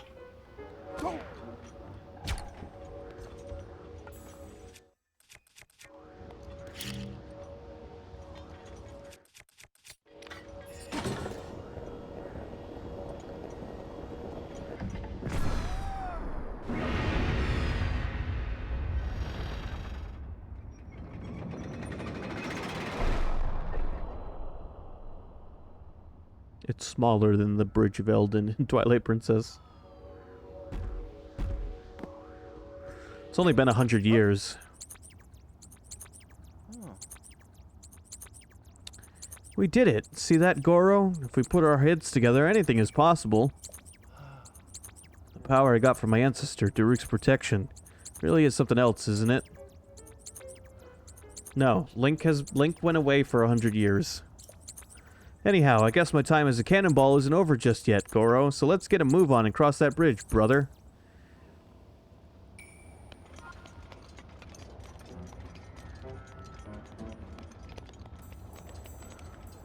Alright, let's do it. Teamwork time.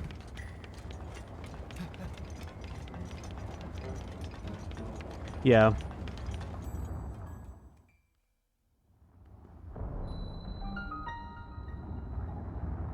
That's assuming they lived normal human years, though, and most of the creatures in Hyrule, 100 years is nothing for them.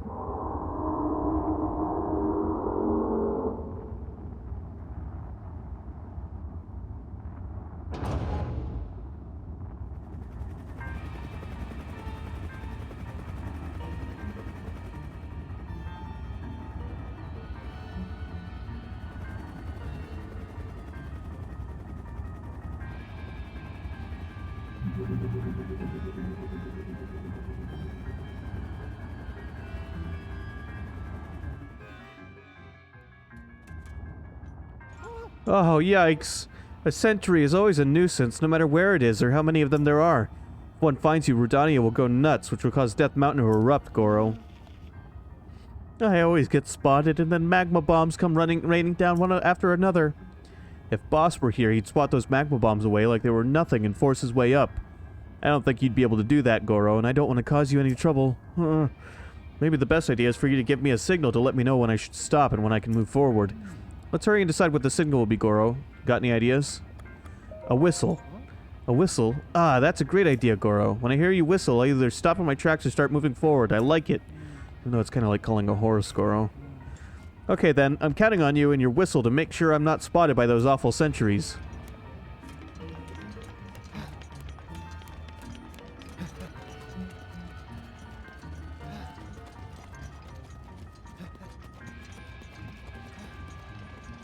Wait up!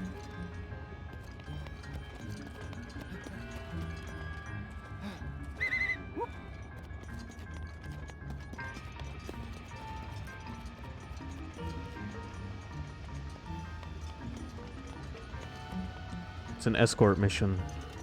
And a stealth mission.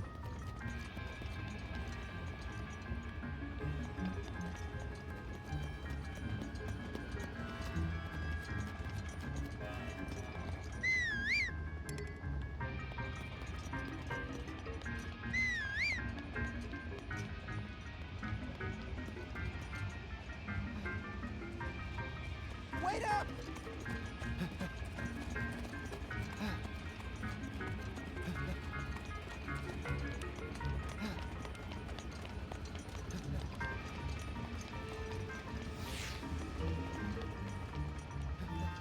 Wait up!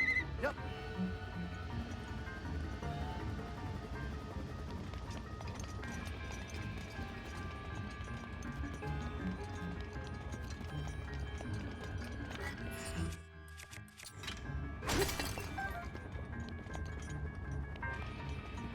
Oh yeah.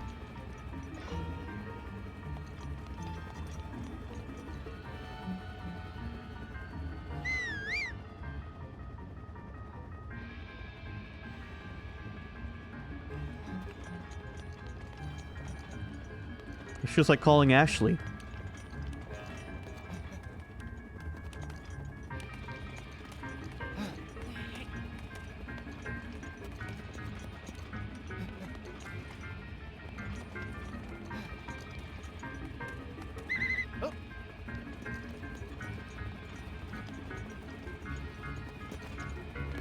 Well, the internet seems to think she's a mouse.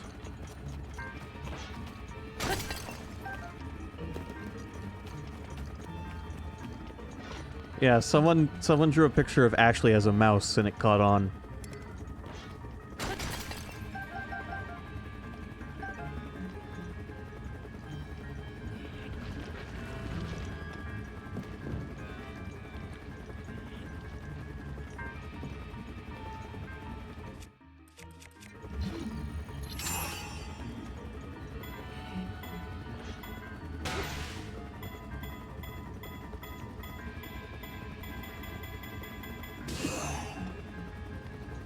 Great.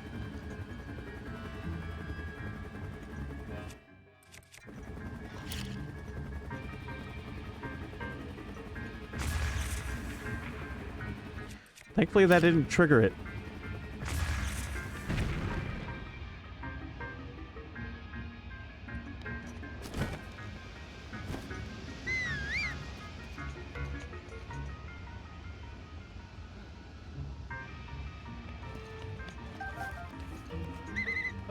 Alright. Clearly I see these boulders are a bit of a problem for you.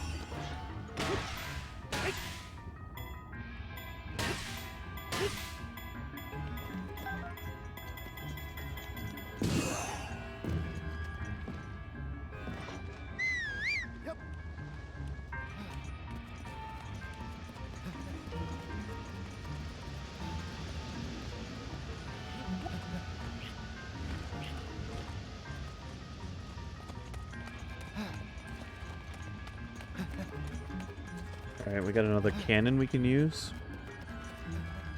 Is this one I can just use to take those things down? No, it's one he's gonna hop in.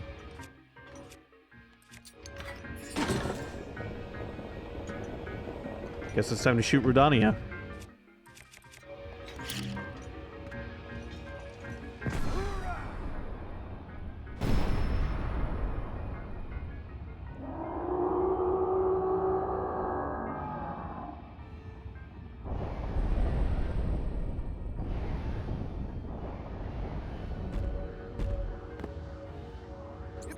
Yippity-hoop!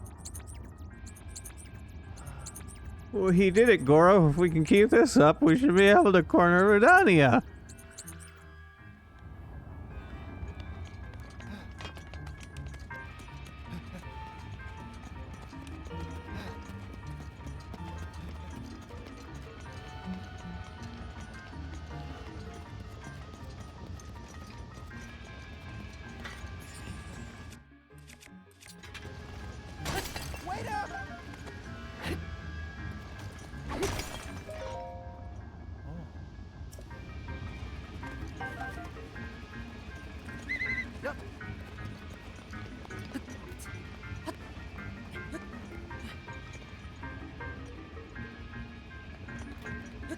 Figured I'd add a little flair to it since he was dizzy.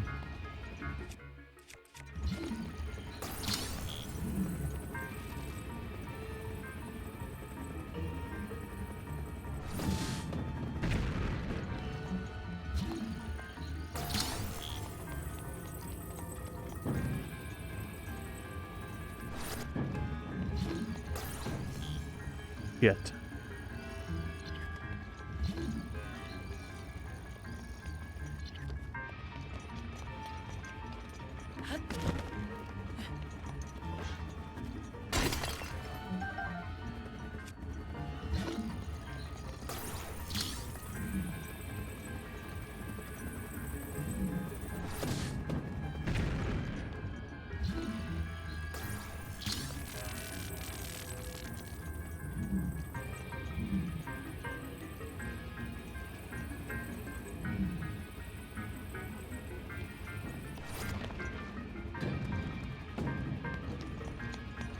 Alright, let's not injure ourselves here.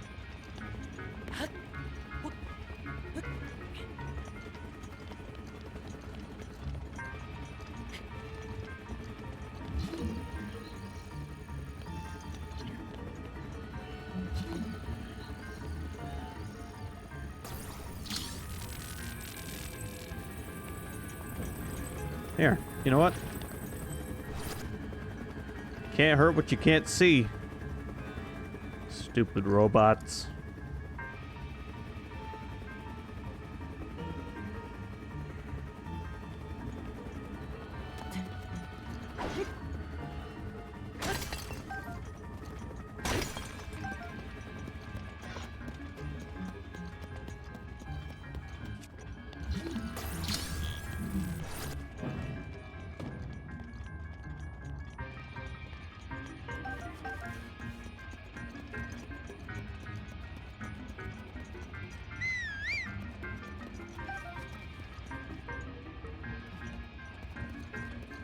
Alright, the way's clear, I think, for the most part.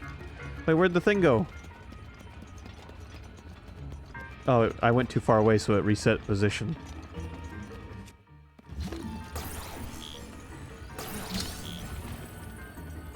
It's fine. We can fix it again.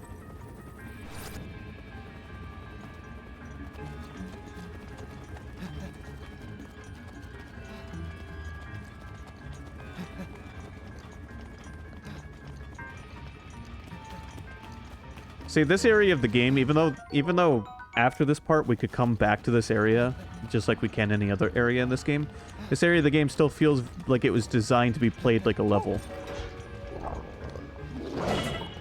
Ow.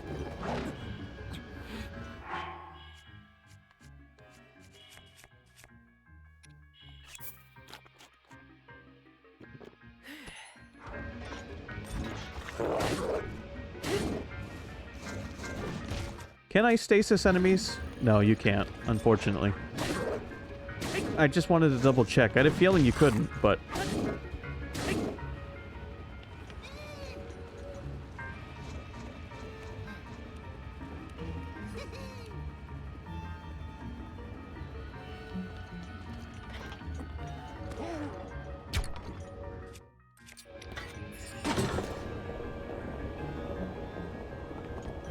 I was hoping he was gonna keep right on going.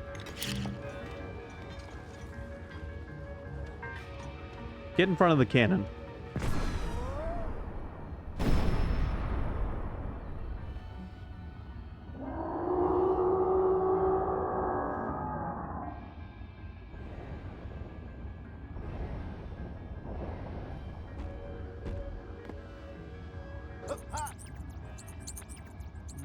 Oh, we did it! Direct hit, Goro! And thanks to Daruk's protection, that didn't hurt me one bit, Goro. My ancestor came through for me. If we keep weakening it like this, we should be able to get inside. Don't let up, brother.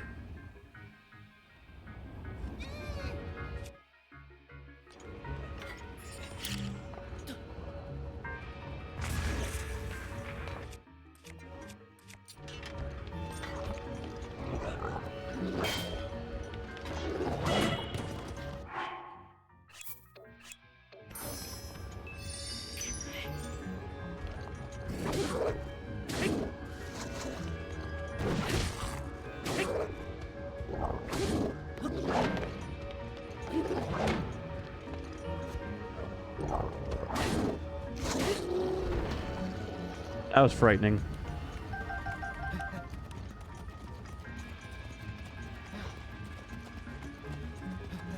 Alright, that lizard just ran off to his death.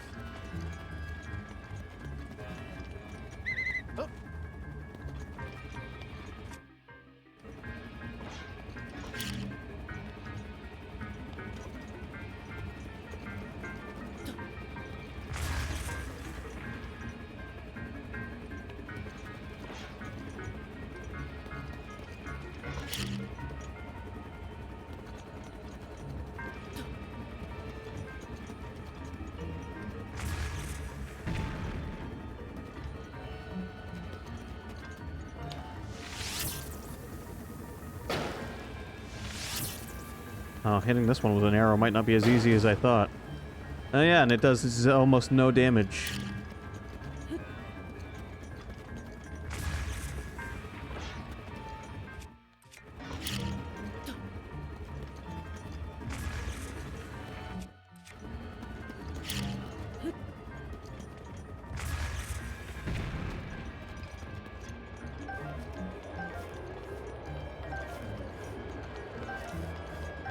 I like the variety of ways you have to take these things out.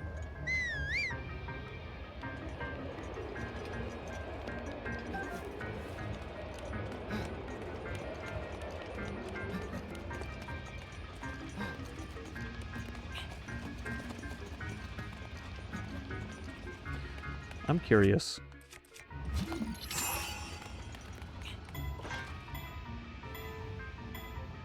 Well, I was too close to it to hit it. Oh yeah, you could solve all of them with brute force if you really wanted to.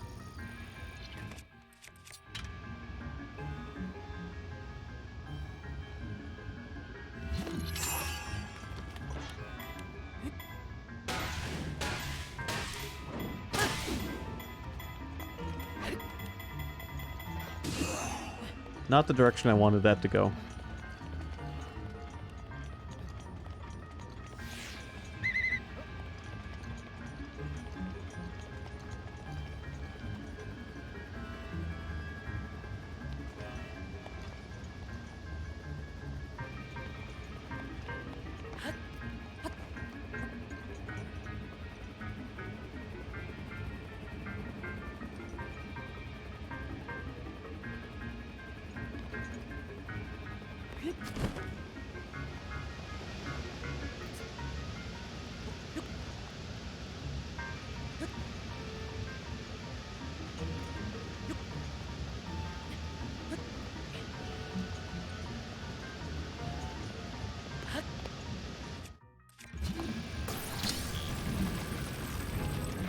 What? I have that bonus stamina wheel from when I stayed at the inn.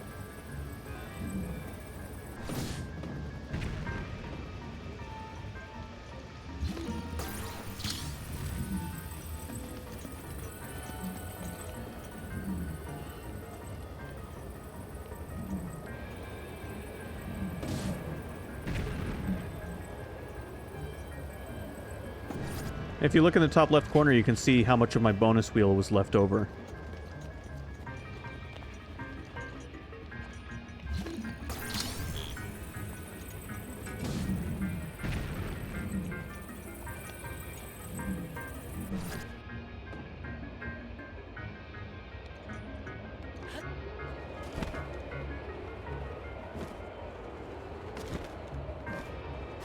Now get the... Alright, whatever. I'm not that worried about it.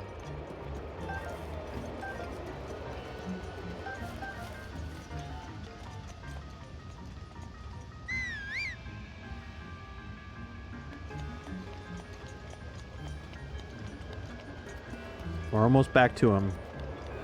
Third time should be the last time.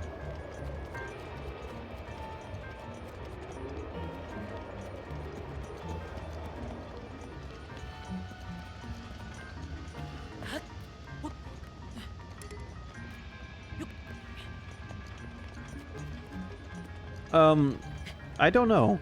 I wanted to try, but it feels like it would be a really hard way to pull that off.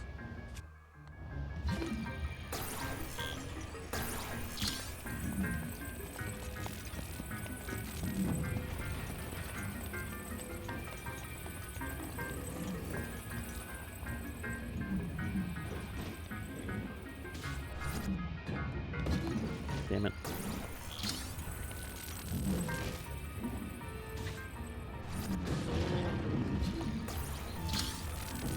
Take you guys out with this fucking thing. Make life a little easier for myself. Never mind. I got one of them, but this guy's under that little cliff there.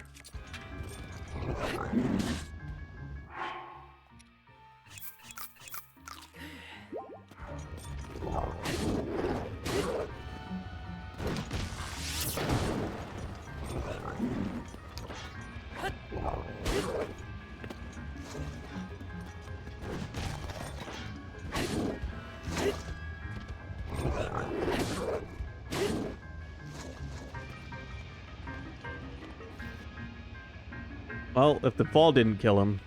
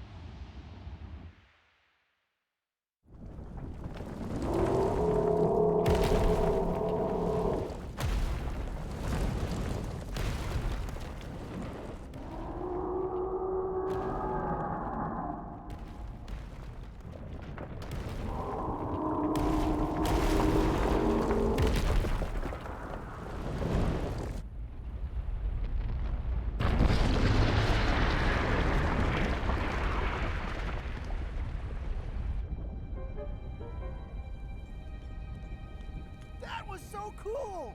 You really put a licking on that thing, Link. It's time to finish the job. This is our big chance.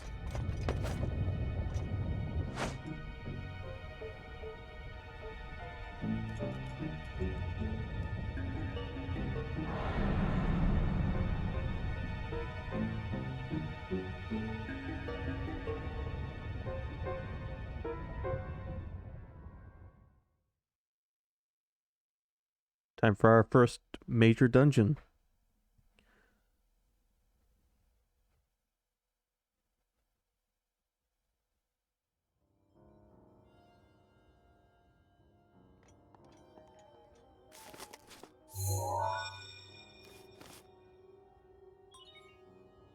Travel gate registered to map.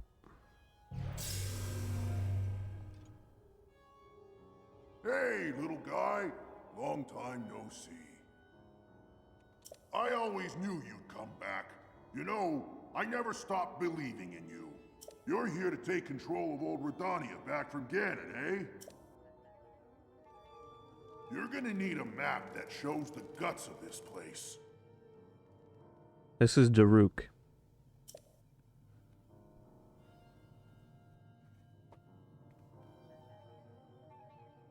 You can grab the info from the guidance stone over there. Now get a move on.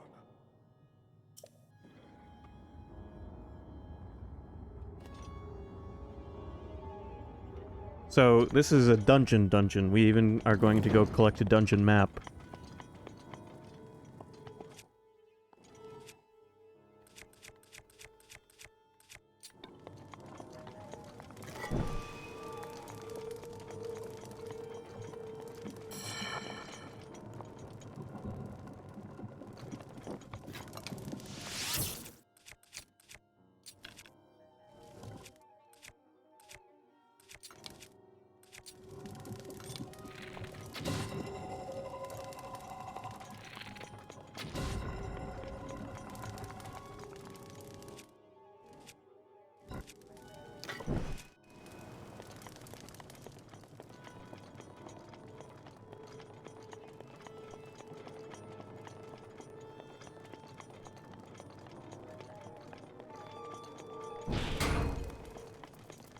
I forgot this dungeon plays with light.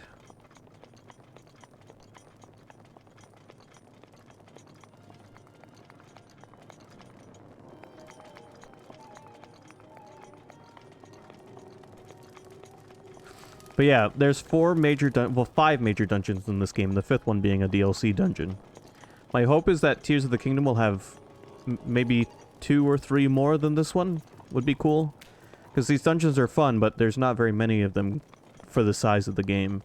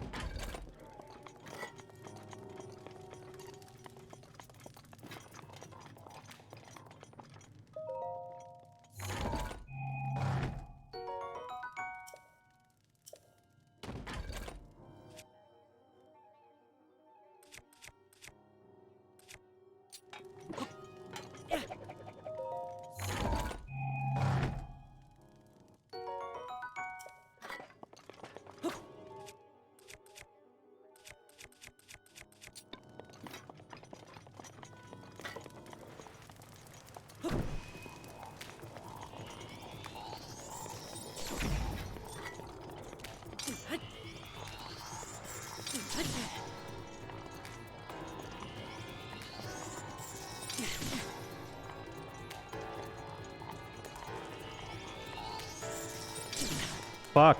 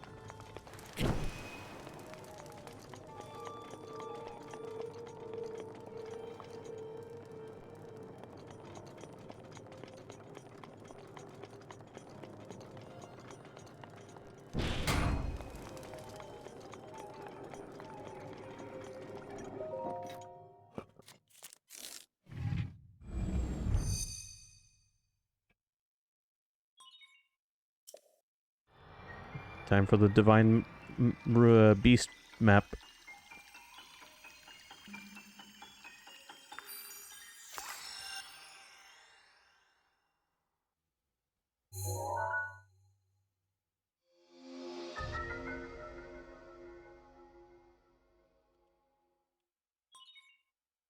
Divine Beast controls have been enabled.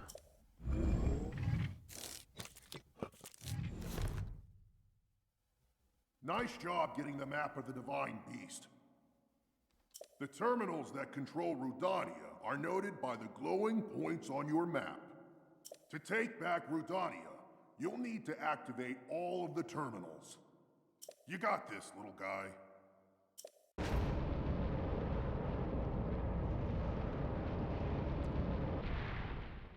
They once injected a GIF into bacteria.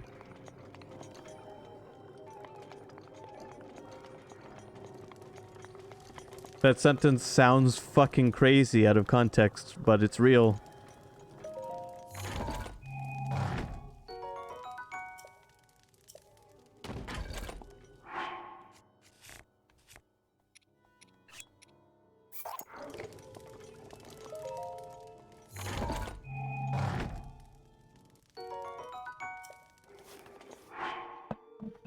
Let me look this up real quick.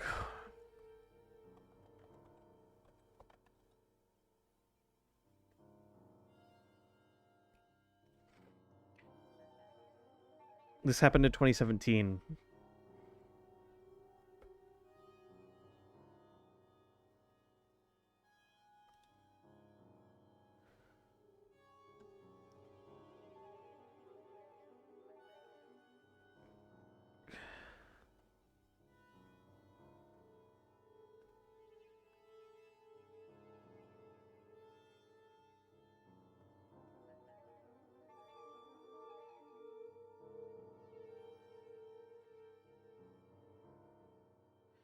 They apparently injected the GIF of a horse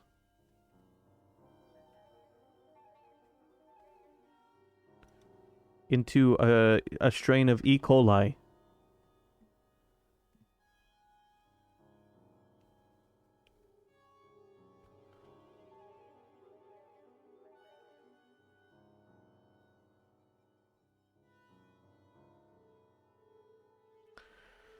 To test. All right. In a study published in Nature, a group of scientists at Harvard have successfully stored a GIF into live bacteria, E. coli to be specific. It's a weird idea, but scientists have actually been using the genetic wonder. I love the use of the word scientists, by the way. Using the genetic wonder tool known as CRISPR, CRISPR, or clustered regularly interspaced short palindromic repeats for data storage parlor tricks for some time. CRISPR, explained in a bit more depth here, makes all sorts of wild things possible, and people are rightfully excited about it. Those revelations are often reserved for geneticists and health researchers, but the Harvard experiment and others like it demonstrate CRISPR's utility even beyond its vast, untappable potential in the world of medicine. As a very short primer, CRISPR-associated proteins, in this instance, specifically proteins known as Cas1 and Cas2, act as a DNA version of a computer's Control-X tool, allowing scientists to pinpoint specific segments of DNA, cut them out, fiddle with them, and even replace them altogether. Due to its dynamic, if brief, nature, encoding the historic horse GIF posed unique challenges over, say, just sticking any old static image into living bacteria, though they did that too. By utilizing Cas1 and Cas2's sequencing abilities, the researchers encoded the temporal order of the GIF frame by frame and were able to extract it and put it back together with 90% accuracy. As the paper explains, when harnessed, the system has the potential to write arbitrary information into the genome. Here, we use the CRISPR-Cas system to encode the pixel values of black and white images and a short movie into the genomes of a population of living bacteria. In doing so, we push the technical limits of this information storage system and optimize strategies to minimize those limitations. Remarkably, the bacteria went on multiplying, apparently unconcerned with its data stowaway, even passing it along to future generations through its genetic material. This is molecular scale stuff, but the ideas are huge. It's not really about scaling up the computer hard drives that house our vacation photos, though that's a bonus. In interviews, lead author Seth Shipman suggests that it's a proof of concept exercise meant to model a future in which cells record a kind of living record of their own existences. That record could be accessed and replayed by anyone who wanted to learn more about how that cell was behaving or interacting with its environment over time. If that cell is a neuron, the potential insights into the human brain are as vast as the 215 petabytes of data researchers have managed to cram into a single gram of DNA. And if that doesn't knock you out, with similar techniques, scientists could hypothetically store all of the data ever generated by the human race in a single room. DNA is an excellent medium for archiving data, the researchers write.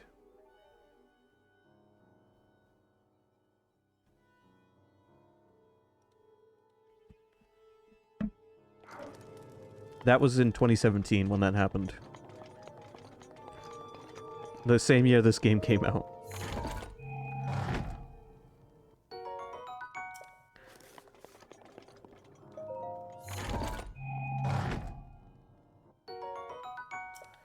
So they are able to handwrite the DNA structure of bacteria, and they just fucking put a GIF of a horse in there, and then extracted it, and the GIF of the horse was like 90-something% intact.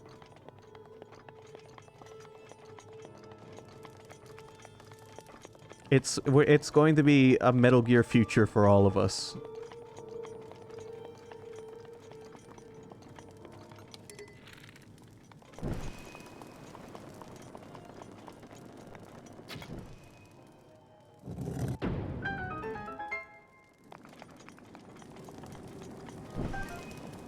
Remember, they needed Big Boss's genetic material to activate the Genome Soldiers in Metal Gear Solid 1, a game that came out in 1998.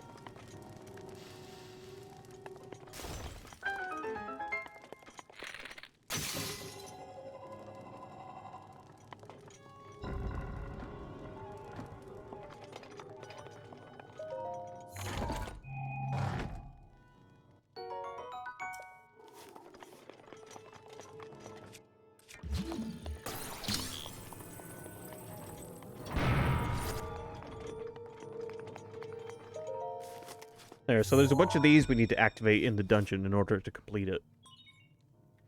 There are 4 terminals remaining. That's the way.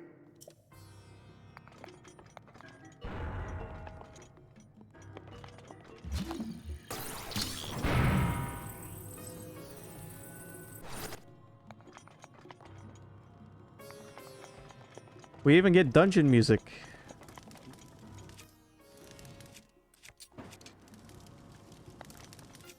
No. Pull a bow out, Link, please. Work with me here.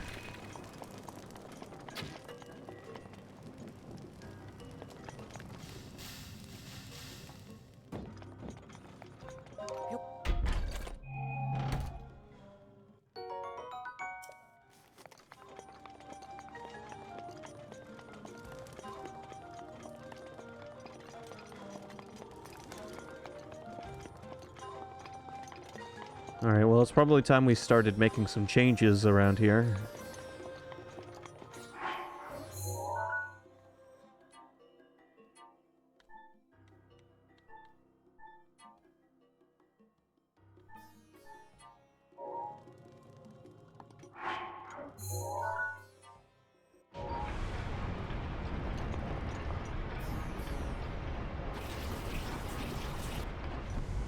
This whole dungeon rotates 90 degrees.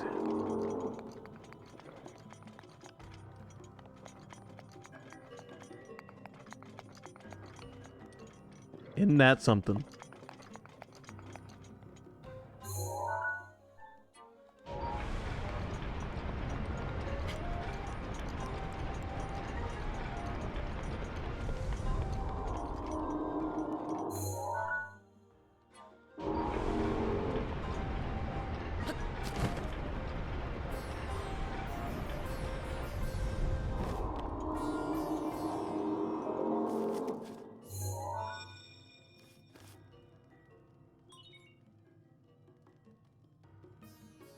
There are 3 terminals remaining. All right, let's get moving. Oh yeah, the dungeons in this are more than just big shrines. Like, they went all out on the main dungeons. There are some pretty cool shrines in this game, but the dungeons are above and beyond.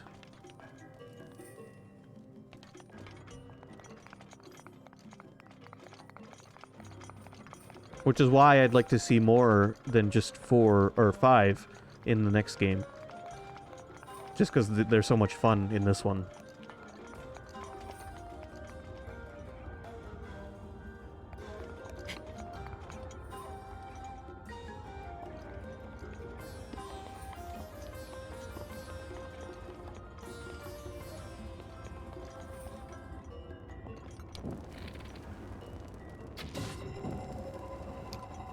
There, it's hot enough out here to turn my regular arrows into fire arrows.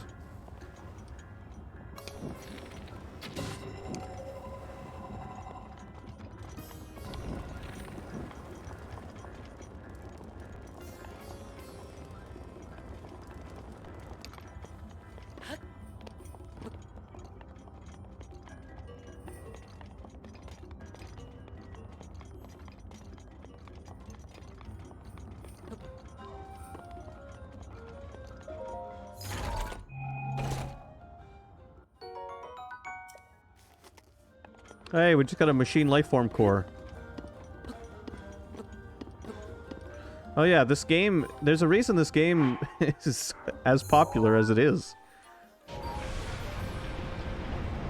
The game world has laws that it always conforms to. If something works in one place, it will always work. They don't turn off and on when necessary. There are 2 terminals remaining. Just a little more. Metal will always conduct electricity. Wooden things will always burn. Once you've learned the rules of the game, you can take advantage of them.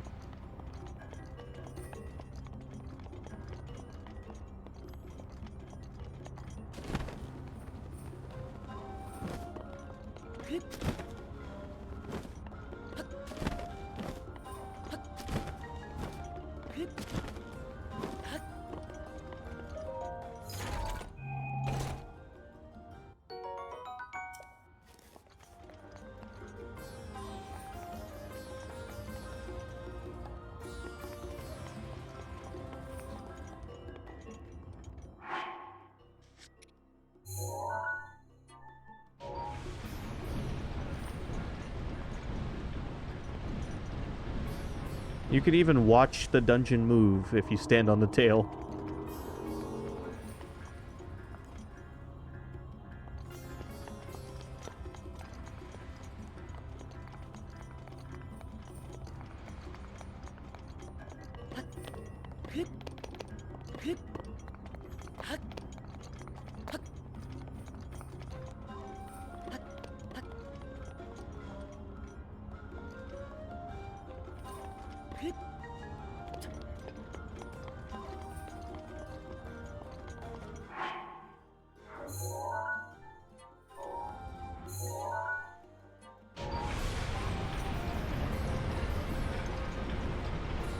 Yeah.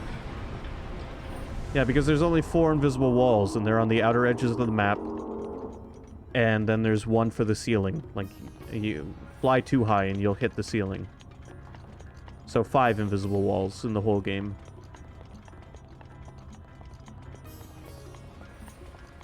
Alright, that's the final one we activate. I have to figure out how to get to the last 2. I think they're internal.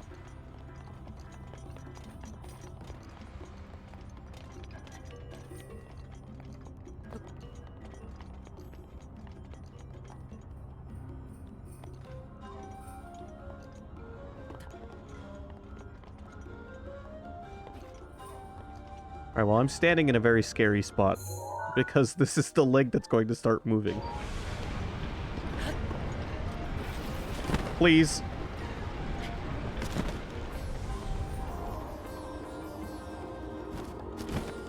Link.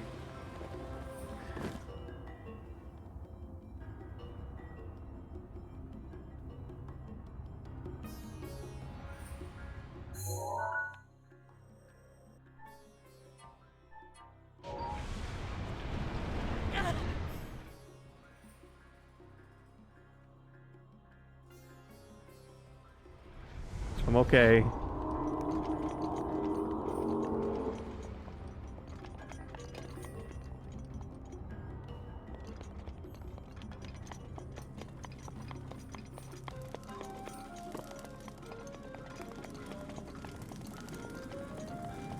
Yeah, I just took some damage.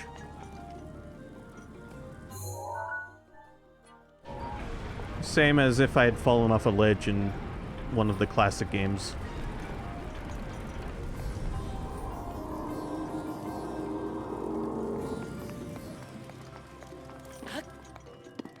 Alright, so one's behind that fire, and then there's a... I need to get a ball to roll for this one.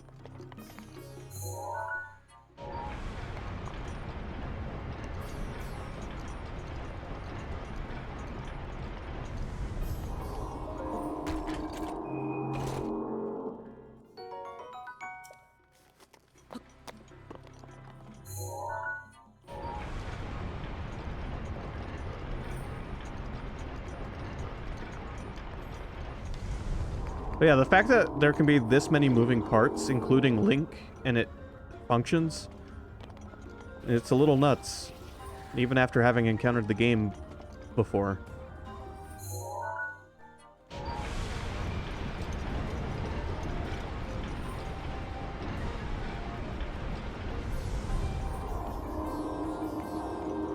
So I have to get Blue Flame up here somehow. Oh, actually, I know exactly how I'm supposed to.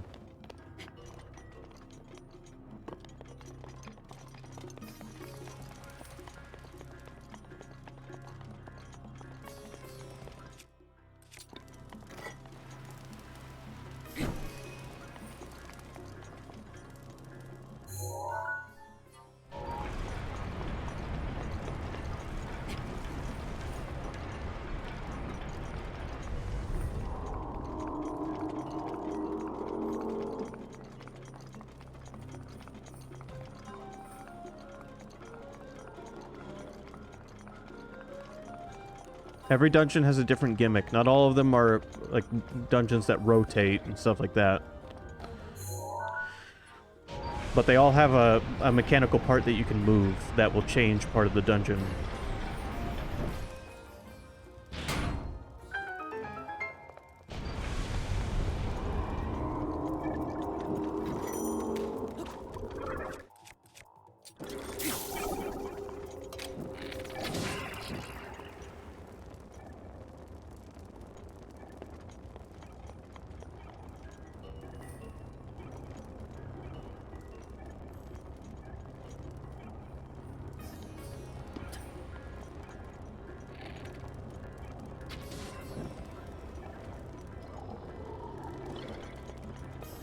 Yep. Yeah, this isn't the hardest like I think the flying dungeon or the lightning dungeon took me the longest. One of those ones.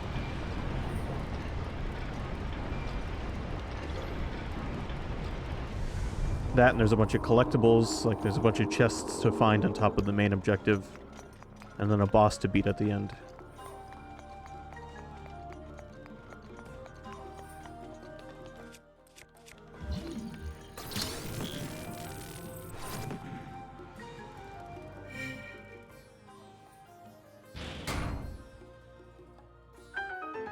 There, that leaves only one terminal left to get.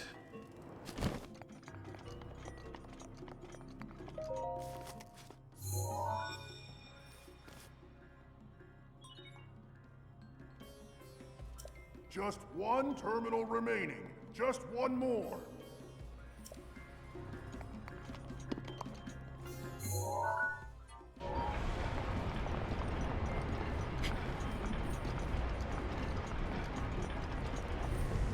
So the question is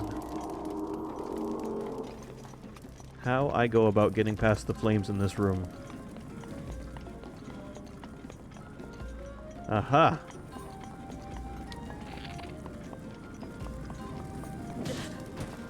Okay, got a little too close.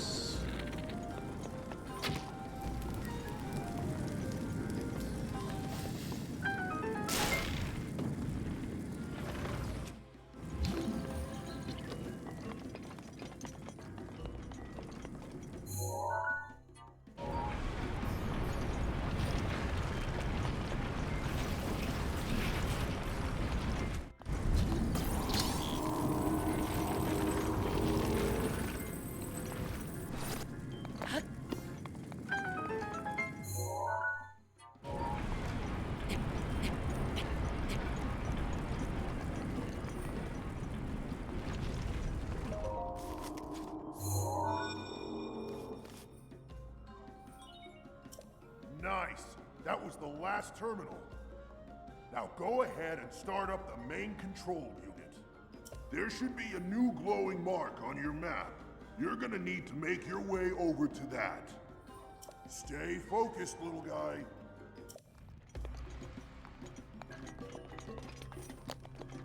Alright. Now this dungeon didn't take me too long. This is one of the shorter ones of the 5.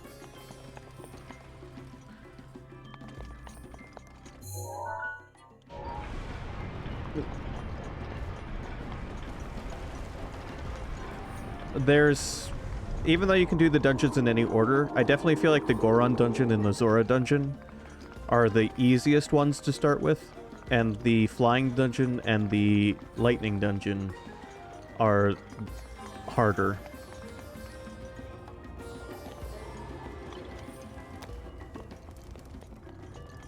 And the 5th dungeon, the DLC dungeon, is the hardest one, not counting... Well, actually, I guess there is 6 dungeons in this game, because Hyrule Castle itself is the final dungeon. So even with everything else in this game, they still managed to work in 6 major dungeons, counting the DLC one.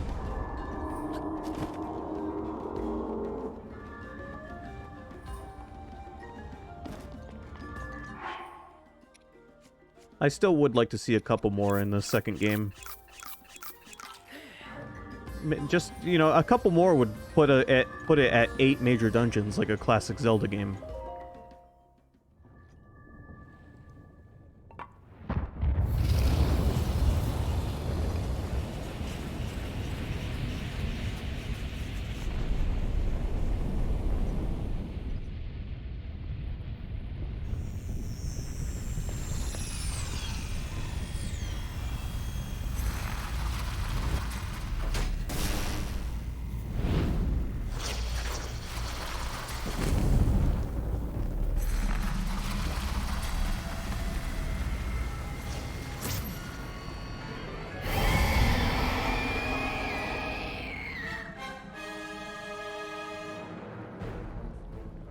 Watch yourself now. That ugly pain in the crag is Danin's handiwork.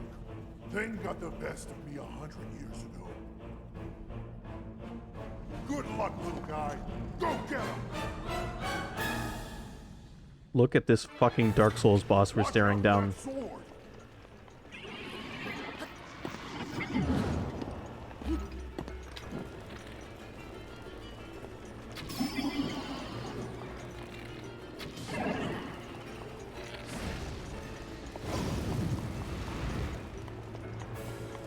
Go for it!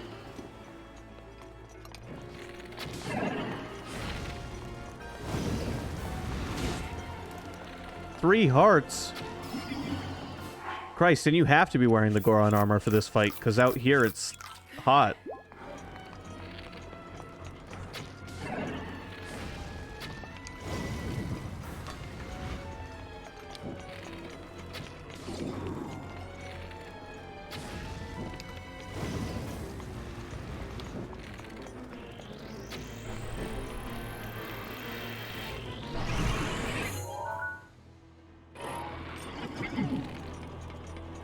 Now's your chance.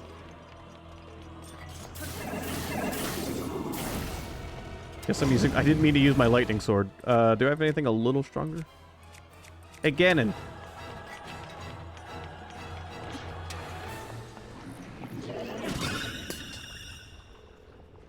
Phase 1 complete.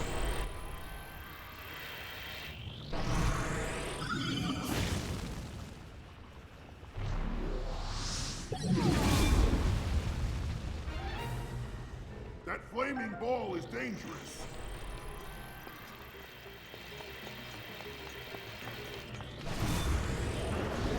What do I do about it, Daruk?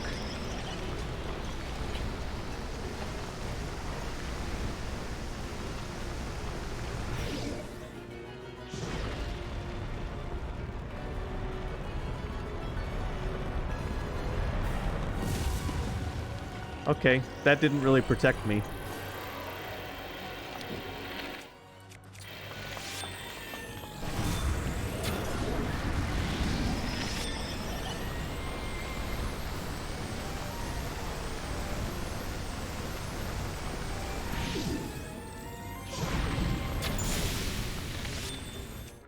Okay. I shot it down. Didn't do a whole lot else.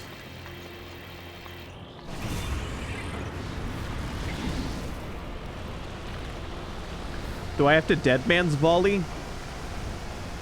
That'd be classic.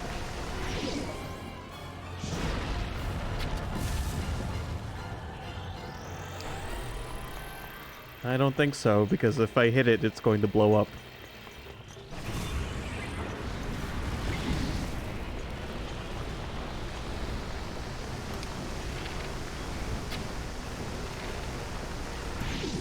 Can't hit it while it's forming. It's inside of his shield.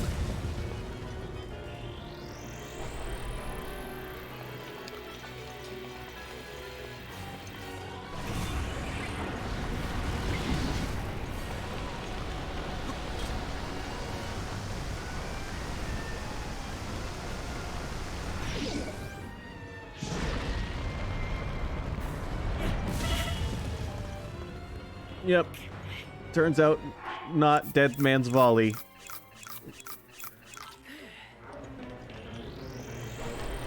Your regular attacks won't work here. Yeah, tell me what will. Oh, thanks.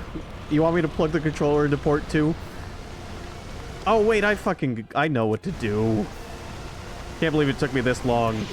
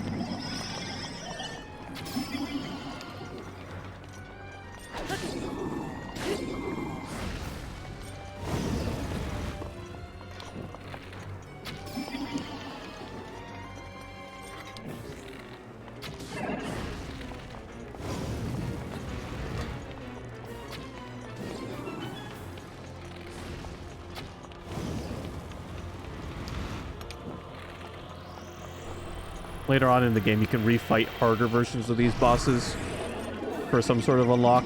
Lay it on, little guy.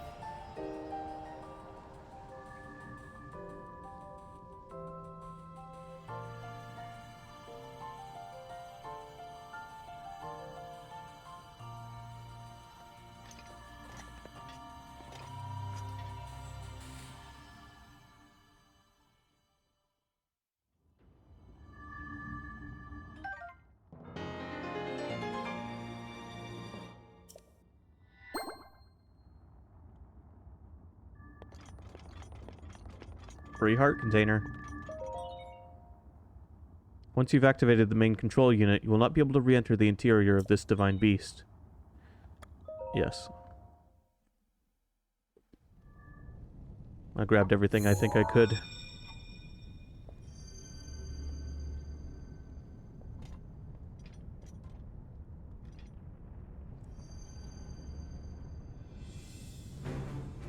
Great work, little guy.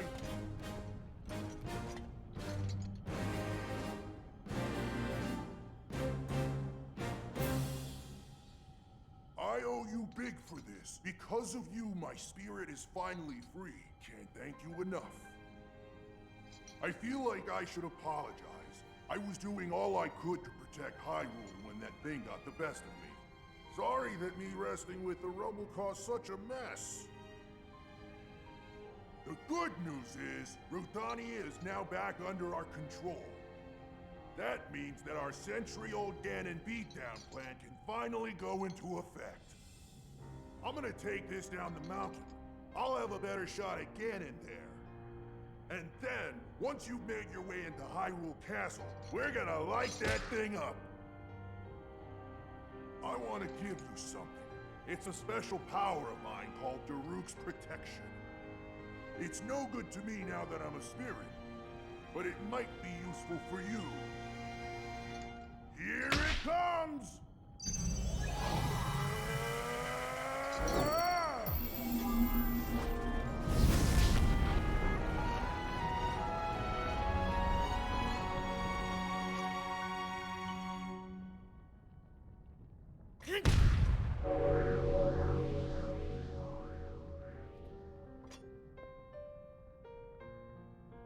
From this moment forth, the power of protection from the depths of my soul now lives inside you.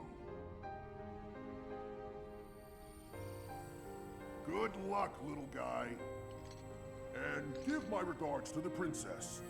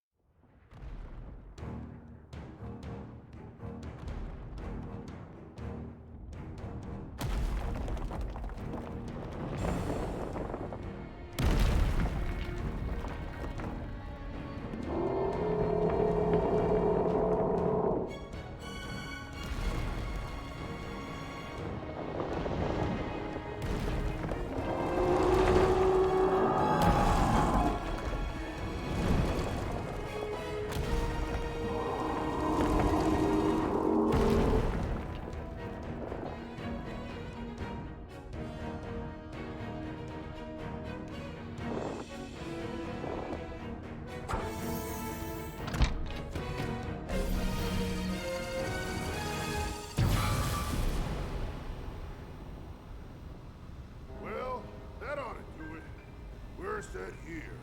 Now we just gotta wait for the perfect shot. Once Link is in the castle, Rudania will unleash an epic blast. Ganon won't know what hit him. Hyrule looks pretty good from up here, even after 100 years. The old rolling grounds sure are a sight for sore eyes. I wonder how the Gorons fared after the Great Calamity. I sure hope everyone down there is still going strong after every... Huh?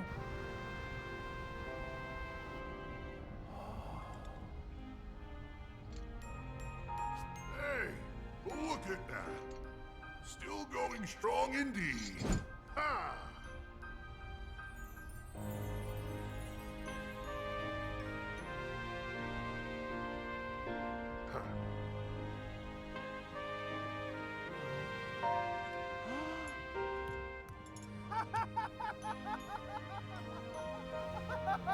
Yeah! Yeah! Woo!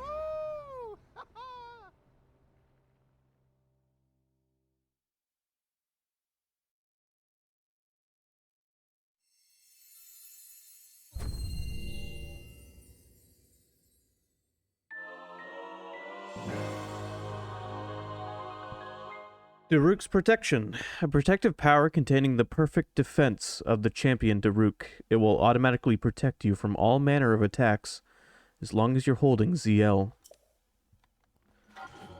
So, if I get attacked while this is up, 3 times it'll absorb all damage. And then it'll have to recharge. It can even protect you from a long fall.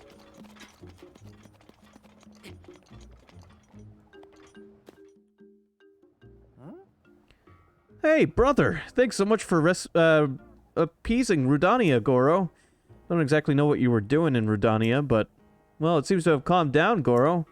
You know, while I was up there, I could have sworn I saw Lord Daruk standing on top of Rudania. I wonder, was that his ghost? I don't know how to explain it, but somehow I feel a lot braver now, Goro. Oh, that's right. I talked to Boss about you, and he said to bring you to him. An order from Boss can't be refused. Move it, Goro. There's one last location I want to show off tonight before I end the stream. There is a slight chance I might just stream this again tomorrow if everyone's okay with that. Because this game is a lot of fun. And we don't have a lot of time to get through it.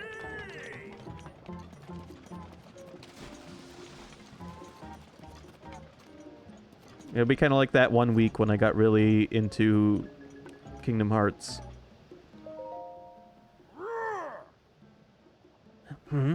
Hey, it's you. Yunobu told me everything. You really are something else, brother. You know that? Can't believe you conquered Rudania. Color me impressed. But good grief. Did you have to do it just when my back pain went away? It's all ready and raring to go at Rudania myself. Now, you've gone and made it look like I was just fibbing about my back pain this whole time. Imagine that, me. Oh, and I'm also happy to see Yunobu finally got his act together. I know that's your doing as well.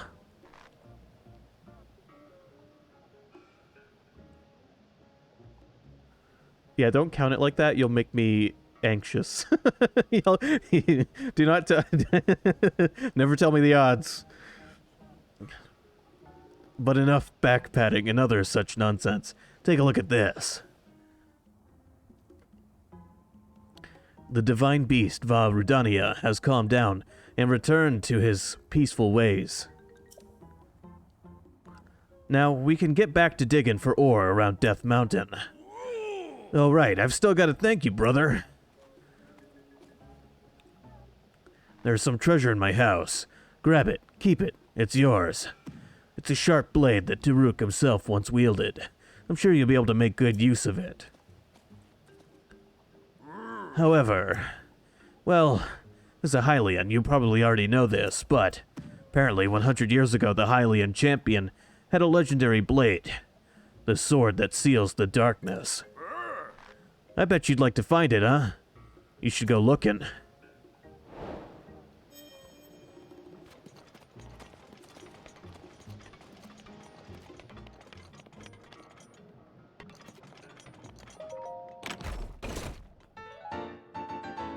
This two-handed weapon was once wielded by the Goron champion Daruk. Daruk made swinging it around look easy, but a Hylian would need an immense amount of strength. This is the unique weapon, and it does have durability, but if it breaks, you can come back and get it repaired.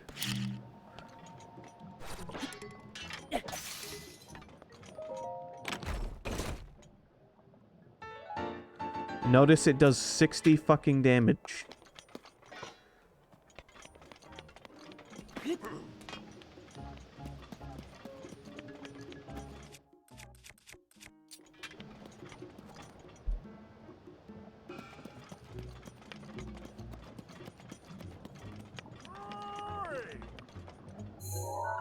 Alright, there's side quests and things to do around Goron City, as there's side quests and things to do around most of the areas.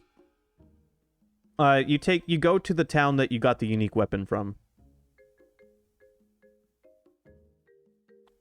Yes, I'm going to. In fact, part of the reason I want to buy a house is because you get 3 weapon mounts in the house that you can hang weapons off of, and they'll stay there.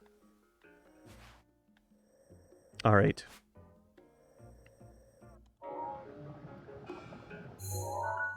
The last thing I want to do tonight is an area just to the west of where we are.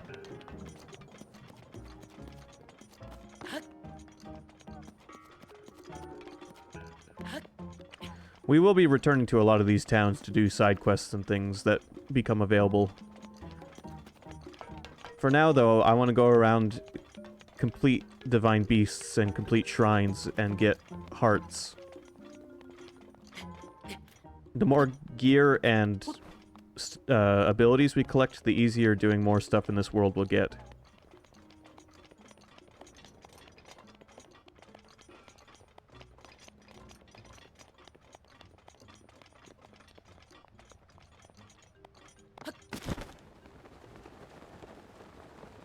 Don't worry, this is perfectly safe.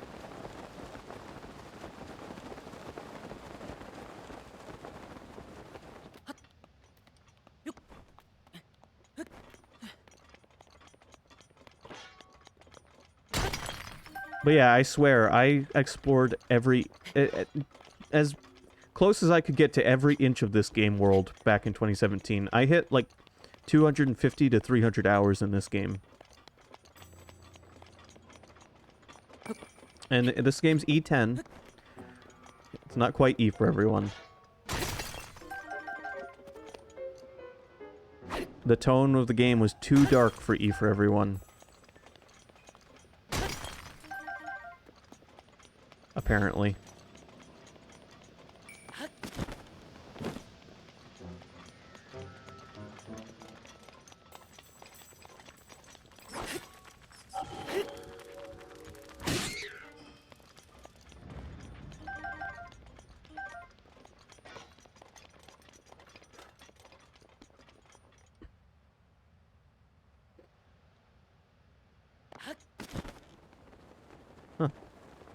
There are things hidden everywhere in this game.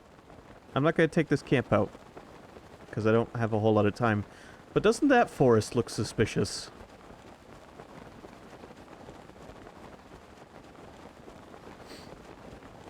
Yep, the heat's gone. I can switch to regular outfit.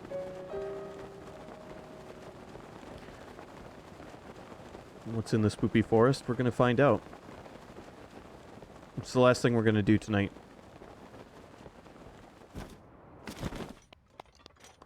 I'm gonna go grab that tower, and then we'll check out the spoopy forest.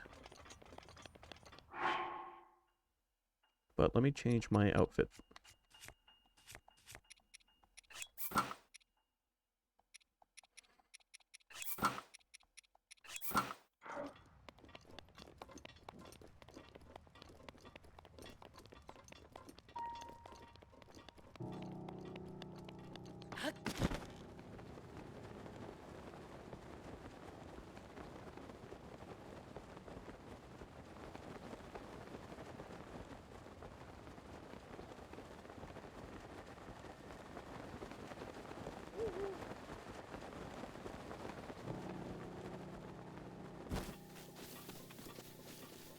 I like that you can see that beam connecting from the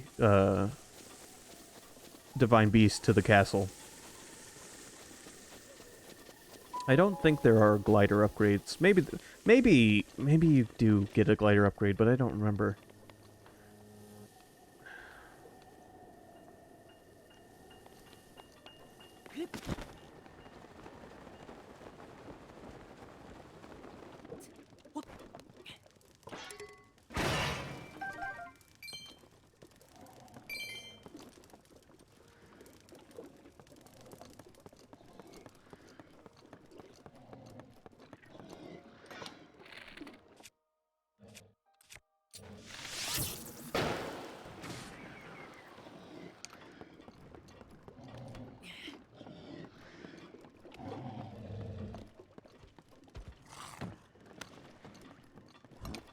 A lot of good that did.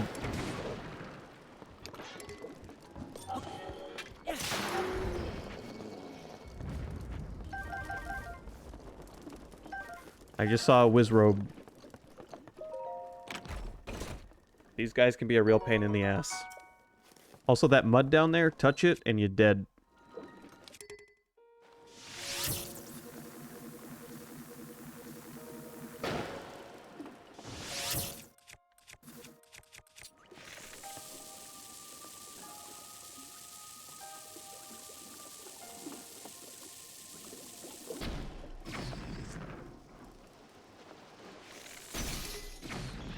Unless you're that guy.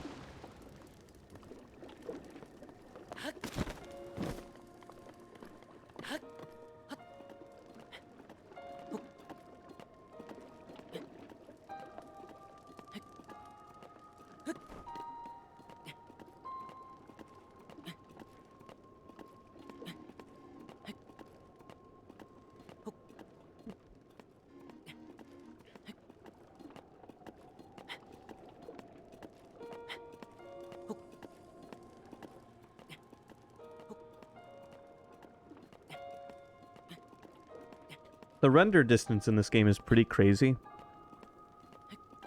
Considering from just about anywhere in the world, you can see just about any other area of the world if you're high enough.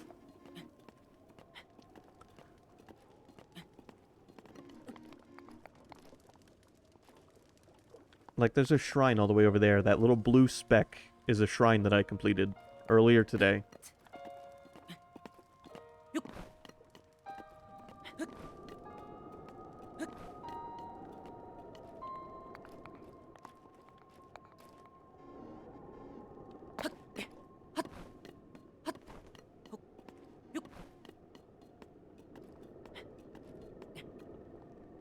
It was the Xenoblade devs who helped make this possible.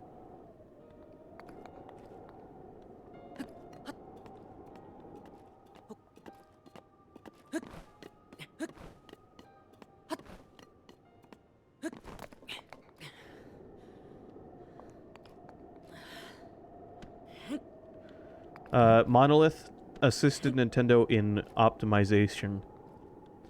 So, helping them make the game the scale it is, while still running as well as it does.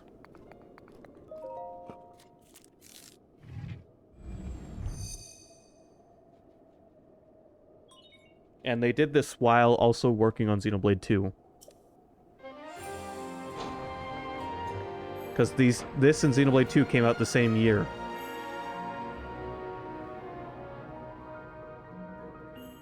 Nintendo was pushing hard for the Switch's launch year.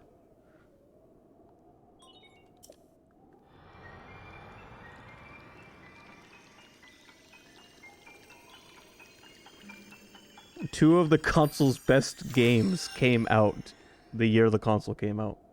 Its third, another one of its best games came out last year, Xenoblade 3. But two of its best games came out the year it came out. And there's a chance Tears of the Kingdom, if it's as good as this, will be another amazing game that comes out this year. But what a strong console launch for them.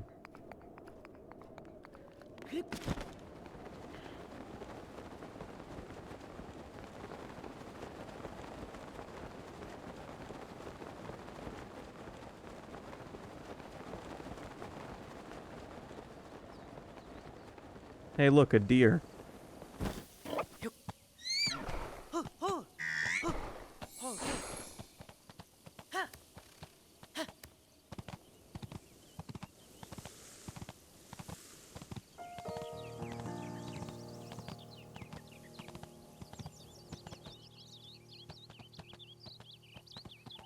I love that I just casually caught a deer now when I don't need one.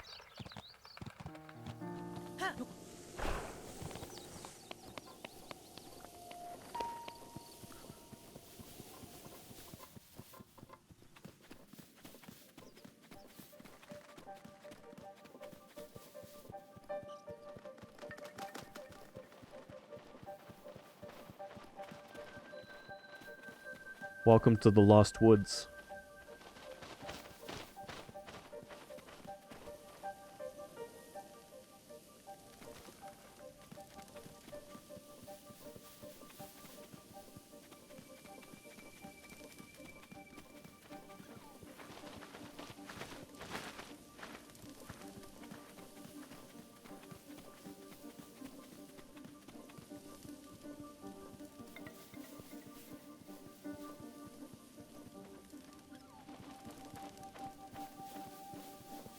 Take a wrong turn and you'll find yourself back where you started.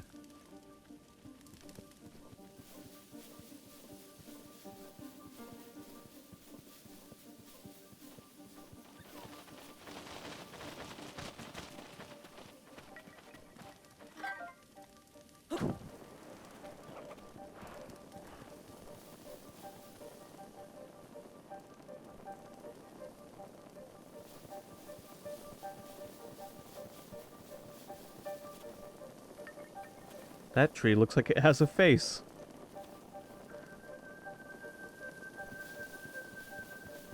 I think we've just walked into a Tim Burton movie.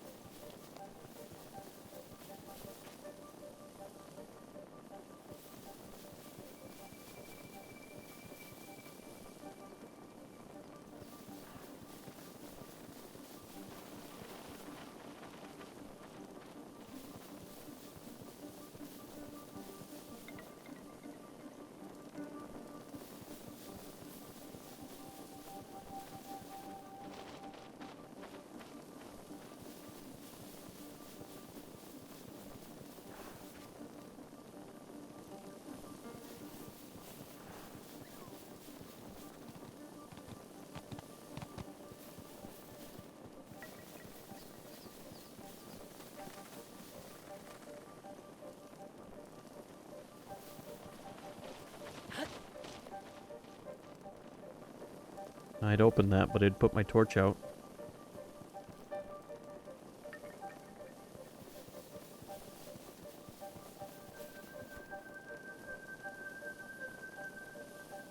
If I'm really fast, I can open it and still keep my torch lit.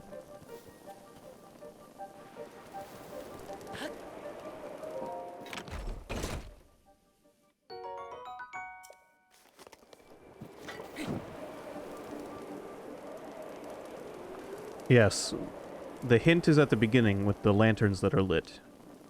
You'll notice that the direction the sparks blow changes. Not with the wind.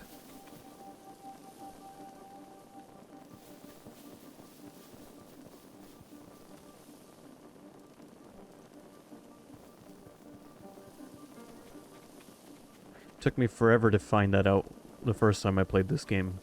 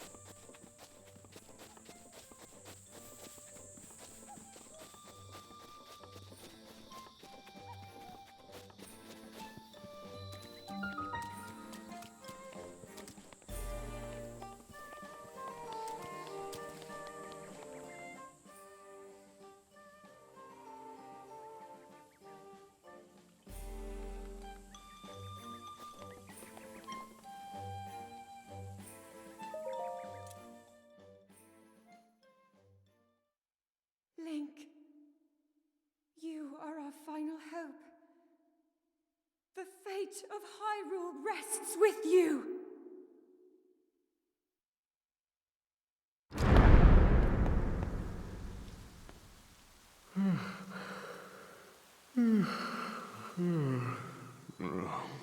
Who is that? Did I doze off again? Well, well. It's you. You finally decided to return. Better late than never. After 100 years, I'd nearly given up hope on seeing you again. Even my patience has limits, you know. That look on your face tells me that you have no recollection of me, however. I have watched over Hyrule since time immemorial. Many have referred to me over the ages as the Deku Tree. That is the weapon created by the ancient goddess.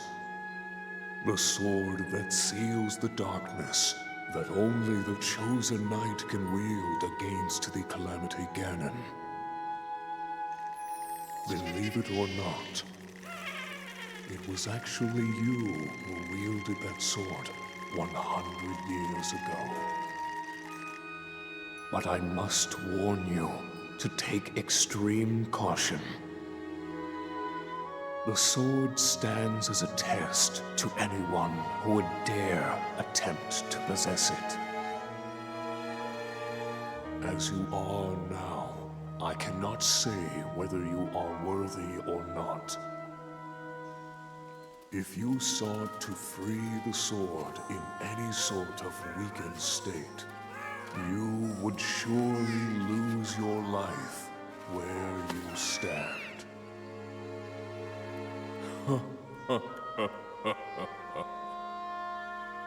Best of luck, young one.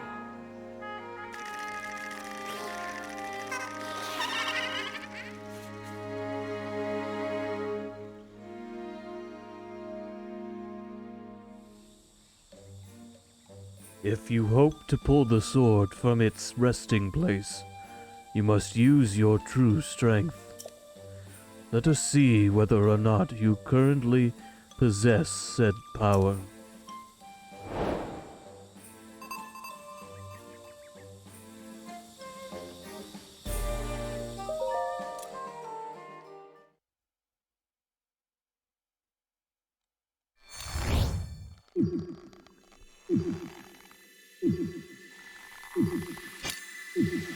Here you are. You would have lost your life if you hadn't released your grip on the sword. Prepare before you try again, for I will not stay your hand partway through the next time.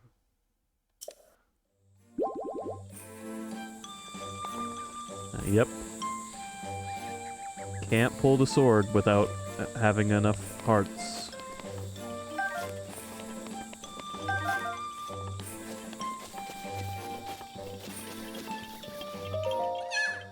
It's Mr. Hero! Yay! Mr. Hero came to visit us in the forest!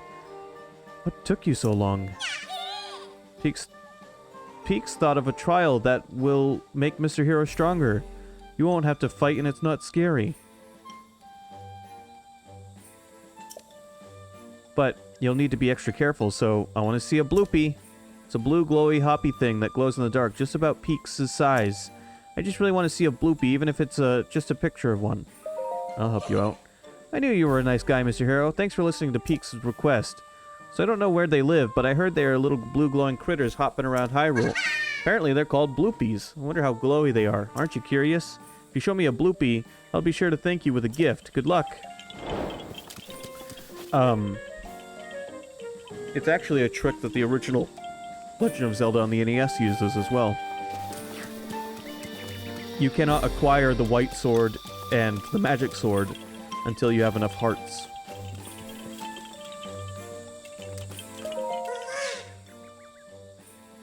Hey, are you the hero? Could it be? Welcome to Korok Forest. You're much, much cooler looking than I thought you'd be. But to be sure you're up to the task at hand, I've prepared a trial for you. What do you think? Will you accept my trial? Hooray! Show me a rod with the power of ice, please. You wave this rod to freeze enemies, freeze monsters in their tracks. Ice Wizrobes love to wreak havoc with them. If Mr. Hero here were to wield a rod with the power of ice, he would be even stronger and cooler. Huh? You, could it be? You're Mr. Hero. Mr. Hero is here. The mushroom on my head suddenly sprouted today, so I knew something was up. It was a prediction that you'd come, I think. Us Koroks all got together and prepared some trials just for you, Mr. Hero. If you pass the very tough trials we've prepared, pulling out the Master Sword will be a piece of cake. Probably. Among the trials is an extra tough one designed by me, the Elder of Korok Forest. So, will you test your mettle in the Korok trials? I'll do it. You know, if you keep doing everything everyone asks of you without question, you're gonna get conned eventually. Anyway, where was I? Oh yeah, the Korok trials.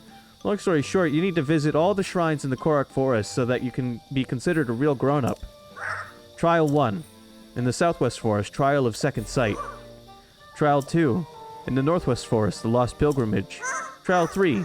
In the Eastern Forest, the Test of Wood. If you can overcome the Korok trials, you can overcome anything. We've also prepared some wonderful prizes for you. Now show us what you're made of.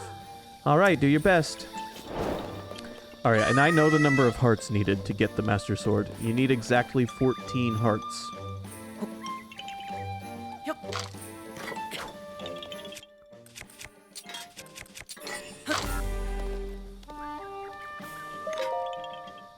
Welcome, Mr. Hero. We're so excited you're here. If you need to know anything about these woods, just ask Maka. Or you can climb up here if you want to speak to the Great Deku Tree. The highlights here in Korok Forest are the Great Deku Tree and the Sword Pedestal, of course. Although the Great Deku Tree probably isn't very happy about becoming a tourist trap. We've really decked out the inside of the Great Deku Tree in anticipation of your arrival. You'll find a place to rest and a bunch of other useful things in there. And then there's the Sword Pedestal, the sword that seals the darkness, which needs no introduction, rests there. The Sword Pedestal is in the center of the forest. If you stand on the pedestal and look around, you'll be able to understand most of the paths in the forest. The bean lamps act as landmarks. You want to familiarize yourself with them to make it easier to find your way around. And if you get turned around, you can always head on back to the Sword Pedestal. The sword that seals the darkness, to be wielded by you and you alone. You finally found it. We worked really hard to make sure no one else stumbled upon it. How did you like the Lost Woods? Did you get lost? Well, you obviously made it through because you're here. Did you need anything else? How do I leave? You want to leave the forest? But why? It's perfect here. Just kidding. I know you have to leave sometime. You gotta save Hyrule. If you head east from the Sword Pedestal, there will be a sign on your right. Climb up the hill on the right side of the sign and you'll see an ogre tree. If you walk into the tree's mouth, you'll whoosh, be taken back to the entrance of the woods. We set it up this way because even us Koroks don't like to walk through the Lost Woods if we can avoid it. If you have trouble with anything in these woods, just ask Maka.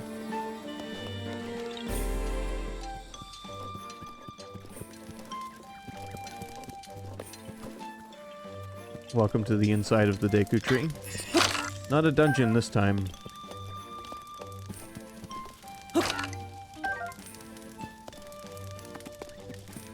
If you recall Zelda 1, the very first dungeon in that game has you walk inside the mouth of a tree. A tree with a face. And then we see that tree return in Ocarina of Time, which marks the first time that the Deku Tree speaks.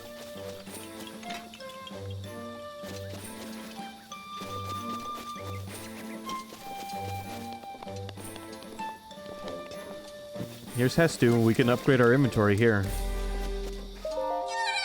Shalaka! It's you. We meet again.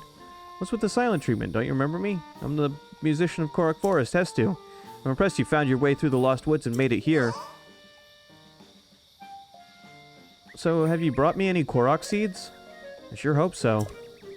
If you'll return my lost Korok seeds to me, I'll expand the size of your inventory. Which stash do you want another slot in? Okay, I'll just need 2 Korok seeds. Deal?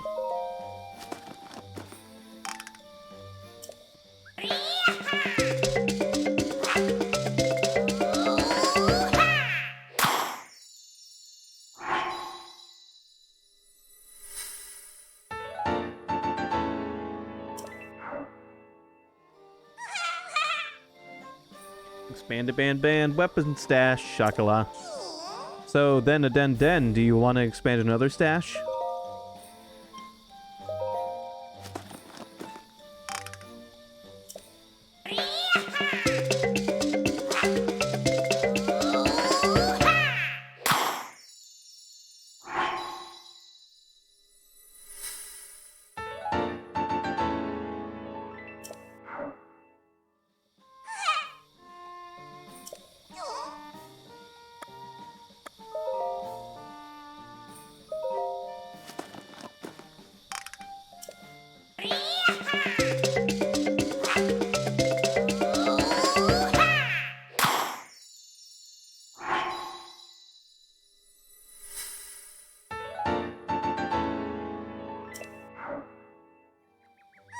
And this is why doing the Korok stuff is so useful.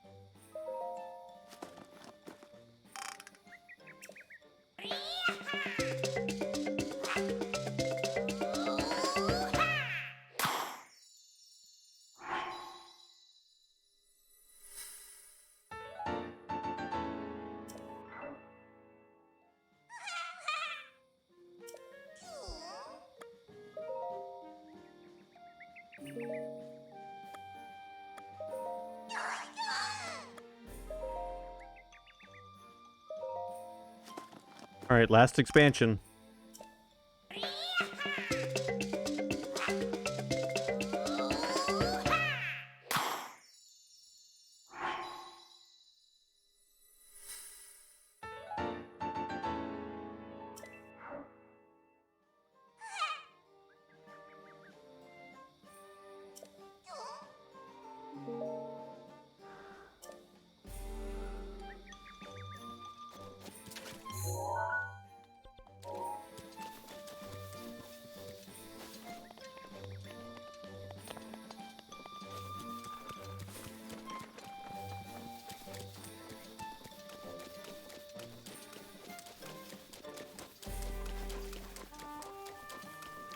Alright, well, we're gonna save here. I think there's a shrine around here somewhere that you can do so you can fast travel back here.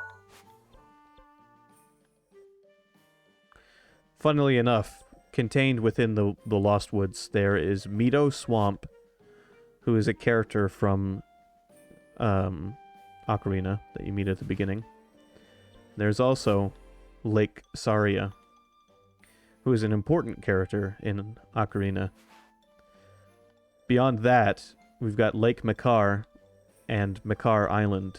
Makar is a Korok in Wind Waker who gets lost and you have to go save him.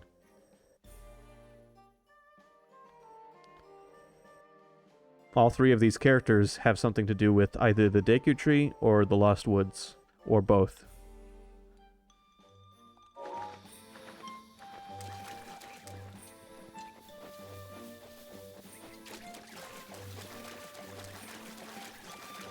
Most of the location names on the map in this game are references to either past characters or past locations.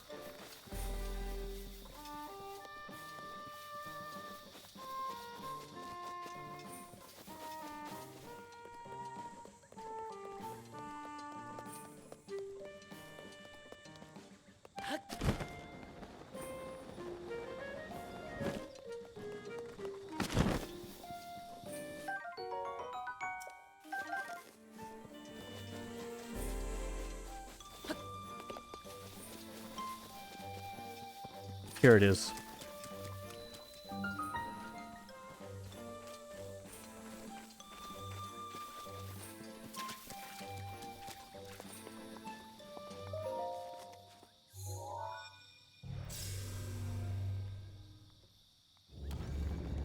With that activated, we can fast travel back here. I'll do that shrine next time we play, which honestly is probably just going to be tomorrow. I hate to say it.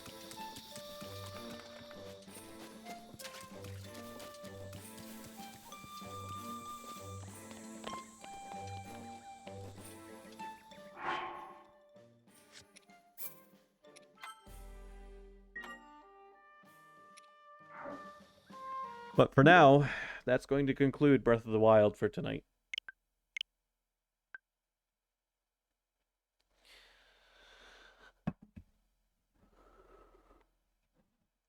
Thanks for watching. I hope you enjoyed. I hope the game is fun to watch. The more I play it, the more into it I'm getting. Until tomorrow, I hope you have a good night. And I hope to see you tomorrow.